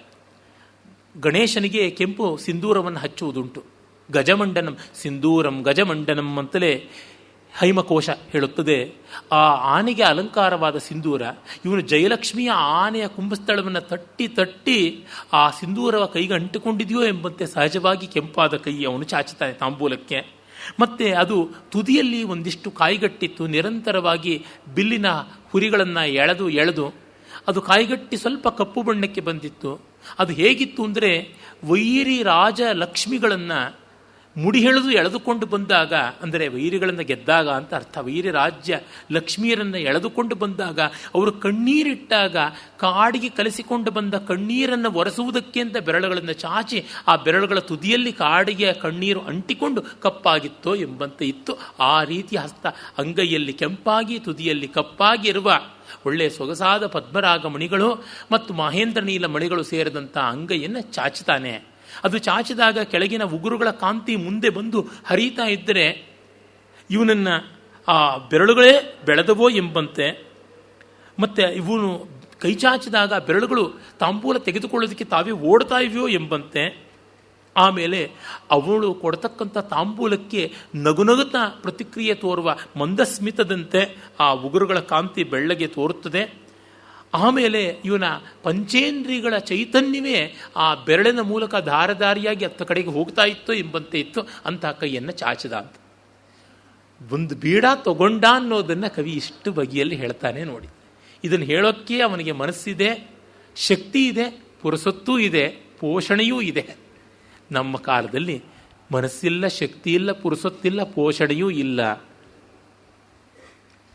ಆಗ ತತ್ರ ಚ ಸಾ ತತ್ಕಾಲ ಸುಲಭ ವಿಲಾಸ ದರ್ಶನ ಕುತೂಹಲಾಭಿರಿವ ಕುತೋಪಿ ಆಗತ್ಯ ಸರ್ವರಸೈರಧಿಷ್ಠಿತ ತೇನ ಅನಿಬದ್ಧ ಲಕ್ಷ್ಯತೆಯ ಶೂನ್ಯ ಪ್ರಸಾರಿತೇನ ಚಂದ್ರಾಪೀಡ ಹಸ್ತಾನ್ವೇಷಣಾಯೇವ ಪುರಃ ಪ್ರವರ್ತಿತ ನಖಾಂಶು ನಿವಹೇನ ವೇಪತು ಚಲಿತ ವಲಯ ಆವಲಿ ವಾಚಾಲೇನ ಸಂಭಾಷಣಮಿವ ಕುರ್ವತಾ ಹಸ್ತೇನ ಸ್ವೇದ ಸಲಿಲ ಪಾತಪೂರ್ವಕಂ ಗೃಹ್ಯತಾಮಯಂ ಮನ್ಮಥೇನ ದತ್ತೋ ದಾಸಜನಃ ಇತ್ಯಾತ್ಮಾನಮಿವ ಪ್ರತಿಗ್ರಾಹಯಂತಿ ಅದ್ಯ ಪ್ರಭೃತಿ ಭವತೋ ಹಸ್ತೆ ವರ್ತತೆ ಇತಿ ಜೀವಿತಮಿವ ಸ್ಥಾಪಯಂತಿ ತಾಂಬೂಲ ಮದಾತ್. ಇನ್ನು ಅವಳು ತಾಂಬೂಲ ಕೊಟ್ಟಿದ್ದು ಹೇಗಿತ್ತು ಅಂದರೆ, ಮಹಾಶ್ವೇತೆಯ ಕಡೆಗೆ ತಿರುಕೊಂಡು ಇವನ ಕಡೆಗೆ ಕೊಟ್ಟಿದ್ದರಿಂದ ಕೈ ಅಲ್ಲಿ ಇಲ್ಲಿ ಓಲಾಡ್ತಾ ಇತ್ತು. ಎಲ್ಲಿಂತ ಗೊತ್ತಿಲ್ಲ, ಅವನ ಕೈಯು ಹಾಗೆ ಹೀಗೆ ಓಡಾಡ್ತಾ ಇತ್ತು. ಇವಳು ಎಲ್ಲೆಲ್ಲೋ ಕೈ ಚಾಚ್ತಾ ಇದ್ದರೆ, ಬಳೆಗಳು ಝಣತ್ಕಾರವನ್ನು ಮಾಡ್ತಾ ಇದ್ದರೆ ಅವು ಮಾತಾಡ್ತಾ ಇವ್ಯಾ ಎಂಬಂತೆ ಇತ್ತು. ಬೆವರು ತೊಟ್ಟಿಕ್ತಾ ಇತ್ತು. ಮಾತಾಡ್ತಾ ಇದ್ದಾಗ ತೆಗೆದುಕೋ, ನಾನೇ ಮನ್ಮಥನಿಂದ ನಿನಗೆ ದಾಸಿಯಂತೆ ಕೊಡಲ್ಪಟ್ಟಿದ್ದೀನಿ ಅಂತ ಅವನ ಜೊತೆಗೆ ಆಗ್ತಾ ಇತ್ತು. ಇನ್ನು ನೋಡು, ಈ ಕೈ ನಿನ್ನ ಕೈಯಲ್ಲೇ ಜೀವಿತಾಂತವೂ ಇದೆ, ನನ್ನ ಬದುಕನ್ನೇ ತಾಂಬೂಲದ ನೆವದಿಂದ ಕೊಡ್ತಾ ಇದ್ದೀನಾ ಎಂಬಂತೆ ಇತ್ತು. ಹಾಗೆ ಆಕರ್ಷಂತಿ ಚ ಕರಕಿಸಲಯಂ ಭುಜಲತಾನುಸಾರೇಣ ಸ್ಪರ್ಶ ತೃಷ್ಣಾಗತಂ ಅನಂಗಶರ ಭಿನ್ನಂ ಮದ್ಭಿನ್ನ ಮದ್ಯಂ ಹೃದಯಮಿವ ಪತಿತಂ ರತ್ನವಲಯಂ ನಾಜ್ಞಾಸೀತ್ ಗೃಹೀತ್ವಾಚ ಅಪರಂ ತಾಂಬೂಲಂ ಮಹಾಶ್ವೇತಾಯೈ ಪ್ರಾಯಚ್ಛತ್. ಹಾಗೆ ಇವಳು ಹೊಯ್ದಾಟ ಮಾಡಿ ಕೊಡ್ತಾ ಇದ್ದರೆ ಮೊದಲೇ ಸಂಕೋಚದಿಂದ ಹೊಯ್ದಾಡಿದ ಕೈ, ಬೆವತ ಕೈ, ಬಳೆ ಜಾರಿದೆ, ರತ್ನ ಕರಕಂಕಣ ಜಾರಿ ಬಿದ್ದದ್ದು ಹೇಗಿತ್ತು ಅಂದರೆ ಮನ್ಮಥ ತನ್ನ ಬಾಣಗಳಿಂದ ರಂಧ್ರ ಮಾಡಿದ ಹೃದಯ, ಶೂನ್ಯ ಹೃದಯ ಕೆಳಗೆ ಬಿದ್ದಂತೆ ಆ ಬಳೆಯ ಮಧ್ಯದಲ್ಲಿ ಖಾಲಿ ಜಾಗ ಅಲ್ಲ, ಅದು ಬಿದ್ದಂತೆ ತೋರಿತು. ಆಮೇಲೆ ಇನ್ನೊಂದು ತಾಂಬೂಲವನ್ನು ಅವಳು ಮಹಾಶ್ವೇತೆಗೆ ಕೊಡ್ತಾಳೆ, ಬಳೆ ಬಿದ್ದದ್ದೂ ಗೊತ್ತಾಗಲಿಲ್ಲ ಅಂತ ಹೇಳ್ತಾರೆ. ಅಷ್ಟು ಹೊತ್ತಿಗೆ ಈ ಪೀಕ್ ಆಫ್ ಎಕ್ಸೈಟ್ಮೆಂಟ್ನ ಸಮಾರ್ಜನೆ ಮಾಡೋದಕ್ಕೆ ಒಂದು ಕಾಮಿಕ್ ರಿಲೀಫ್ ಕೊಡ್ತಾನೆ. ತುಂಬ ಸುಂದರವಾದಂಥ ಸನ್ನಿವೇಶ. ಅದೆಂದರೆ ಇವಳ ಒಂದು ಕ್ರೀಡಾಶುಕ, ಲೀಲಾಶುಕ ಮತ್ತು ಲೀಲಾ ಸಾರಿಕಾ, pet parrot and pet myna, ಅವುಗಳೆರಡೂ ಓಡ್ ಬಂದಿವೆ. ಅದೊಂದು ಕಂಪ್ಲೇಂಟ್ ಮಾಡುತ್ತಾ ಬಂದಿದೆ ಆ ಹೆಣ್ಣು ಮೈನಾ ಹಕ್ಕಿ. ಆ ಎರಡಕ್ಕೂ ಇವಳು ಮದುವೆ ಮಾಡಿದ್ದಾಳೆ. ಅರಮನೆಯಲ್ಲಿ ಅನುಕೂಲವಂತರು ಏನೂ ಮಾಡ್ತಾರೆ. ಜೂನಾಗಢದ ಮಹಾರಾಜ ನಾಯಿಗಳಿಗೆ ಮದುವೆ ಮಾಡ್ದ ಅಂದರೆ ಏನು ಮಾಡೋಕ್ಕಾಗೋಲ್ಲ. ನಮ್ಮ ಪರಂಪರೆಯಲ್ಲಿ ಮರಗಳಿಗೆ ಮದುವೆ ಮಾಡ್ತೀವಿ. ಶಕುಂತಲೆಯಂತೂ ವನಜ್ಯೋತ್ಸನ ಅಂತ ಹೆಸರಿಟ್ಟ ಮಲ್ಲಿಗೆ ಬಳ್ಳಿಗೆ ಸಹಕಾರ ವೃಕ್ಷ ಅನ್ನುವ ಮಾವಿನ ಮರದ ಜೊತೆಗೆ ಮದುವೆ ಮಾಡಿದಳು ಅಂತ. ಅಶ್ವತ್ಥಕ್ಕೆ, ಬೇವಿಗೆ ಮದುವೆ ಮಾಡಿ ಆ ಒಂದು ಕಟ್ಟೆಯನ್ನು ಕಟ್ಟುವುದೆಲ್ಲ ಉಂಟಲ್ಲ, ಆ ಥರ ಪಕ್ಷಿ ಪ್ರಾಣಿಗಳಿಗೆಲ್ಲ ಈ ಬಾಂಧವ್ಯವನ್ನು ಬೆಳೆಸುವುದು ಒಂದು ಮನೋಹರವಾದ ಉದಾತ್ತ ಗಂಭೀರ ಸ್ತರ ಕೂಡ ಹೌದು. ಆಗ ಅಥ ಸಹಸೈವ ತ್ವರಿತಗತಿ ತ್ರಿವರ್ಣರಾಗಮಿಂದ್ರಾಯುಧಮಿವ ಕುಂಡಲೀಕೃತಂ ಕಂಠೇನ ವಹತಾ ವಿದ್ರುಮಾಂಕುರಾನುಕಾರಿಣ ಚೆಂಚು ಪುಟೇನ ಮರಕತದ್ಯುತಿ ಪಕ್ಷಪಾತಿನ ಮಂಥರಗತೇನ ಶುಕೇನ ಅನುಬಧ್ಯಮಾನ ಕುಮುದ ಕೇಸರ ಪಿಂಜರತೆಯ ಚರಣಯುಗಲಸ್ಯ ಚಂಪಕ ಕಲಿಕಾಕಾರತೆಯಾ ಚ ಮುಖಸ್ಯ ಕುವಲಯ ದಲ ನೀಲತೆಯಾ ಚ ಪಕ್ಷದ್ಯುತೀನಾಂ ಕುಸುಮಮಯೀವ ಆಗತ್ಯ ಸಾರಿಕಾ ಸಕ್ರೋಧಮವಾದೀತ್. ಆ ಗಿಣಿ ಪರಿಹಾಸ ಅಂತ ಅದರ ಹೆಸರು.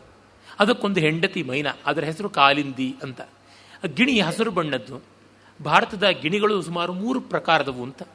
ಅದರೊಳಗೆ ಒಂದು ದೊಡ್ಡ ಗಾತ್ರದ್ದು, ಅಲ್ಲಿ ಗಂಡು ಗಿಣಿಯ ಕೊರಳ ಸುತ್ತ 3 ಬಣ್ಣಗಳಲ್ಲಿ ಒಂದು ಗೆರೆ ಇರ್ತದೆ. ಕಂದು, ಕೆಂಪು, ಕಪ್ಪು 3 ಬಣ್ಣ ಸೇರಿರತಕ್ಕಂಥ ಆ ವಲಯ ಇರುತ್ತದೆ. ಈ ಗಿಣಿಗೆ 3 ಬಣ್ಣಗಳು ಹೆಚ್ಚು ಪ್ರಧಾನವಾಗಿ ಕಾಣಿಸುವ ಕಾಮನ ಬಿಲ್ಲನ್ನೇ ವಲಯವಾಗಿ ಮಾಡಿ ಕುತ್ತಿಗೆಗೆ ಸುತ್ತಿದ್ದಾರೋ ಎಂಬಂತೆ ಆ ವರ್ತುಲ ಇತ್ತು ಅಂತ ಕವಿ ಹೇಳ್ತಾನೆ. ಮತ್ತು ಅದರ ಕೊಕ್ಕು ಹವಳದ ಕುಡಿಯ ಬಣ್ಣದಲ್ಲಿತ್ತು. ರೆಕ್ಕೆಗಳು ಮರಕದ ಮಣಿಗಳೇ ಜಡಿಸಿದಂತೆ ಇತ್ತು. ಆ ರೀತಿಯ ಗಿಣಿ, ಗಂಡು ಗಿಣಿ ಅನುನಯಿಸಿ ಓಲೈಸಿ ಅಂಗಲಾಚಿಕೊಂಡು ಹಿಂಬಾಲಿಸಿಕೊಂಡು ಬರ್ತಾ ಇದ್ದರೆ ಅದರ ಮುಂದೆ ಒಂದು ಮೈನಾ ಬರ್ತಾ ಇತ್ತು. ಅದು ಯಾವ ರೀತಿಯಾಗಿತ್ತು? ಸಾರಿಕಾ ಪಕ್ಷಿ ಕನ್ನೈದಿಲೆಯ ಪರಾಗದ ಹಾಗೆ ಕೆಂದಂದು ಬಣ್ಣದ ಕಾಲುಗಳನ್ನು ಹೊಂದಿ, ಸಂಪಿಗೆಯ ಮೊಗ್ಗಿನಂತಹ ಕೊಕ್ಕನ್ನು ಹೊಂದಿ, ಮೈಯೆಲ್ಲ ಕನ್ನೈದೆಲೆಯ ನೀಲ ದಳಗಳನ್ನು ಕೂಡಿಸಿಕೊಂಡಂತೆ ಇದ್ದು, ಒಂದು ಹೂವಿನ ರಾಶಿಯೇ ತಾನೆಂಬಂತೆ ಸುಕುಮಾರ ಮನೋಹರವಾಗಿ ಆದರೆ ಕ್ರೋಧಾಂಧವಾಗಿ ಬಂದು ರಾಜಕುಮಾರಿ ಕಾದಂಬರಿ ಹತ್ತಿರ ಹೇಳುತ್ತದೆ. ಭರ್ತದಾರಿಕೆ ಕಾದಂಬರಿ, ಸ್ವಾಮಿನಿ ಯುವರಾಣಿ ಕಾದಂಬರಿ, ಕಸ್ಮಾನ್ನ ನಿವಾರಯಸಿ ಏನಂ ಅಲೀಕ ಸುಭಗಾಭಿಮಾನಿನಂ ದುರ್ವಿನೀತಂ ಮಾಂ ಅನುಬದ್ಧಂತಂ ವಿಹಂಗಾಪಸದಂ. ಸ್ವಾಮಿನಿ, ಯಾತಕ್ಕೆ ಅಯೋಗ್ಯನನ್ನು, ತಾನು ಬಹಳ ಮರ್ಯಾದಸ್ಥ ಸುಭಗ ಅಂತ ಭ್ರಮಿಸಿಕೊಂಡು ಅಹಂಕಾರಿಯಾಗಿರ್ತಕ್ಕಂಥ ಅವಿನೀತನನ್ನು, ಅಚಾರಿತ್ರ್ಯವಂತನನ್ನು, ನನ್ನನ್ನು ಮತ್ತೆ ಮತ್ತೆ ಅಂಗಲಾಚಿಕೊಂಡು ಬೇಡಿಕೊಂಡು ಬರ್ತಾ ಇರುವ ಅಯೋಗ್ಯ ಪಕ್ಷಿಯನ್ನು ತಡೆಯೋದಿಲ್ಲ ಅಂತ. ಅದರ ಗಂಡ ತನ್ನನ್ನು ತಪ್ಪಾಗಿ ನಡೆಸಿದ್ದಾನೆ ಅಂತ ಆ ಹೆಣ್ಣು ಅದಕ್ಕೆ ಕೋಪ ಬಂದು ಗಂಡನ ಮೇಲೆ ಕಂಪ್ಲೇಂಟ್ ಮಾಡ್ತಾ ಇದೆ ರಾಣಿಯ ಹತ್ತಿರ. ಯಾಕೆಂದರೆ ಮದುವೆ ಮಾಡಿದವಳಲ್ವ. ನಮ್ಮ ಸೋದರ ಮಾವ ಅವರಿಗೆ ಮದುವೆ ಮಾಡಿದವರ ಬಗ್ಗೆ ತಮ್ಮ 80ನೇ ವಯಸ್ಸಿನಲ್ಲೂ ಬೈತಾ ಇದ್ರು. ಅವರಿಗೆ ಮದುವೆ ಮಾಡಿದವರು ಅವರ ಚಿಕ್ಕಮ್ಮ, ಮತ್ತು ಅವರ ಹೆಂಡತಿ, ಅಂದರೆ ಹೆಂಡತಿ ಆಗಿಲಿದ್ದ ನಮ್ಮ ಸೋದರ ಮಾವನ ಹೆಂಡತಿ, ಅವರ ಅಕ್ಕ, ಮತ್ತು ಇನ್ನೊಬ್ಬರು. ಅವರು 3 ಜನಕ್ಕೂ ಅವರು ತ್ರಿಕಾಲದಲ್ಲಿಯೂ ಕೂಡ ತ್ರಿಸಂಧ್ಯೆ ಇದ್ದಂತೆ ಬೈಗಳು ಹಾಕ್ತಾಯಿದ್ರು. ನಮ್ಮ ಸೋದರ ಮಾವನಿಗಿಂತ ನಮ್ಮ ಸೋದರ ಮಾವನ ಹೆಂಡತಿ ತುಂಬ ಒಳ್ಳೆಯವರು. ನಮ್ಮ ಸೋದರ ಮಾವನು ಒಳ್ಳೆಯನವರೇ, ಅರೆ ಹೊಲೆ ಬಾಯಿ, ಯಾರಾದರೂ ಕೂಡ ಅವರ ಬಾಯಿಗೆ ಹೋಲಿಕೆ ನಿಲುಕುವುದಕ್ಕೆ ಸಾಧ್ಯವಿಲ್ಲ ಅಂಥ ಬಾಯಿ. ಅವರ ಪತ್ನಿಯೋ ಸಾಕ್ಷಾತ್ ಸತೀಮಣಿ, ಸಾವಿತ್ರಿ ಅಂತ ಸಾಧ್ವಿಮಣಿ, ಸುಶೀಲೆ, ಅಷ್ಟು ಒಳ್ಳೆಯವರು. ನನ್ನ ತಾಯಿ ಮತ್ತು ನನ್ನ ಸೋದರ ಮಾವನ ಹೆಂಡತಿ ಅವರ ಅತ್ತಿಗೆನಾದಿನಿಯರ ಅನ್ಯೋನ್ಯತೆ ಅಂದರೆ ಆ ಬಗೆಯಲ್ಲಿತ್ತು. ಒಬ್ಬರನ್ನ ಕಂಡ್ರೆ ಒಬ್ಬರು ತಮ್ಮದೇನಿದೆ ಅದನ್ನು ಬಿಟ್ಟು ಕೊಡ್ತಾ ಇದ್ರು. ಇದು ನೀನು ತಗೋ, ಇದು ನೀನು ತಗೋ ಅಂತ, ಸುಶೀಲ ನಿನಗೆ ಅಂತ, ನಂದ ನಿನಗೆ ಅಂತ, ಆ ರೀತಿಯಾಗಿ ಪ್ರತ್ಯಕ್ಷ ಪರೋಕ್ಷದಲ್ಲಿದ್ದರು. ಅಷ್ಟು ಅನ್ಯೋನ್ಯ. ನಾನು ತುಂಬ ಸಂತೋಷ ಪಡ್ತೀನಿ ಆ ಸಂಬಂಧವನ್ನು ನೋಡಿ. ನಮ್ಮ ಸೋದರ ಮಾವ ಎಲ್ಲ ಸರಿಯಾದರೂ ಕೆಟ್ಟ ಬಾಯಿ ಅಂದರೆ ಅಷ್ಟು ಕೆಟ್ಟ ಬಾಯಿ ಇಲ್ಲಿ ಉಲ್ಲೇಖ ಮಾಡಲಾಗುವುದಿಲ್ಲ ಅವರ ಮಾತುಗಳು. ಆ ಬಗೆಯಲ್ಲಿ ಅವರು ಒಂದು ಎಲ್ಲ ಅಶ್ಲೀಲ ಪದಗಳ ಮಹಾಕೋಶ. ಅದು ವೈಜಯಂತಿ ಕೋಶವೋ, ಹಲಾಯುಧವೋ, ಮೇದಿನಿಯೋ, ವಾಚಸ್ಪತ್ಯವೋ ಅನ್ನುವಂಥ ರೀತಿ ಇದು. ಅವರು 3 ಹೊತ್ತು ಬೈತಾ ಇದ್ರು. ಅಂದರೆ ಮದುವೆ ಮಾಡೋದಕ್ಕೆ ಮಾತ್ರ ಯಾವತ್ತೂ ಹೋಗಬಾರ್ದು. It is very bad to get associations like this. ಈ ರೀತಿಯಾಗಿ ಸಂಬಂಧಗಳನ್ನು ಬೆಳೆಸುವ ಮಧ್ಯವರ್ತಿ ಕೆಲಸ ಮಾಡಿಬಿಟ್ರೆ ಉಭಯತ್ರ ಬಯಸಿಕೊಳ್ಳೋದು ಬಡಿಸಿಕೊಳ್ಳೋದು ತಪ್ಪು ಅಂತ ಅದ್ದಲ್ಲ. ಗ್ರಹಚಾರ ಕೆಟ್ಟವ್ರು ಮಾತ್ರ ಹಾಗಾಗ್ತಾರೆ ಅಷ್ಟೇ. ನಾನು ಮಾಡಿದೆಯೇ ನನಗೆ ಎಷ್ಟೋ ಆ ರೀತಿಯಾದ ನಿಂದನೆಗಳು, ಆಕ್ಷೇಪಗಳು ಬಂದುಬಿಟ್ಟಿವೆ. ಇಲ್ಲಿ ಪಾಪ ಕಾದಂಬರಿ ಮದುವೆ ಮಾಡಿಸಿದವಳು, ಪಾಣಿಗ್ರಹಣ ಪುರೋಹಿತೆ ಅವಳು. ಹಾಗಾಗಿ ಅವಳಿಗೆ ಬಂದು ಕಂಪ್ಲೇಂಟ್ ಮಾಡ್ತಾ ಇದೆ. ಯದಿ ಮಾಂ ಅನೇನ ಪರಿಭೂಯ ಮಾನಾಂ ಉಪೇಕ್ಷಸೆ ತಥೋಹಂ ನಿಯತಂ ಆತ್ಮಾನಂ ಉತ್ಸೃಜಾಮಿ. ಇವನು ಹೀಗೆ ನನ್ನನ್ನು ತೊಂದರೆಗೆ ಒಳಪಡಿಸ್ತಾ ಇದ್ದಾನೆ, ನನ್ನನ್ನು ಕೇವಲವಾಗಿ ಕಾಣ್ತಾ ಇದ್ದಾನೆ. ನೀನು ನನ್ನ ಮಾತನ್ನು ಕೇಳಿ ನನಗೆ ಗೌರವವನ್ನು ತಂದು ಕೊಡದೇ ಇದ್ದರೆ ನಾನು ಪ್ರಾಣತ್ಯಾಗ ಮಾಡ್ತೀನಿ. ಸತ್ಯಂ ಶಪಾಮಿತೆ ಪಾದಪಂಕಜ ಸ್ಪರ್ಶೇನ, ನಿನ್ನ ಪಾದ ಪಂಕಜದ ಆಣೆಯಾಗಿಯೂ ನಾನು ಪ್ರತಿಜ್ಞೆ ಮಾಡಿ ಹೇಳ್ತಾ ಇದ್ದೀನಿ ಅಂತ ಅನ್ನುತ್ತದೆ. ಈ ಪಕ್ಷಿಗಳ ಈ ಒಂದು ವಾಚಾಲತೆ, ಮಾಕ್ ಸೀರಿಯಸ್ನೆಸ್ಸು ತುಂಬ ಸೊಗಸಾದ ನಾಟಕೀಯತೆಯನ್ನು ತರುತ್ತದೆ. ಇತ್ಯವಂ ಅಭಿಹಿತಾಚತಯ ಕಾದಂಬರಿ ಸ್ಮಿತಮಕುರೋತ್. ಕಾದಂಬರಿ ನಗುತ್ತಾಳೆ. ಅವಿದಿತ ವೃತ್ತಾಂತ ಆತು ಮಹಾಶ್ವೇತ ಕಿಮಿಯಂ ವದತೀತಿ ಮದಲೇಖಾಂ ಪಪ್ರಚ್ಛ. ಇದೇನು ಅಂತ ಗೊತ್ತಿರದೆ ಮಹಾಶ್ವೇತೆ ಕೇಳ್ತಾಳೆ. ಮದಲೇಖೆ ಕಾದಂಬರಿಯ ಆಪ್ತಸಖಿ. ಯಶ ಭರ್ತೃದುಹಿತು ಸಖಿ ಕಾದಂಬರ್ಯ ಕಾಲಿಂದೀತಿ ನಾಮ್ನ ಸಾರಿಕಾ ಅಂಥೇಳಿ ಇವಳು ಕಾದಂಬರಿಯ ಪ್ರೀತಿಪಾತ್ರಳಾದ ಮೈನಾ ಹಕ್ಕಿ, ಸಾರಿಕೆ, ಗಿಣಿ, ಇಲ್ಲಿ ಪರಿಹಾಸ ಅಂತ ಗಂಡು, ಇವಳು ಕಾಲಿಂದಿ ಅಂತ. ಇವರಿಗೆ ಮದುವೆಯನ್ನು ಇವಳೇ ಮಾಡಿದಳು.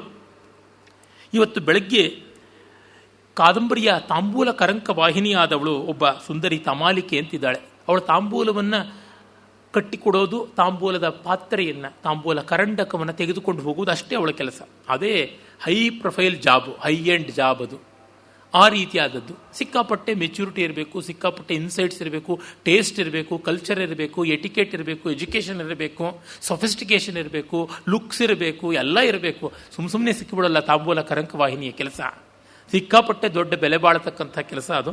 ಹಾಗಾಗಿ ಅವಳ ಹತ್ತಿರ ಏನು ಏಕಾಂತವಾಗಿ ಗಂಡು ಗಿಳಿ ಮಾತಾಡ್ತಾ ಇತ್ತು. ಅದಕ್ಕೆ ಇದಕ್ಕೆ ಹೊಟ್ಟೆ ಕಿಚ್ಚಾಗ್ಬಿಡ್ತು. ನನ್ನ ಗಂಡ ಯಾರ ಜೊತೆನೂ ಫ್ಲರ್ಟ್ ಮಾಡ್ತಾ ಇದ್ದಾನೆ ಅಂತ. ಇದು ನೋಡಿದ್ರೆ ಜುಜುಬಿ ಗಿಣಿ, ಇವಳು ನೋಡಿದ್ರೆ ನರೋತ್ತಮೆಯ ಸಖಿ. ಅದಂದುಕೊಂಡ್ಬಿಟ್ಟಿದೆ ನನ್ನ ಗಂಡ ಇವಳಲ್ಲಿ ಅನುರಕ್ತನಾಗಿದ್ದಾನೆ ಅಂತ. ತತಃ ಪ್ರಭೃತಿ ಸಂಜಾತೇರ್ಷ್ಯಾ ಕೋಪ ಪರಾಂಗುಖಿ ನೈನಂ ಉಪಸರ್ಪತಿ ನ ಲಪತಿ ನ ಸ್ಪೃಶತಿ ನ ವಿಲೋಕಯತಿ ಸರ್ವಾಭಿರ ಅಸ್ಮಾಭಿ ಪ್ರಸಾದ್ಯಮಾನಾಪಿ ನ ಪ್ರಸೀದತಿ. ಆ ಹೊತ್ತಿನಿಂದ ಮಾತಾಡೋಲ್ಲ, ಗಂಡನ್ನ ನೋಡಲ್ಲ, ಮುಟ್ಟುಗೊಡಿಸಲ್ಲ, ಏನು ಮಾಡಲ್ಲ. ನಾವು ಎಷ್ಟು ಬೇಡಿಕೊಂಡ್ರೂ ಬಿಗುಮಾನ ಮಾಡ್ಕೋತಾ ಇದ್ದಾಳೆ. ಇದು ಕಥೆ ಅಂತ ಹೇಳ್ತಾಳೆ.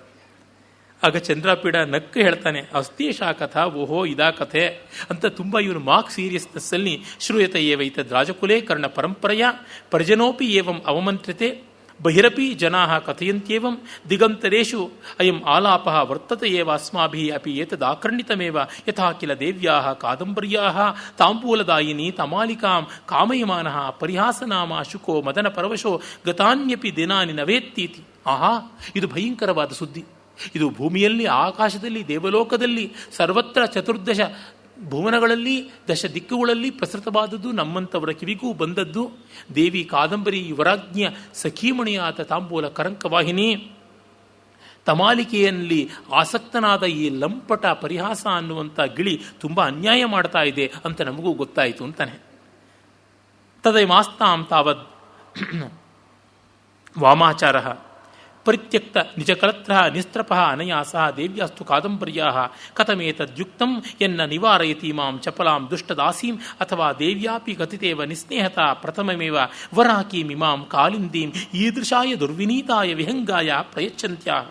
ಹಾಗಾಗಿ ಮೊದಲಿಗೆ ಈ ವಾಮಾಚಾರ್ಯಾದ ಈ ಪಕ್ಷಿಯನ್ನು ದೂರ ಮಾಡಬೇಕು, ಈ ಅನರ್ಥವನ್ನು, ಈ ಅನ್ಯಾಯವನ್ನು ನಿವಾರಿಸಬೇಕು, ನ್ಯಾಯ ಕೊಡಬೇಕು, ಶೋಷಿತ ವರ್ಗದ ಮಹಿಳೆಯನ್ನು ಕಾಪಾಡಬೇಕು. ಈ ಮೊದಲು ಅಯೋಗ್ಯಳಾದಂಥ ಸಖಿ ಅವಳಿದ್ದಾಳೆ, ಈ ತಮಾಲಿಕೆ ಅವಳನ್ನು ಉದ್ಯೋಗದಿಂದ ದೂರ ಮಾಡಬೇಕು, ಇಡೀ ಅಂತಃಪುರದಿಂದ ಅವಳನ್ನು ಆಚೆಗೆ ಓಡಿಸಬೇಕು. ಅಷ್ಟು ಮಾತ್ರವಲ್ಲದೆ ಈ ಲಂಪಟನಾದ ಗಿಣಿಗೂ ಕೂಡ ಬುದ್ಧಿಯನ್ನು ಕಲಿಸಬೇಕು.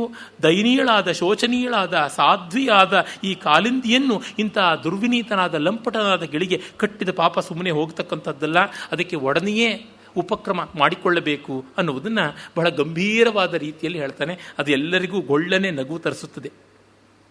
ಕಿಮಿದಾನೀಮಿಯಂ ಕರೋತು ಯತ್ ಯದೇತತ್ ಸಾಪತ್ನಿ ಕಾರಣಂ ನಾರೀಣಾಂ ಪ್ರಧಾನಂ ಕೋಪಕಾರಣಂ. ಅಲ್ಪ ಸ್ವಲ್ಪದ್ದ ಸವತಿಯ ಮತ್ಸರ ಅಂದರೆ, ಸವತಿಯನ್ನು ತಂದು ಕೊಟ್ಬಿಟ್ರೆ ಗಂಡ, ಅದಕ್ಕಿಂತ ಪಾಪ ಏನಿದೆ? ಅಗ್ರಣೀರ್ ವಿರಾಗ ಹೇತು, ಗಂಡನ ಬಗೆಗೆ ಉಪೇಕ್ಷೆ ಬರೋದ್ರೊಳಗೆ ಇದು ಮುಖ್ಯ ಕಾರಣ. ಪರಂ ಪರಿಭವಸ್ಥಾನಂ, ಇದಕ್ಕಿಂತ ದೊಡ್ಡ ಅವಮಾನವಿಲ್ಲ.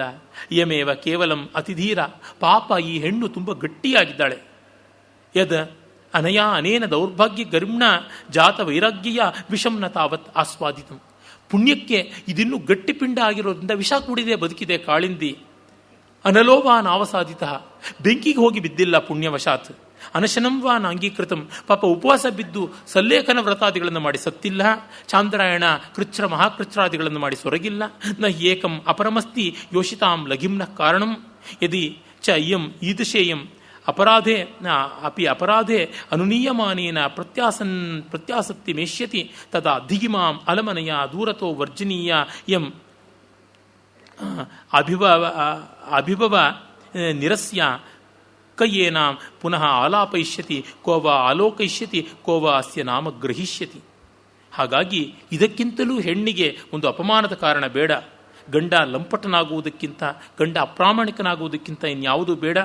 ಇಂಥ ಒಂದು ಸಂದರ್ಭದಲ್ಲಿ ಇವಳು ಅಂದರೆ ಕಾಳಿಂದಿ ಎನ್ನುವ ಸಾರಿಕೆ ತನ್ನ ಗಂಡನ ವಿರುದ್ಧ ಪ್ರತೀಕಾರ ಮಾಡಿಸದಿದ್ದರೆ, ಕಾದಂಬರಿ ಅದಕ್ಕೆ ಸಹಾಯವನ್ನು ಮಾಡದೇ ಇದ್ದರೆ, ಈ ಹೆಣ್ಣು ಜೀವ ಅನ್ನುವ ಕಾಳಿಂದಿಗೂ ಧಿಕ್ಕಾರವಿರಲಿ, ಇವಳಿಗೆ ಇನ್ನೆಂದಿಗೂ ಸದ್ಗತಿ ಬರದಿರಲಿ. ಇವಳನ್ನು ದೂರ ಇಡೋಣ, ಇವಳ ಜೊತೆ ಮಾತು ಬೇಡ, ಕಥೆಯೂ ಬೇಡ, ನೋಡುವುದೂ ಬೇಡ, ಇವಳ ಹೆಸರನ್ನು ಎತ್ತುವುದು ಬೇಡ ಅಂತ.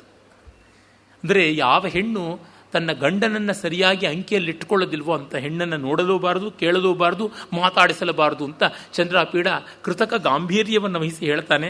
ಎಲ್ಲರೂ ಗೊಳ್ಳನೆ ನಗುತ್ತಾರೆ. ಆಗ ಆ ಪರಿಹಾಸ ಅನ್ನೋ ಗಿಣಿಗೆ ರೇಗೋಗುತ್ತೆ. ಕ್ರೀಡಾಲಾಪ ಭಾಷಿತ ಜಹಸುಹು ಅಂಗನಾಹ, ಅದು ಹೇಳುತ್ತದೆ. ತಸ್ಯ ನರ್ಮಭಾಷಿತಂ ಆಕರ್ಣ್ಯ ಜಗಾದ ಧೂರ್ತ ರಾಜಪುತ್ರ, ಧೂರ್ತನಾದ ರಾಜಪುತ್ರನೇ ನಿಪುಣೇಯಂ, ಈ ಹೆಂಡತಿ ಕಾಲಿಂದಿ ಜಾಣೆ. ನತ್ವಯಾನ್ಯೇನ ವಾ ಲೋಲಾಪಿ ಪ್ರತಾರಯಿತು ಶಕ್ಯತೆ, ಇವಳನ್ನು ನೀನು ಮರಳು ಮಾತುಗಳಿಂದ ಗೇಲಿ ಮಾಡಿದ್ರೆ ಅಥವಾ ನಿನ್ನನ್ನು ಸೆಳ್ಕೊಳ್ಳೋಕೆ ನೋಡಿದ್ರೆ ಆಗುವಂಥದ್ದಲ್ಲ. ಏಷಾಪಿ ಬುದ್ಧ್ಯತೆಯೇವ ಯಥಾವತೀರ್ ವಕ್ರೋಕ್ತಿ, ಇವಳಿಗೆ ನಿನ್ನ ವಕ್ರವಾದ ಮಾತುಗಳ ಪರಮಾರ್ಥ ಏನು ಅಂತ ಗೊತ್ತಾಗುತ್ತದೆ. ಇಯಮಪಿ ಜಾನಾತ್ಯವ ಪರಿಹಾಸ ಜಲ್ಪಿತಾನಿ, ಇವಳಿಗೆ ನೀನು ಮಾಡಿದ ಗೇಲಿ ಮಾತು ಅವಳನ್ನು ತುಂಬ ಬೆಂಬಲಿಸುವಂತೆ, ಆದರೆ ಇದೆಂಥ ಕ್ಷುದ್ರಕಲಹ ಅಂತ ಗೇಲಿ ಮಾಡ್ತಾ ಇದೆಯಾ ಅಂತ ಅವಳಿಗೆ ಅರ್ಥವಾಗದೆ ಇರುತ್ತದೆಯಾ. ಅಸ್ಯಾಪಿ ರಾಜಕುಲ ಸಂಪರ್ಕ ಚತುರಾಮತಿ, ಇವಳಿಗೂ ಕೂಡ ಅರಮನೆಯಲ್ಲಿದ್ದು ರಾಜಪುತ್ರರ ಜೊತೆಗೆ ಓಡಾಡಿ ರಾಜನೀತಿಯ ವ್ಯವಹಾರ ಏನು ಮತ್ತು ಚಾತುರ್ಯ ಅಂದರೆ ಏನು ಅಂತ ಗೊತ್ತಿದೆ, ಬಹಳ ಬುದ್ಧಿವಂತೆ. ವಿರಮ್ಯತಾಂ, ತೆಪ್ಪಗಿರು. ಅಭೂಮಿರೇಷ ಭುಜಂಗ ಭಂಗಿ ಭಾಷಿತಾನ, ನಿನ್ನಂಥ ಭಿನ್ನಾಡಿಗರ ಲಂಪಟರ ಮಾತಿಗೆ ಇಲ್ಲಿ ಎಡೆಯಿಲ್ಲ. ಯಮೇವ ಹಿವೇತ್ತಿ ಮಂಜುಭಾಷಿಣಿ ಕಾಲಂಚ ಕಾರಣಂಚ ಪ್ರಮಾಣಂಚ ವಿಷಯಂಚ ಪ್ರಸ್ತಾವಂಚ ಕೋಪ ಪ್ರಸಾದಯೋ. ಈ ಸುಂದರಿಯಾದ ಕಾಳಿಂದಿ ತನ್ನ ಪತ್ನಿ ತನ್ನ ಸಮಾಧಾನ ಶಾಂತಿಗಳ ಕಾಲ, ಕಾರಣ, ಪ್ರಮಾಣ, ಸಂದರ್ಭ, ಪ್ರಸ್ತಾವನೆ ಎಲ್ಲವನ್ನೂ ತಿಳ್ಕೊಳ್ತಾಳೆ. ನನಗೂ ಗೊತ್ತು ಇವಳನ್ನು ಹೇಗೆ ಸಮಾಧಾನ ಮಾಡಬೇಕು, ಹೇಗೆ ಕೋಪ ತರಿಸಬೇಕು, ನೀನು ತೆಪ್ಪಗಿರು ಅಂತ ಹೇಳ್ತದೆ. ಅಂದರೆ ಒಂದು ಸಣ್ಣ ಸಂಗತಿಯನ್ನು ಮಾಕ್ ಹೀರೋಯಿಸಮ್ನಲ್ಲಿ ತಂದಾಗ ಎಪಿಕ್ ಡೈಮೆನ್ಷನ್ಸಿಗೆ ತಗೊಂಡು ಗೇಲಿ ಮಾಡಿದಾಗ ಹೇಗಿರುತ್ತದೆ ಅಂತ ಅದನ್ನು ನಾಗವರ್ಮ ಹೇಳ್ತಾನೆ ನೋಡಿ.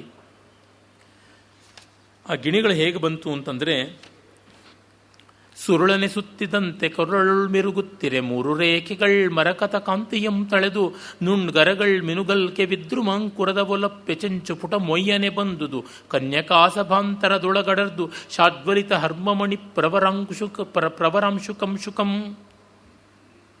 ಮೂಲದಲ್ಲಿ ಹೇಳಿದ್ದೇ ಮಾತುಗಳು ಆ ಗತಿ ಸೌಂದರ್ಯಕ್ಕಾಗಿ ಈ ಚಂಪಕಮಾಲೆಯನ್ನು ಓದಿದ್ದಾಯಿತು. ವಿಕಸಿತ ನೀಲ ನೀರಜ ದಳಂಬೊಲಿರಲ್ ಗರಿಚಂಚು ಚಾರು ಚಂಪಕ ಮುಕುಳಂಬೊಲೊಪ್ಪೆ ಚರಣಂ ನವಕೇಸರದುಂದು ದೇಸಿಯಂ ಪ್ರಕಟಿಸೆ ಪೂವಿನಿಂ ಸಮೆದ ಪಕ್ಕೀದೆಂಬೆನಂ ಆಗಳೊಂದು ಸಾರಿಕೆ ಪರಿತಂದು ದಗ್ಗಲಿ ಪತಾಪದೆ ಗದ್ಗದ ಕಂಠೆಯಾಗುತ್ತುಂ. ಸಾರಿಕೆ ಆ ಪಕ್ಷಿ ಅಳತಾ ಬರುತ್ತದೆ. ಬೆಸನಕ್ಕಾಗರಮ ಅದಳೀಕ ಸೊಬಗಿಂ ಕುರ್ತಂದದಿಂ ಮತ್ತೆ ಪತ್ತಿಸಲೆಂದಾಟಿಸಿ ಬಂದಪಂ ಬರೆದೆಯುಂ ಭೂತಾಟ ವಿನ್ನೇಕೆ ಮಾಣಿಸು ಬನ್ನಕ್ಕೆಡೆಯಾದ ನೀವಿಹೆಗ ನಿನ್ನಾಣೆ ನೀ ನಿನ್ನುಪೇಕ್ಷಿಸಿಯಿಂದೆನ್ನೆಯ ಜೀವಮಂ ಬಿಡದಿರಿಂ ಗಂಧರ್ವ ರಾಜಾತ್ಮಜೇ. ಕಂಪ್ಲೇಂಟ್ ಮಾಡುತ್ತೆ. ಬೆಸನಕ್ಕೆ ಆಗರಂ, ದುಃಖಕ್ಕೆ ಆಲಯ, ಅಳೀಕ ಸೊಬಗಿಂ, ಅಳೀಕವಾದ ಸೊಗಸು. ಇದು ಅರಿಸಮಾಸವಾಗಿದೆ.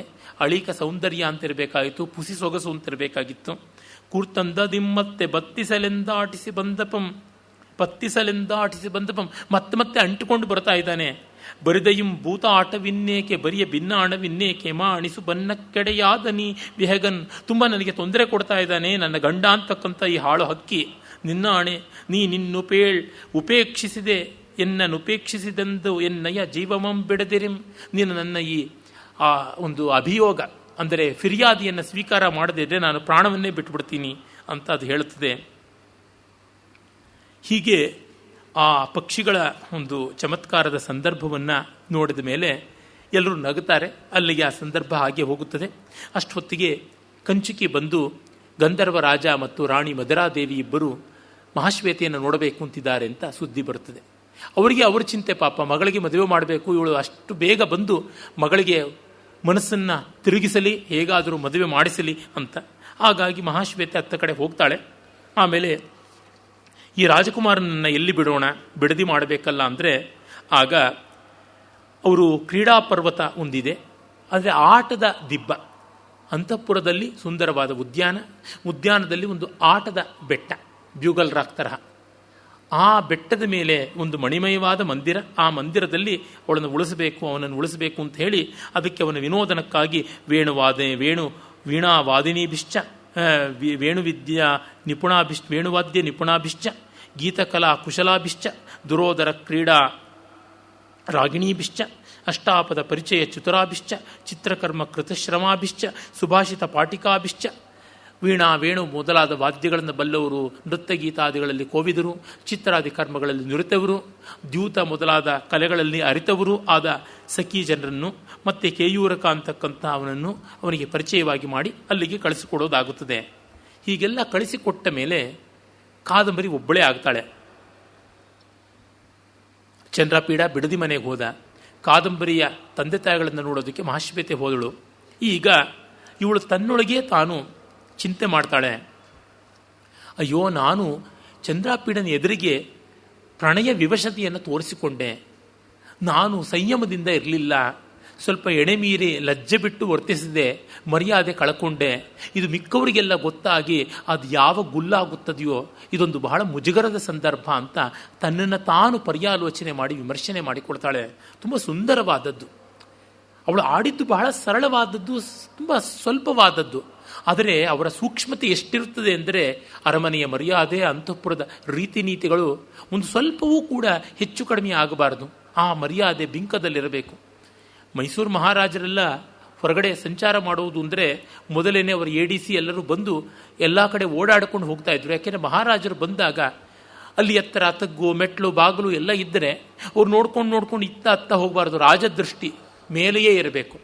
ಹಾಗಾಗಿ ಮೊದಲೇ ಹೋಗಿ ಇಲ್ಲಿ ಮೆಟ್ಟಲು, ಇಲ್ಲಿ ಬಾಗಿಲು, ಪ್ರಭುಗಳು ಎಡಕ್ಕೆ ತಿರುಗಬೇಕು, ಇದು 2 ಹೆಜ್ಜೆ ಮೇಲೆ ಮೆಟ್ಟಲು ಬರ್ತದೆ, ಇಲ್ಲಿ ಒಂದು ಇಳಿಜಾರಿದೆ, ಇಲ್ಲಿ ಇಳಿಯಬೇಕು, ಇಲ್ಲಿ ಆಸನ ಉಂಟು, ಹೀಗೆಲ್ಲ ಅವ್ರನ್ನ ಹೇಳಿಕೊಂಡು ಬರಬೇಕು. ಮೆಲ್ಲನೆ ಹೇಳಿಕೊಂಡು ಬರಬೇಕು. ಬುದ್ಧಿಗಳು ಇತ್ತ ಪಾದ ಬೆಳೆಸಬೇಕು ಅಂತ. ಆಗ ಶ್ರೀಮದ್ ಗಾಂಭೀರ್ಯದಿಂದ ಬರಬೇಕು. ಇದೊಂದು ಅವಸ್ಥೆ ಮಹಾರಾಜರುಗಳಿಗೆ, ಪೀಠಾಧಿಪತಿಗಳಿಗೆ, ಇವರಿಗೆಲ್ಲರಿಗೂ ಲೋಕದ ಎದುರಿಗೆ ಅಗ್ಗವಾಗಬಾರದು. ಒಳಗಿರುವುದೇ ಅಗ್ಗತನ. ಅದು ಹೇಗೆ ಹೊರಬರದೇ ಇರುತ್ತದೆ? ಆಗದೇ ಇರುವಂಥದ್ದಲ್ಲ. DVG ಅವರು ಬರೀತಾರಲ್ಲ, ಅವರೇ ಕಾಯಿ ತಿಂದವನಿಗೆ ಅಪಾನವಾಯು ಅನಿವಾರ್ಯ ಅಂತ. ಒಮ್ಮೆ ಯಾವನೋ ಒಬ್ಬ ತದ್ವಾ ತಿಂದವನು ಯಾರಿಗೂ ಕಾಣದಂತಾಗಬೇಕು ಅಂತ ಕೆರೆಗೆ ಧುಮುಕದನಂತೆ. DVG ಬರ್ತಾರೆ, ಕೆರೆ ನೀರು ಗುಳ್ಳೆಗಳು ಹೇಳೋದಕ್ಕೆ ಆರಂಭವಾಯಿತು ಅಂತ. ಬರ್ತದಲ್ಲ, ನಾವು ಹೈಸ್ಕೂಲ್ನಲ್ಲಿ ಓದಿರ್ತಕ್ಕಂಥದ್ದಲ್ಲ. It is the downward displacement of water, oxygen collects in the jar by the downward displacement of water ಅಂತ ಆ ರೀತಿಯಲ್ಲಿ ಆಗಿಬಿಡುತ್ತದೆ. ಹಾಗಾಗಿ ಇವರು ತಮ್ಮ ಸಹಜವಾದ ಗಾಂಭೀರ್ಯ ಇದ್ದಲ್ಲಿ ಉಳಿಯುತ್ತದೆ. ಇಲ್ಲದ ಗಾಂಭೀರ್ಯ ಇಟ್ಕೊಳ್ಳೋಕೆ ಹೋದಲ್ಲಿ ಹೇಗೆ ಪಾಪ. ಆದರೆ ಕಾದಂಬರಿಗೆ ನಿಜವಾದ ಸಂಕೋಚ ಆಗ್ತಾ ಇದೆ. ಅದನ್ನು ಅವಳು ಹೇಳಿಕೊಳ್ತಾಳೆ. ಗತೆ ಚ ತಸ್ಮಿನ್ ಗಂಧರ್ವರಾಜಪುತ್ರಿ ವಿಸರ್ಜ್ಯ ಸಕಲ ಸಖೀಜನಂ ಪರಿಜನಂಚ ಪರಿಮಿತ ಪರಿಚಾರಿಕಾಭಿರಿ ಅನುಗಮ್ಯಮಾನ ಪ್ರಾಸಾದಂ ಆರುರೋಹ. ಸಖಿಯರನ್ನು ಕಳಿಸ್ಕೊಟ್ಲು, ಪರಿವಾರ ಜನವನ್ನು ಕಳಿಸ್ಕೊಟ್ಲು. ತುಂಬ ಕಡಿಮೆ ಜನರನ್ನು ಇಟ್ಟುಕೊಂಡು ತಾನು ತನ್ನ ಭವನವನ್ನು, ಕನ್ಯಾಭವನವನ್ನು, ಕರುಮಾಡವನ್ನು ಹತ್ತುತ್ತಾಳೆ. ತತ್ರ ಶೈನಿಯೇ ನಿಪತ್ಯ ಹಾಸಿಗೆಗೆ ದೊಪ್ಪನೆ ಬಿದ್ದು ದೂರಸ್ಥಿತಾಭಿ ವಿನಯ ನಿಭೃತಾಭಿ, ಪರಿಚಾರಿಕೆಯರು ದೂರದಲ್ಲಿದ್ದಾರೆ, ಕಾಣಿಸಿಕೊಳ್ಳದಂಥ ಮರೆಯಲ್ಲಿದ್ದಾರೆ. ಆಗ ಇವಳು ಆಲೋಚನೆ ಮಾಡ್ತಾಳೆ. ಪ್ರತ್ಯಾಗತ ಚೇತನ ಚೈಕಾಕಿನಿ ತಸ್ಮಿನ್ ಕಾಲೇ ಅವಳು ಅಂದ್ಕೋತಾಳೆ, ಚಪಲೆ ಕಿಮಿದ ಮಾರಬ್ಧಂ.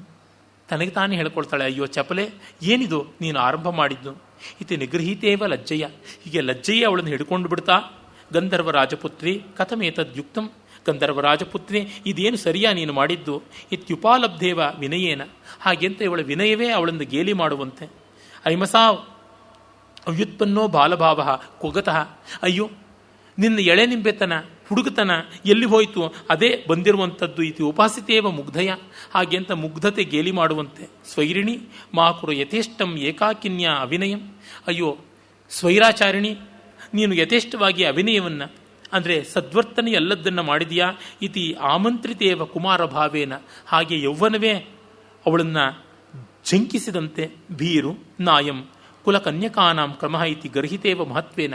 ಘನತೆ ಇವಳನ್ನು, ಅಯ್ಯೋ ಭಯಶೀಲಿಯೇ, ನೀನು ಕುಲಕನ್ಯಕೆಯರ ರೀತಿಯನ್ನು ನಡೆಸ್ತಾ ಇಲ್ಲ ಅಂತ. ದುರ್ವಿನೀತೆ ರಕ್ಷಾ ಅವಿನಯಂ. ನಿನ್ನ ಅವಿನಯವನ್ನು ನೀನು ಹಿಂಜರಿಸಿಕೊಳ್ಳಬೇಕಾಗಿತ್ತು. ಇದೇನು ಮಾಡಿದೆ ದುರ್ವಿನೀತಿಯೇ ಅಂತ. ತರ್ಜಿತೇವ ಆಚಾರೇಣ. ಹೀಗೆ ಅವಳ ಆಚಾರವೇ ಬೈಯುವಂತೆ ಇತ್ತು. ಮೂಢೆ ಮದನೇನ ಲಘುತಾಂ ನೀತಾಸಿ. ಮನ್ಮತ ನಿನ್ನ ಹಗುರ ಮಾಡಿಬಿಟ್ಟ ಪೆದ್ದಿ. ಇತಿ ಅನುಶಾಸಿತೇವ ಆಭಿಜಾತ್ಯೇನ. ಹಾಗೆಂತ ಶ್ರೇಷ್ಠ ಕುಲೀನತೆ ಇವಳನ್ನು ಅಂಕೆ ಮಾಡಿದಂತೆ. ಕುತಸ್ತವೇಯಂ ತರ್ಲ ಹೃದಯತ ಇತಿ ಧಿಕ್ಕೃತೇವ ಧೈರ್ಯೇಣ. ಧೈರ್ಯ ಅವಳಿಗೆ ಎಲ್ಲಿಂದ ಬಂತು ಈ ಚಾಂಚಲ್ಯ ಅಂತ ಧಿಕ್ಕಾರ ಮಾಡಿದಂತೆ. ಸ್ವಚ್ಛಂದಚಾರಿಣಿ ಅಪ್ರಾಮಾಣೀಕೃತಾಹಂ ತ್ವಯ ಇತಿ ನಿಂದಿತೇವ ಕುಲಸ್ಥಿತ್ಯ ಅತಿಗುರ್ವೀಂ ಲಜ್ಜಾಂ ಉವಾಹ. ಅವಳ ಕುಲಶೀಲತೆ ಎಂಥದ್ದು ಇದು? ಸ್ವಚ್ಛಂದಚಾರಿಣಿ, ನೀನು ಪ್ರಮಾಣವಲ್ಲದ್ದು, ಯಾವುದೇ ರೀತಿಯಲ್ಲಿ ಪ್ರಮಾಣ ಶುದ್ಧವಲ್ಲದಂಥ ನಿಂದಿತವಾದ ವರ್ತನೆಯನ್ನು ಮಾಡಿದೆಯಲ್ಲ. ಚಂದ್ರಾಪೀಡನಲ್ಲಿ ಇಷ್ಟು ವಿವಶತೆಯನ್ನು ತೋರಿಸುವುದಾ ಅಂತನ್ನುವ ಧಿಕ್ಕಾರದ ಭಾವನೆಗಳು 10 ಕಡೆಯಿಂದ ಬಂದು ಇವಳು ನಾಚಿ ತಲೆ ತಗ್ಗಿಸಿಕೊಳ್ತಾಳೆ. ಮತ್ತೆ ತನ್ನೊಳಗೆ ಆಲೋಚನೆ ಮಾಡ್ತಾಳೆ. ಸಮಚಿಂತೆಯ ಚೈವಂ ಅಗಣಿತ ಸರ್ವಶಂಕೆಯ ತರ್ಲಹೃದಯದಾಂ ದರ್ಶಯಂತ್ಯ ಅದ್ಯಮಯ ಕಿಂ ಕೃತಮಿದಂ ಮೋಹಾಂಧತೆಯ. ಅಯ್ಯೋ ಎಲ್ಲ ಶಂಕೆಯನ್ನು ಬಿಟ್ಟು ಚಂಚಲ ಹೃದಯಕ್ಕೆ ಪಕ್ಕಾಗಿ ನಾನು ಹೇಗೆ ನಡ್ಕೊಂಡು ಬಿಟ್ಟೆ, ಎಷ್ಟು ಮೋಹಕ್ಕೆ ಒಳಗಾದೆ. ತಥಾಹಿ ಅದೃಷ್ಟಪೂರ್ವೋಯಮಿತಿ ಸಾಹಸಿಕತೆಯ ಮಯ ನಶಂಕಿತಂ. ಅಯ್ಯೋ ಇವನು ಎಂದೂ ಹಿಂದೆ ಕಾಣದೇ ಇದ್ದವನು ಅಂತ ಸ್ವಲ್ಪವೂ ಶಂಕೆ ಪಡದೆ ಸಾಹಸ ಮಾಡಿದೆ, ದುಡುಕಿದೆ. ಲಘು ಹೃದಯ ಮಾಂ ಇಯಂ ಕಲೈಷ್ಯತೀತಿ ನಿರ್ಹೀಕಯ ನಾಕಲಿತಂ. ನನ್ನನ್ನು ಇವನು ಅಲ್ಪ ಬುದ್ಧಿಯವಳು, ಅಲ್ಪ ಭಾವದವಳು, ಹಲ್ಕ ಅಂತ ಭಾವಿಸ್ತಾನೆ ಅಂತನ್ನೋದನ್ನು ನೋಡದೆ ಯೋಚನೆ ಮಾಡದೆ ನಿರ್ಲಜ್ಜೆಗೊಂಡೆ. ಕ ಅಸ್ಯ ಚಿತ್ತವೃತ್ತಿ ಮಯ ನ ಪರೀಕ್ಷಿತಂ. ಇವನ ಮನೋಭಾವ ಏನೋ ಅದು ತಿಳ್ಕೊಳ್ಳೋದೆಯೇ ನಾನು ವರ್ತಿಸಿಬಿಟ್ಟೆ. ಒನ್ ವೇ ಲವ್ ಆದರೆ ಒನ್ ವೇ ಟ್ರಾಫಿಕ್ ತುಂಬ ಅಪಾಯ, ಅಸಹ್ಯ, ಮುಜುಗರ. ಅದನ್ನು ಮಾಡುವುದಕ್ಕೆ ನಾನು ಹೇಗೆ ತೊಡಗಿಬಿಟ್ಟೆ. ದರ್ಶನಾನುಕೂಲಾಹಮಸ್ಯ ನೇತಿವಾ ತರ್ಲಯ ನ ಕೃತೋ ವಿಚಾರಕ್ರಮ. ಇವನಿಗೆ ನಾನು ಚೆನ್ನಾಗಿ ಕಾಣಿಸ್ತೀನಾ ಇಲ್ಲವಾ ಅನ್ನುವ ಕಲ್ಪನೆಯೂ ಇಲ್ಲದೆ ಏನೇನೋ ಮಾಡಿಬಿಟ್ನಲ್ಲ. ಪ್ರಿಯೇಶ ಸೌಭಾಗ್ಯ ಫಲಾಹಿ ಚಾರುತ ಅಂತ ಕಾಳಿದಾಸ ಹೇಳ್ತಾನೆ. ನಾವು ಇಷ್ಟಪಟ್ಟವರಿಗೆ ಚೆನ್ನಾಗಿ ಕಾಣಿಸಬೇಕು, ಚೆನ್ನಾಗಿ ತೋರಬೇಕು. ನಮ್ಮ ನುಡಿ ಚೆನ್ನಾಗಿ, ನಡೆ ಚೆನ್ನಾಗಿ, ಉಡೆ ಚೆನ್ನಾಗಿ, ಎಲ್ಲ ಚೆನ್ನಾಗಿ ಅವರಿಗೆ ಕಾಣಬೇಕು. ನಾವು ಚೆನ್ನಾಗಿದ್ದೀವಿ ಅಂತ ನಮ್ಮ ಕನ್ನಡಿಯೂ ಹೇಳ್ಬೋದು, ಏನೂ ಕಣ್ಣುಗಳು ಹೇಳ್ಬೋದು, ಆದರೆ ಅವರಿಗೆ ಕಾಣಬೇಕು. It is the other person. Other person means the other world. ಇನ್ನೊಬ್ಬ ವ್ಯಕ್ತಿ ಅಂದರೇನೆ ಇಡೀ ಪ್ರಪಂಚ ನಮ್ಮ ಕಣ್ಣೆದುರಿಗೆ ಬರಬೇಕು. ಆದರೆ ನಾವು ಅಂದರೆ ನಮ್ಮ ಪ್ರಪಂಚ. ಅದನ್ನು ಬಿಟ್ಟು ಒಂದು ಹೊರಗಣ್ಣು ಬಂತು, ಮೂರನೆಯ ಕಣ್ಣು ಅಂದ್ರೇ ಮತ್ತೊಂದು ಲೋಕವಾಯಿತು. ಅಂದರೆ ಎಷ್ಟು ಬಗೆಯಲ್ಲಿ ಆಲೋಚನೆ ಮಾಡಬೇಕು, ಎಷ್ಟು ಬಗೆಯಲ್ಲಿ ಎಣಿಕೆ ಮಾಡಿಕೊಳ್ಳಬೇಕು, ಎಷ್ಟು ಲೆಕ್ಕಾಚಾರದಲ್ಲಿರಬೇಕು ಗೊತ್ತಾಗಲಿಲ್ವಲ್ಲ. ಪ್ರತ್ಯಾಖ್ಯಾನ ವೈಲಕ್ಷ್ಯಾನ್ನ ಭೀತಂ. ಅವನು ನಿರಾಕರಿಸಿಯಾನು, ಇಂಥವರನ್ನು ಉಪೇಕ್ಷಿಸಿಯಾನು ಅನ್ನುವ ಆಲೋಚನೆಯೂ ಬರದೆ, ಆ ಭಯವೂ ಇಲ್ಲದೆ ವರ್ತಿಸ್ತಿಲ್ಲ. ಎಂಥದ್ದಿದು? ಗುರುಜನಾನ್ನ ತ್ರಸ್ತಂ. ಹಿರಿಯರು ಏನು ಮಾಡ್ತಾರೋ ಅಂತ ಅಳುಕಲೂ ಇಲ್ಲವಲ್ಲ. ಲೋಕಾಪವಾದ ನೋದ್ವಿಗ್ನಂ. ಲೋಕ ಇದನ್ನು ಪುಕಾರು ಮಾಡುತ್ತದೆ, ಲೋಕಾಪವಾದ ಬರುತ್ತದೆ ಅಂತ ಸ್ವಲ್ಪವೂ ಹೃದಯಕ್ಕೆ ಕ್ಷೋಭೆ ಬರಲಿಲ್ಲ. ತಥಾಚ ಮಹಾಶ್ವೇತ ದುಃಖಿತೇತಿ ದಾಕ್ಷಿಣ್ಯಯ ನ ಅಪೇಕ್ಷಿತಂ. ಮಹಾಶ್ವೇತೆ ಕೂಡ ವಿರಹ ದುಃಖಿತೆ, ಅವಳಿಗೆ ಬೇಸರವಾದೀತು ಈ ರೀತಿಯ ವರ್ತನೆ ಅಂತ ಕೂಡ ನಾನು ಆಲೋಚನೆ ಮಾಡಿಕೊಳ್ಳಲಿಲ್ಲ. ಪ್ರತಿಜ್ಞೆ ಬೇರೆ ಮಾಡಿದ್ದೀನಿ, ಅವಳಿಗೆ ಒಂದು ಗಂಡು ದಿಕ್ಕಾಗುವವರೆಗೂ ನಾನು ಮದುವೆ ಆಗೋದಿಲ್ಲ, ಅವಳ ಪ್ರಣಯಿ ಪುಂಡರೀಕ ಭೂತಳಕ್ಕೆ ಬಂದೊದಗುವವರೆಗೂ ನಾನು ಕೈ ಹಿಡಿಯುವುದಿಲ್ಲ ಯಾರನ್ನು ಅಂತ ಅಂದುಕೊಂಡಿದ್ದು ಹೀಗೆಯೇ ಆವಿ ಆಯಿತಲ್ಲ, ಗಂಧರ್ವ ನಗರ ಲೇಖೆ ಆಯಿತಲ್ಲ. ಅದಿರಲಿ, ಆಸನ್ನವರ್ತಿ ಸಖೀಜನ ಅಪಿ ಉಪಲಕ್ಷಯಿತೀತಿ ಮಂದಯ ನ ಲಕ್ಷಿತಮಯ್ಯೋ, ಈ ಪೆದ್ದಿಗೆ ನನಗೆ ಸುತ್ತಲೂ ಪರಿಚಾರಿಕೆಯರಿದ್ದಾರೆ, ಅವರಿಗೆ ಇದು ಗೊತ್ತಾಗದೇ ಇರ್ತದೆಯಾ ಅನ್ನುವ ಲಕ್ಷಣ ಕೂಡ ಬರಲಿಲ್ಲ. ಪಾರ್ಶ್ವಸ್ಥಿತ ಪರಿಜನ ಪಶ್ಯತೀತಿ ನಷ್ಟಚೇತನೆಯ ನ ದೃಷ್ಟಂ. ಈ ಬುದ್ಧಿಗೇಡಿಗೆ ಅಲ್ಲಿಯೇ ಇರ್ತಕ್ಕಂಥ ಸೇವಕರು ನೋಡಿ ನಗೆಗೇಡು ಮಾಡ್ತಾರೆ ಅನ್ನೋದು ಗೊತ್ತಾಗಲಿಲ್ಲ. ಸ್ಥೂಲ ಬುದ್ಧಯೋಪಿ ತಾದೃಶೀಂ ವಿನಯಚ್ಯುತಿಂ ವಿಭಾವಯೇಯು. ಎಂಥ ಪೆದ್ದರಿಗೂ ಒನಕೆ ಅಂತ ಬುದ್ಧಿಯ ಸ್ಥೂಲ ಬುದ್ಧಿಯ ಜನಕ್ಕೂ ಈ ನನ್ನ ಜಾಳಾದ ವರ್ತನೆ, ವಿನಯಶೀಲ ವಿರುದ್ಧವಾದ ವರ್ತನೆ ಗೊತ್ತಾಗದೇ ಇರ್ತದೆಯಾ? ಕುರುಡನಿಗೂ ಕಾಣಿಸುವಂಥದ್ದು. ಕಿಮುತ ಅನುಭೂತ ಮದನ ವೃತ್ತಾಂತ ಮಹಾಶ್ವೇತ ಸಕಲ ಕಲಾ ಕುಶಲಾ ಸಖ್ಯೋವ ರಾಜಕುಲ ಸಂಚಾರ ಚತುರೋವ ನಿತ್ಯಂ ಇಂಗಿತಜ್ಞ ಪರಿಜನ. ಮಹಾಶ್ವೇತಿಯಂತೂ ಪ್ರಣಯದೊಳಗೆ ಸಿಲುಕಿ ಆ ಅಗ್ನಿ ಪರೀಕ್ಷೆಯಲ್ಲಿ ಮಿಂದೆದ್ದು ಬಂದವಳು. ಇನ್ನು ನನ್ನ ಸಖೀ ಜನರು ನಿತ್ಯವೂ ಪ್ರಣಯ ಪ್ರಸಂಗದಲ್ಲಿ ಅರಿತು ನುರಿತ ವಿದಗ್ಧೆಯರು. ಇನ್ನು ಪರಿಚಾರಿಕರಂತೂ ಅಂತಃಪುರದ ಸಮಾಚಾರವನ್ನು ಬಲ್ಲವರಾಗಿ ಕಂಡೊಡನೆ ಎದುರಾಳಿಗಳ ಹೃದಯವನ್ನೆಲ್ಲ ಪೂರ್ವೋತ್ತರವನ್ನೆಲ್ಲ ಭೂತಭವ್ಯಗಳನ್ನೆಲ್ಲ ಬಲ್ಲಂಥವರು. ಇಂಥ ಜಾಣರ ಎದುರು, ಇಂಥ ಸೂಕ್ಷ್ಮಜ್ಞರ ಎದುರು ನಾನು ಜಾರಿದಂತೆ ಆಯ್ತಲ್ಲ. ಈ ದೃಶೇಶು ಅತಿ ನಿಪುಣತರ ದೃಷ್ಟಯ ಅಂತಃಪುರ ದಾಸ್ಯ. ಅದರೊಳಗೂ ಅಂತಃಪುರ ದಾಸಿಯರ ಕಣ್ಣಂತೂ ಹದ್ದಿನ ಕಣ್ಣು. ಏನಾಗಬೇಕು? ಸರ್ವತಾ ಹತಾಸ್ಮಿ ಮಂದಪುಣ್ಯ. ಅಯ್ಯೋ, ನಾಶವಾದೆ ನಾನು, ಮಂದಭಾಗಿನಿ. ಮರಣಂ ಮೇದ್ಯ ಶ್ರೇಯೋ ನ ಲಜ್ಜಾಕರಂ ಜೀವಿತಂ. ಸಾವಾದರೂ ಮೇಲೂ ಇಂಥ ಬದುಕು ಬೇಡ. ಶ್ರುತ್ವ ಏತದ್ ವೃತ್ತಾಂತಂ ಕಿಂ ವಕ್ಷತ್ಯಂಬ. ಈ ಮಾತನ್ನು ಕೇಳಿದ್ರೆ ನಮ್ಮಮ್ಮ ಮದಿರಾದೇವಿ ಏನಂತ ಆದಾರು. ತಾತೋವ, ನಮ್ಮಪ್ಪನ ಗತಿ ಏನು? ಗಂಧರ್ವ ಲೋಕವ, ಇಡೀ ಗಂಧರ್ವ ಲೋಕದಲ್ಲಿ ಗಂಧರ್ವಗೋಳ ಆಗಬೇಕಲ್ಲ. ಕಿಂಕರೋಮಿ ಕೋತ್ರ ಪ್ರತೀಕಾರ. ಏನು ಮಾಡಲಿ, ಏನು ದಾರಿ? ಕೇನೋಪಾಯೇನ ಸ್ಖಲಿತಮಿದಂ ಪ್ರಚ್ಛಾದಯಾಮಿ. ಯಾವ ದಾರಿಯಿಂದ ಈ ಎಡವಟ್ಟನ್ನು ಮುಚ್ಚಿ ಹಾಕುವುದು ಅಂತ. ಇದು ಮುಚ್ಚಾಕದಷ್ಟು ಹೆಚ್ಚಾಗ್ತಾ ಇರ್ತದೆ. ಯಾವುದೇ ಒಂದು ತಪ್ಪು, ಅದರೊಳಗೂ ಪ್ರಣಯದ ಅವಿವೇಕಗಳನ್ನಂತೂ ಮರೆಮಾಡಿಕೊಳ್ಳೋದಕ್ಕೆ ಹೋದಷ್ಟು ಬಯಲಾಗ್ತಾ ಇರ್ತದೆ. ಹುಲಿ ಗಾಯ ಮಾಡಿಕೊಂಡು ಮೈಯೆಲ್ಲ ವ್ರಣ ಮಾಡಿಕೊಂಡಂತೆ ಅಂತ ಗಾದೆ. ಕ್ವ ಅವ ಅನೇನ ದಗ್ಧ ಹೃದಯ ಪಂಚಬಾಣೇನ ಗಚ್ಚಾಮಿ. ಅಯ್ಯೋ, ಈ ಸುಟ್ಟ ಹೃದಯದ ನಾನು ಪಂಚಬಾಣನಿಂದ ದಗ್ಧನಾಗಿ ಎಲ್ಲಿಗೆ ಹೋಗಲಿ? ತಥಾ ಮಹಾಶ್ವೇತ ವ್ಯತಿಕರೇಣ ಪ್ರತಿಜ್ಞಾಕೃತ. ಪ್ರತಿಜ್ಞೆ ಬೇರೆ ಮಾಡಿದ್ದೀನಿ ಮಹಾಶ್ವೇತೆಯ ವಿಷಯದಲ್ಲಿ. ಅವಳಿಗೆ ಮದುವೆ ಆದ ಹೊರತು ನನಗೆ ಮದುವೆ ಇಲ್ಲ ಅಂತ. ಈಗ ಚಂದ್ರಾಪಣ್ಣನ ನೋಡಿದ್ರೆ ಈ ಕ್ಷಣದಲ್ಲಿ ಕೈ ಹಿಡಿದು ಹೋಗೋಣ ಅಂತ ಅನಿಸ್ತಿದೆ. ತಥಾ ಪ್ರೇಸಖೀನಾಂ ಪುರೋಮಂತ್ರಿತಂ. ಅಯ್ಯೋ, ಸಖಿಯರ ಮುಂದೆಲ್ಲ ಪ್ರತಿಜ್ಞೆ ವೀರಾಲಾಪ ಮಾಡಿದೆ. ತಥಾಚ ಕೇಯೂರಕಸ್ಯ ಹಸ್ತೆ ಸಂದಿಷ್ಟಂ. ಅದನ್ನು ಸುಮ್ಮನಿರಲಾರ್ದೆ ಮಹಾಶ್ವೇತೆಗೆ ಕೇಯೂರಕರ ಮೂಲಕ ಮಾತಿನಲ್ಲಿ ಶಿಲಾಶಾಸನದಂತೆ ಮಾಡಿ ಹೇಳಿ ಕಳಿಸಿದೆ. ನ ಖಲು ಜಾನಾಮಿ ಮಂದಭಾಗಿನಿ ಶಠವಿಧಿನಾವಾ ಉತ್ಸನ್ನ ಮನ್ಮಥೇನವಾ ಪೂರ್ವಕೃತ ಅಪುಣ್ಯ ಸಂಚಯೇನವಾ ಮೃತ್ಯುಹತಕೇನವಾ ಅನ್ಯೇನವಾ ನ ಚ ಶ್ರುತಃ ನ ಚಿಂತಿತಃ ನೋ ಅನ್ಯೇನವಾ ಕೇನಾಪಿ ಅಯಂ ಆನೀತೋ ಮಮ ವಿಪ್ರಲಂಬಕಶ್ಚಂದ್ರಾಪೀಡ. ಅಯ್ಯೋ, ನನಗೆ ಗೊತ್ತಿಲ್ಲ ಈ ನನ್ನ ವಿಯೋಗಕ್ಕೆ ವಿರಹಕ್ಕೆ ಕಾರಣನಾದ ಈ ಚಂದ್ರಾಪೀಡ ಆ ಮುಂಡುತನದ ಹಠಮಾರಿ ವಿಧಿಯಿಂದಲೋ ಅಥವಾ ಸುಟ್ಟು ಹೋದ ಮನ್ಮಥನಿಂದಲೋ ನನ್ನ ಪಾಪಶೇಷದಿಂದಲೋ ಆ ಸಾವಿನಿಂದಲೋ ಮತ್ತಾರಿಂದಲೋ ಬಂದು ವಕ್ರಿಸಿದನಲ್ಲ ನಮ್ಮ ರಾಜಧಾನಿಗೆ. ನನ್ನ ಹೃದಯವನ್ನು ಸೆಳೆದೊಯ್ದು ಈ ರೀತಿ ನಗಿಗೇಡು ಮಾಡಿದನಲ್ಲ. ಕೋಪಿವಾ ನ ಕದಾಚಿತ್ ದೃಷ್ಟ ನಾನು ಭೂತಃ ನ ಚ ಶ್ರುತಃ ನ ಚ ಚಿಂತಿತ ನೋತ್ಪ್ರೇಕ್ಷಿತ ಮಾಂ ವಿಡಂಬಯಿತು ಉಪಾಗತಃ. ಅಯ್ಯೋ, ಇವನಾವನು ಎಂದು ಕಾಣದವನು, ಎಂದು ಅನುಭವಿಸಲ್ಪಡದವನು, ಎಂದು ಕೇಳಲ್ಪಡದವನು, ಎಂದು ಆಲೋಚನೆಗೆ ದಕ್ಕದವನು, ಎಂದು ಕಲ್ಪನೆಗೂ ಎಡಕದವನು ಇಂದು ನನ್ನನ್ನು ಗೇಲಿ ಮಾಡಲು, ನಾಚಿಕೆಯನ್ನು ಬಯಲು ಮಾಡಲು ಬಂದೇ ಬಿಟ್ಟನಲ್ಲ. ಯಸ್ಯ ದರ್ಶನ ಮಾತ್ರೇಣೇವ ಸಂಯಮ್ಯ ದತ್ತೇವ ಇಂದ್ರಿಯೈಃ ಶರಪಂಜರೇ ನಿಕ್ಷಿಪ್ಯ ಸಮರ್ಪಿತೇವ ಮನ್ಮಥೇನ ದಾಸೀಕೃತ್ಯ ಉಪನೀತೇವ ಅನುರಾಗೇಣ ನಿರ್ಯಾತಿತೇವ ಗೃಹೀತ ಮೂಲ್ಯೇನ ಗುಣೇನ ವಿಕ್ರೀತೇವ ಹೃದಯೇನ ಹೃದಯೇನ ಉಪಕರಣೀಭೂತಾಸ್ಮಿ. ಅಯ್ಯೋ, ಏನಾಯಿತು? ಇವನ ನೋಟದ ಮಾತ್ರದಿಂದಲೇ ನನ್ನ ಸಂಯಮವೆಲ್ಲ ಸೋರೆ ಹೋದಂತೆ ಆಗಿ ಇಂದ್ರಿಯಗಳೆಲ್ಲ ಮನ್ಮಥ ಶರಪಂಜರದಲ್ಲಿ ಬದ್ಧವಾದ ಶಾರಿಕೆಯಂತಾಗಿ ಇವನಿಗೆ ಬಹುಮಾನವಾಯಿತಲ್ಲ. ಮನ್ಮಥ ನನ್ನನ್ನು ಇದೋ ಇವಳ ಗರ್ಭದಾಸಿ ನನಗೆ ಬಂದಿದ್ದಾಳೆ ಅಂತ ಹಂಚಿಕೊಟ್ಟಂತೆ ಆಯ್ತಲ್ಲ, ಪ್ರೀತಿಯೇ ಇವನಿಗೆ ರಫ್ತು ಮಾಡಿದಂತೆ ನಿರ್ಯಾತ ಮಾಡಿದಂತೆ ಆಯ್ತಲ್ಲ, ಅಯ್ಯೋ ಗುಣಗಣವೇ ನನ್ನನ್ನು ಮಾರಿಕೊಂಡಂತೆ ಆಯ್ತಲ್ಲ ಇವನಿಗೆ, ಅಯ್ಯೋ ನನ್ನ ಹೃದಯವೇ ಇವನಿಗೆ ಉಪಕರಣವಾಗಿ ಹೋಯ್ತಲ್ಲ, ಏನು ಮಾಡಲಿ? ನಮೇ ಕಾರ್ಯಂ ತೇನ ಚಪಲೇನ, ಅಯ್ಯೋ ಇನ್ನು ಬಿಟ್ಬಿಡ್ತೀನಿ, ಅವನ ಚಿಂತೆಯೇ ಬೇಡ, ಹಾಳಾದ್ದು ಇಷ್ಟು ಸ್ವಲ್ಪಕ್ಕೆ ಮೊದಲ ನೋಟಕ್ಕೆ ಹಿಂಗಾದರೆ ಇನ್ನು ಮುಂದೆ ಗತಿಯೇನು? ಇತಿ ಕ್ಷಣಮಿವ ಸಂಕಲ್ಪ ಮಕುರೋತ್, ಒಂದು ಕ್ಷಣ ಸಂಕಲ್ಪ ಮಾಡಿದಳಂತೆ.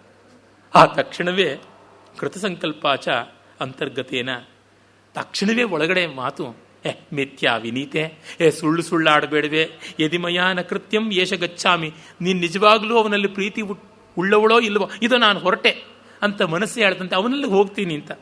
ಇದಿ ಹೃದಯೋತ್ಕಂಪ ಚಲಿತೇನ ಪರಹಸಿತೇವ ಚಂದ್ರಾಪೀಡೇನ, ಹೃದಯದೊಳಗೆ ಇದ್ದು ಚಂದ್ರಾಪೀಡ ಗಹಗಹಿಸಿ ನಗುತ್ತಾ ಇದ್ದನಂತೆ. ತತ್ಪರಿತ್ಯಾಗ ಸಂಕಲ್ಪ ಸಮಕಾಲ ಪ್ರಸ್ಥಿತೇನ ಕಂಠಲಜ್ಞೇನ ಪೃಷ್ಠೇವ ಜೀವಿತೇನ, ಹೊರಟೆ ಅಂತ ಪ್ರಾಣವೇ ಅವನನ್ನು ಬಿಡ್ತೀನಿ, ನಾನು ಹೊರಡ್ತೀನಿ ಅಂತ ಪ್ರಾಣ ಎದ್ದು ನಿಂತುಕೊಟ್ಟು ಕುತ್ತಿಗೆವರೆಗೂ ಬಂತಂತೆ. ಅವಿಶೇಷಜ್ಞೆ ಪುನರಪಿ ಪ್ರಕ್ಷಾಲಿತ ರೋಚನೆಯ ದೃಶ್ಯತಾಮಸೌ ಜನಃ ಪ್ರತ್ಯಾಖ್ಯಾನ ಯೋಗ್ಯೋವಾ ಇತಿ ತತ್ಕಾಲ ಗತೇನ ಅಭಿಹತೇನೇವ ಬಾಷ್ಪೇಣ ಅಪನಯಾಮಿತೆ ಸಹಾಸುಭಿ ಧೈರ್ಯಾವಲೇಪಂ ಇತಿ ನಿರ್ಭತ್ಸಿತೇವ ಮನೋಭುವ ಪುನರಪಿ ತಥೈವ ಚಂದ್ರಾಪೀಡಾಭಿಮುಖ ಹೃದಯ ಬಭೂವ. ಆಮೇಲೆ ಕಣ್ಣಲ್ಲಿ ಕಣ್ಣೀರು ಉಕ್ಕಿ ಬಂದು, ನೋಡೆ ಮೊದಲು ಕಣ್ಣು ತೊಳ್ಕೊಂಡು ಅವನನ್ನು ನೋಡು, ಚೆನ್ನಾಗಿ ಗಮನಿಸಿಕೋ, ನೀನು ಅವನಿಗೆ ಇಷ್ಟವಾ ಇಲ್ಲವಾ, ನಿನಗೆ ಅವನು ಇಷ್ಟವಾ ಇಲ್ಲವಾ, ಇದು ನಾನು ಹೊರಟೆ, ನೀನಂತೂ ಇರಲಾರೆ ಅಂತಂದಾಗ, ಇಲ್ಲ ನನ್ನ ಕೈಯಲ್ಲಿ ಆಗೋಲ್ಲ ಅಂತ ಮನಸ್ಸು ಹೃದಯ ಎಲ್ಲ ಒಟ್ಟಿಗೆ ಚಂದ್ರಾಪೀಡನ ಕಡೆಗೆ ತಿರುಗಿತು ಅಂತ. ಒಂದು ಸಂದರ್ಭವನ್ನು ಎಷ್ಟು ಕೂಲಂಕಷವಾಗಿ ಚಿತ್ರಿಸಿದ್ದಾನೆ. ಬಾಣಭಟ್ಟನ ಮಹತ್ವ ಇರೋದು ಇದೆ. ಇದನ್ನು ತುಂಬ ಕಲ್ಪನೆಯ ಲೋಕದಲ್ಲಿ ಕಲಾಪೂರ್ಣವಾಗಿ ಪ್ರತ್ಯಕ್ಷರ ಮನೋಹರವಾಗಿ ಚಿತ್ರಿಸಿದ್ದಾನೆ. ಒಂದು ಸ್ಲೋ ಮೋಷನ್ನಲ್ಲಿಟ್ಟಂತೆ, ಮೈಕ್ರೋಸ್ಕೋಪಲ್ಲಿಟ್ಟಂತೆ, ಕೆಲಡಿಯೋಸ್ಕೋಪಲ್ಲಿ ತೋರಿಸಿದಂತೆ ಮಾಡಿದ್ದಾನೆ. ಆದರೆ ಯಾವ ಆಸೆ, ಅದು ವ್ಯಕ್ತಿಗಳ ಪ್ರೀತಿ ಇರಬಹುದು, ವಸ್ತುಗಳ ಪ್ರೀತಿ ಇರಬಹುದು, ಯಾವುದೇ ಆಸೆ ಮನುಷ್ಯನ ಅಂತರಂಗದಲ್ಲಿ ಇಷ್ಟೆಲ್ಲ ಮಾಡುತ್ತೆ. ಆದರೆ ನಮಗಳಿಗೆ ಕಾವ್ಯ ಕೌಶಲ ಇಲ್ಲದ್ರಿಂದ ಈ ಡೀಟೇಲ್ಸಲ್ಲಿ ಹೇಳ್ಕೊಳ್ಳೋಕ್ಕಾಗೋಲ್ಲ. But you would have felt it in an abstract manner. ನೋವಂತೂ ಆಗಿರುತ್ತೆ, ಹೊಯ್ದಾಟವಂತೂ ಆಗಿರುತ್ತದೆ, ವಿವರ ಇಲ್ಲ. ಆ ತುಳಸಿದಾಸರ ಸಖಿ ಹೇಳ್ತಾಳಲ್ಲ ಸೀತೆಗೆ, ಶ್ಯಾಮ ಗೌರಾಂಕಿಮಿ ಕಾಯಂ ಬಖಾನಿ ಗಿರಾ ನಯನ ಬಿನು ಬಾನಿ ಅಂತ. ಕಪ್ಪೋ ಬಿಳಪೋ ರಾಮ ಲಕ್ಷ್ಮಣರ ರೂಪ ಮನೋಹರತೆಗಳನ್ನು ಹೇಳಲು ನೋಡಿದ ಕಣ್ಣಿಗೆ ಬಾಯಿಲ್ಲ, ಹೇಳುವ ಬಾಯಿಗೆ ಕಣ್ಣಿಲ್ಲ ಅಂತ. ಹಾಗೆ ನಮಗೆ ಗೊತ್ತಾಗೋಲ್ಲ, ಅನುಭವಿಸಿರ್ತೀವಿ ಅಷ್ಟೇ. ಮಹಾಕವಿಗಳು ಎಲ್ಲರ ಭಾವನೆಗಳಿಗೂ ಬಾಯಿ ಕೊಡೋದ್ರಿಂದ, ಭಾಷೆ ಕೊಡೋದ್ರಿಂದ ಅವರು ಉಳಿದಿದ್ದಾರಷ್ಟೇ. ನಮಗೆ ಆ ಭಾಷೆ ಭಾವ ಇದ್ದಿದ್ರೆ ಈ ಎಲ್ಲ ಪುಸ್ತಕಗಳು ತಿಪ್ಪೆಗೆ ಹೋಗ್ತಾ ಇದ್ವು. ಹಾಗೆ ಆ ರೀತಿಯಲ್ಲಿ ಅವಳ ಹೊಯ್ದಾಟವನ್ನು ಕವಿ ತುಂಬ ಚೆನ್ನಾಗಿ ಚಿತ್ರಿಸ್ತಾನೆ. ಆಮೇಲೆ ತದೇವಂ ಅಸ್ತಮಿತ ಪ್ರತಿ ಸಮಾಧಾನ ಬಲಾತ್ ಪ್ರೇಮಾವೇಶೇನ ಅಸ್ವತಂತ್ರೀಕೃತ ಪರವಶೇನ ಉತ್ಥಾಯ ಜಾಲವಾತಾಯನೇನ ತಮೇವ ಕ್ರೀಡಾ ಪರ್ವತಕಂ ಆಲೋಕಯಂತೀ ಅತಿಷ್ಠತ್. ಅವನು ಇದ್ದ ಕ್ರೀಡಾ ಪರ್ವತಕನ್ನೇ ಅವಳು ನೋಡ್ತಾ ನಿಂತುಬಿಟ್ಲಂತೆ ಪರವಶೆಯಾಗಿ. ಅವನಿರುವ ದಿಕ್ಕೇ ಚೆನ್ನ ಅಂತ. ಪಾಪ ಬಡಪಾಯಿ ಕಾದಂಬರಿಯಲ್ಲಿ ಅಂಥ ಮರ್ಯಾದ ಪುರುಷೋತ್ತಮ ರಾಮನೇ ಒದ್ದಾಡ್ತಾನೆ. ಸುವೇಲ ಪರ್ವತದ ಮೇಲೆ ನಿಂತುಕೊಂಡು ಸಮುದ್ರ ತೀರದಲ್ಲಿ ಎಲ್ಲ ವಾನರರು ಸೇನೆ ಜಮಾಯಿಸಿಕೊಂಡು ಬಂದಾಗ ಅತ್ತ ಕಡೆ ಸಮುದ್ರದ ಇನ್ನೊಂದು ದಡದಲ್ಲಿ ಅಶೋಕವನದಲ್ಲಿ ಸೀತೆ ಇದ್ದಾಳೆ. ವಾಹಿವಾತ ಯತಃಕಾಂತ ತಾಂ ಸ್ಪೃಷ್ಟ ಮಾಮಪಿ ಸ್ಪೃಶ ಏತಾವತ್ ಕಾಮಯಾನಸ್ಯ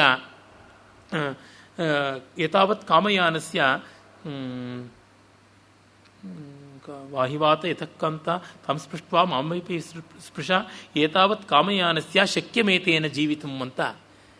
ಗಾಳಿಗೆ ಸೀತೆಯ ಕಡೆಯಿಂದ, ಸೀತೆಯ ಮೈಮೇಲಿಂದ ಬೀಸಿ ಬಾ, ನನ್ನ ಮೈ ಮುಟ್ಟು, ಇಷ್ಟು ಸಾಕು, ಇದರಿಂದ ಸ್ವಲ್ಪ ಬದುಕೋಕ್ಕಾಗುತ್ತದೆ ಅಂತ. ಪಿನಷ್ಟೀವ ತರಂಗಾಗ್ರೈ ರುದದಿ ಪೇನಚಂದನಂ ತದಾದಾಯ ಕರೈರಿಂದೋರ್ ಲಿಂಪಂತೀವ ದಿಗಂಗನಾಹ ಅಂತ ಸಮುದ್ರ ಚಂದ್ರೋದಯದಲ್ಲಿ ಉಕ್ಕೇರಿ ಅಲೆಗಳು ಹಾಗೆ ಹೀಗೆ ಹೊರಳಾಡ್ತಾ ಇದ್ದರೆ ಅಲೆಗೈಗಳಿಂದ ಸಾಗರ ಅನ್ನುವ ಸಾಣೆ ಕಲ್ಲಿನ ಮೇಲೆ ಚಂದ್ರ ತನ್ನ ಪ್ರಕೃತಿಯ ಚಂದನವನ್ನು ತೈತಾ ಇದೆ. ಸಮುದ್ರದ ನೊರೆ ಎನ್ನುವ ಚಂದನ ಬರ್ತಾ ಇದೆ. ಅದನ್ನು ಚಂದ್ರ ತನ್ನ ಕಿರಣಗಳೆಂಬ ಕೈಗಳಿಂದ ತೆಗೆದು ದಶ ದಿಕ್ಕುಗಳೆಂಬ ಸುಂದರಿಯರಿಗೆ ಲೇಪಿಸ್ತಾ ಇರೋ ಥರ ಬೆಳ್ಳಂಬೆಳಗ್ಗೆ ಎಲ್ಲ ಕಡೆಯಲ್ಲೂ ಪೂರ್ಣಿಮೆಯ ಬೆಳಕಾಗ್ತಾ ಇದ್ದಾಗ ಆ ಒಂದು ಉದ್ದೀಪನ ವಿಭಾವವಾದ ಚಂದ್ರೋದಯದಲ್ಲಿ ರಾಮನಿಗೆ ಆದ ಸಂಕಟ ಅಂತ. ಹೀಗಿರುವಾಗ ಪಾಪ ಬಡಪಾಯಿ 16 ವರ್ಷದ ಹುಡುಗಿ ಕಾದಂಬರಿಯ ಗತಿ ಏನಾಗಬೇಕು? ಸಹಾನುಭೂತಿ ಅಷ್ಟೇ ನಮಗೆ ಇಲ್ಲಿ ಸಾಧ್ಯ. ಅದಕ್ಕೆ ಇತರ ಸಂದರ್ಭಗಳಲ್ಲಿ ನೆನ್ನೆ ನಾನು ಹೇಳಿದಂತೆ ತುಂಬ ಮಾನವ ಸಹಜವಾಗಿದ್ದದ್ದು ಅಂತ ನೋಡಬೇಕು. ಆದರೆ ಸಂಯಮವನ್ನು, ವಿವೇಕವನ್ನು ಬಿಡಬಾರ್ದು. ಕಾದಂಬರಿಯ ಮೆಚ್ಯೂರಿಟಿನೂ ಬೇಕು, ಬಾಣಭಟ್ಟನ ಸಹಾನುಭೂತಿಯೂ ಬೇಕು ನಮಗೆ. ತತ್ರಸ್ಥಾಚ ತಂ ಆನಂದ ಜಲ ವ್ಯವಧಾನ ಉದ್ವಿಗ್ನೇವ ಸ್ಮೃತ್ಯ ದದರ್ಶ ನ ಚಕ್ಷುಷ. ಇವಳು ಅವನನ್ನು ಮನಸ್ಸಿನಿಂದ, ನೆನಪಿನಿಂದ ಕಾಣ್ತಾ ಇದ್ಳಂತೆ, ಬರೀ ಕಣ್ಣಿಂದ ಅಲ್ಲ. ಒಂದು ಸ್ವಲ್ಪ ಹೊತ್ತು ಬಂದಿದ್ನಲ್ಲ, ಆ ನೆನಪಿನಿಂದಲೇ ಅವನನ್ನು ಚಿತ್ರಣ ಮಾಡಿಕೊಡ್ತಾ ಇದ್ಲಂತೆ. ಅಂಗುಲಿ ಗಲಿತ ಸ್ವೇದ ಪರಾಮರ್ಶ ಭೀತೇವ ಚಿಂತೆಯ ಲಿಲೇಖ ನ ಚಿತ್ರತೂಲಿಕೆಯ. ಬ್ರಷ್ಯಿಂದ ಬರೀಲಿಲ್ವಂತೆ, ಬೆವತ ಬೆರಳಿನ ತುದಿಯಿಂದಲೇ, ಪ್ರೀತಿಯ ಬಣ್ಣದಿಂದಲೇ ಅವನನ್ನು ಬರೆಯೋದಕ್ಕೆ ಆರಂಭ ಮಾಡಿದಳು. ರೋಮಾಂಚ ತಿರೋಧಾನ ಶಂಕಿತೇವ ಹೃದಯೇನ ಆಲಿಲಿಂಗ ನ ವಕ್ಷಸ. ಇವಳು ಎದೆಗೆ ಅವನನ್ನು ಅಪ್ಪಿಕೊಳ್ಳಲಿಲ್ವಂತೆ, ನನ್ನ ರೋಮಾಂಚನ ತಿಳಿದೀತು ಅಂತ ಹೃದಯದಿಂದ ಅಪ್ಪಿಕೊಂಡಳಂತೆ ಅವನನ್ನು ಕಲ್ಪನೆಯಲ್ಲಿ. ತತ್ಸಂಗಮ ಕಾಲಾತಿಪಾತ ಅಸಹೇವ ಮನೋಗಮಾಯ ನಿಯುಕ್ತವತಿ ನ ಪರಿಜನಂ. ಅವನ ಬಳಿಗೆ ಹೋಗೋದಕ್ಕೆ ದಾಸದಾಸಿಯರನ್ನ ಸಂದೇಶ ಕಳಿಸೋದಲ್ಲ ಅಂತ ಮನಸ್ಸನ್ನೇ ದೂತಳನ್ನಾಗಿ ಕಳಿಸಿದಳಂತೆ. ಚಂದ್ರಾಪೀಡೋಪಿ ಪ್ರವಿಶ್ಯ ಸ್ವಚ್ಛಂದಂ ಕಾದಂಬರಿ ಹೃದಯಮಿವ ದ್ವಿತೀಯಂ ಮಣಿಗ್ರಹಂ ಆಸ. ಚಂದ್ರಾಪೀಡನು ಕಾದಂಬರಿಯ ಹೃದಯವನ್ನೋ ಎಂಬಂತೆ ಆ ಮಣಿಭವನವನ್ನು ಹೊಕ್ಕಿದ್ದನಂತೆ. ಪರಸ್ಪರ ಅನುರಾಗ ಆ ರೀತಿಯಾಗಿ ಬೆಳೀತಾ ಬಂತು ಅನ್ನೋದನ್ನು ಕವಿ ಹೇಳ್ತಾನೆ. ಇನ್ನು ಮುಂದಿನ ಭಾಗಗಳನ್ನು ಮುಂದಿನ ಕಂತಿನಲ್ಲಿ ನೋಡೋಣ. ನಮಸ್ಕಾರ.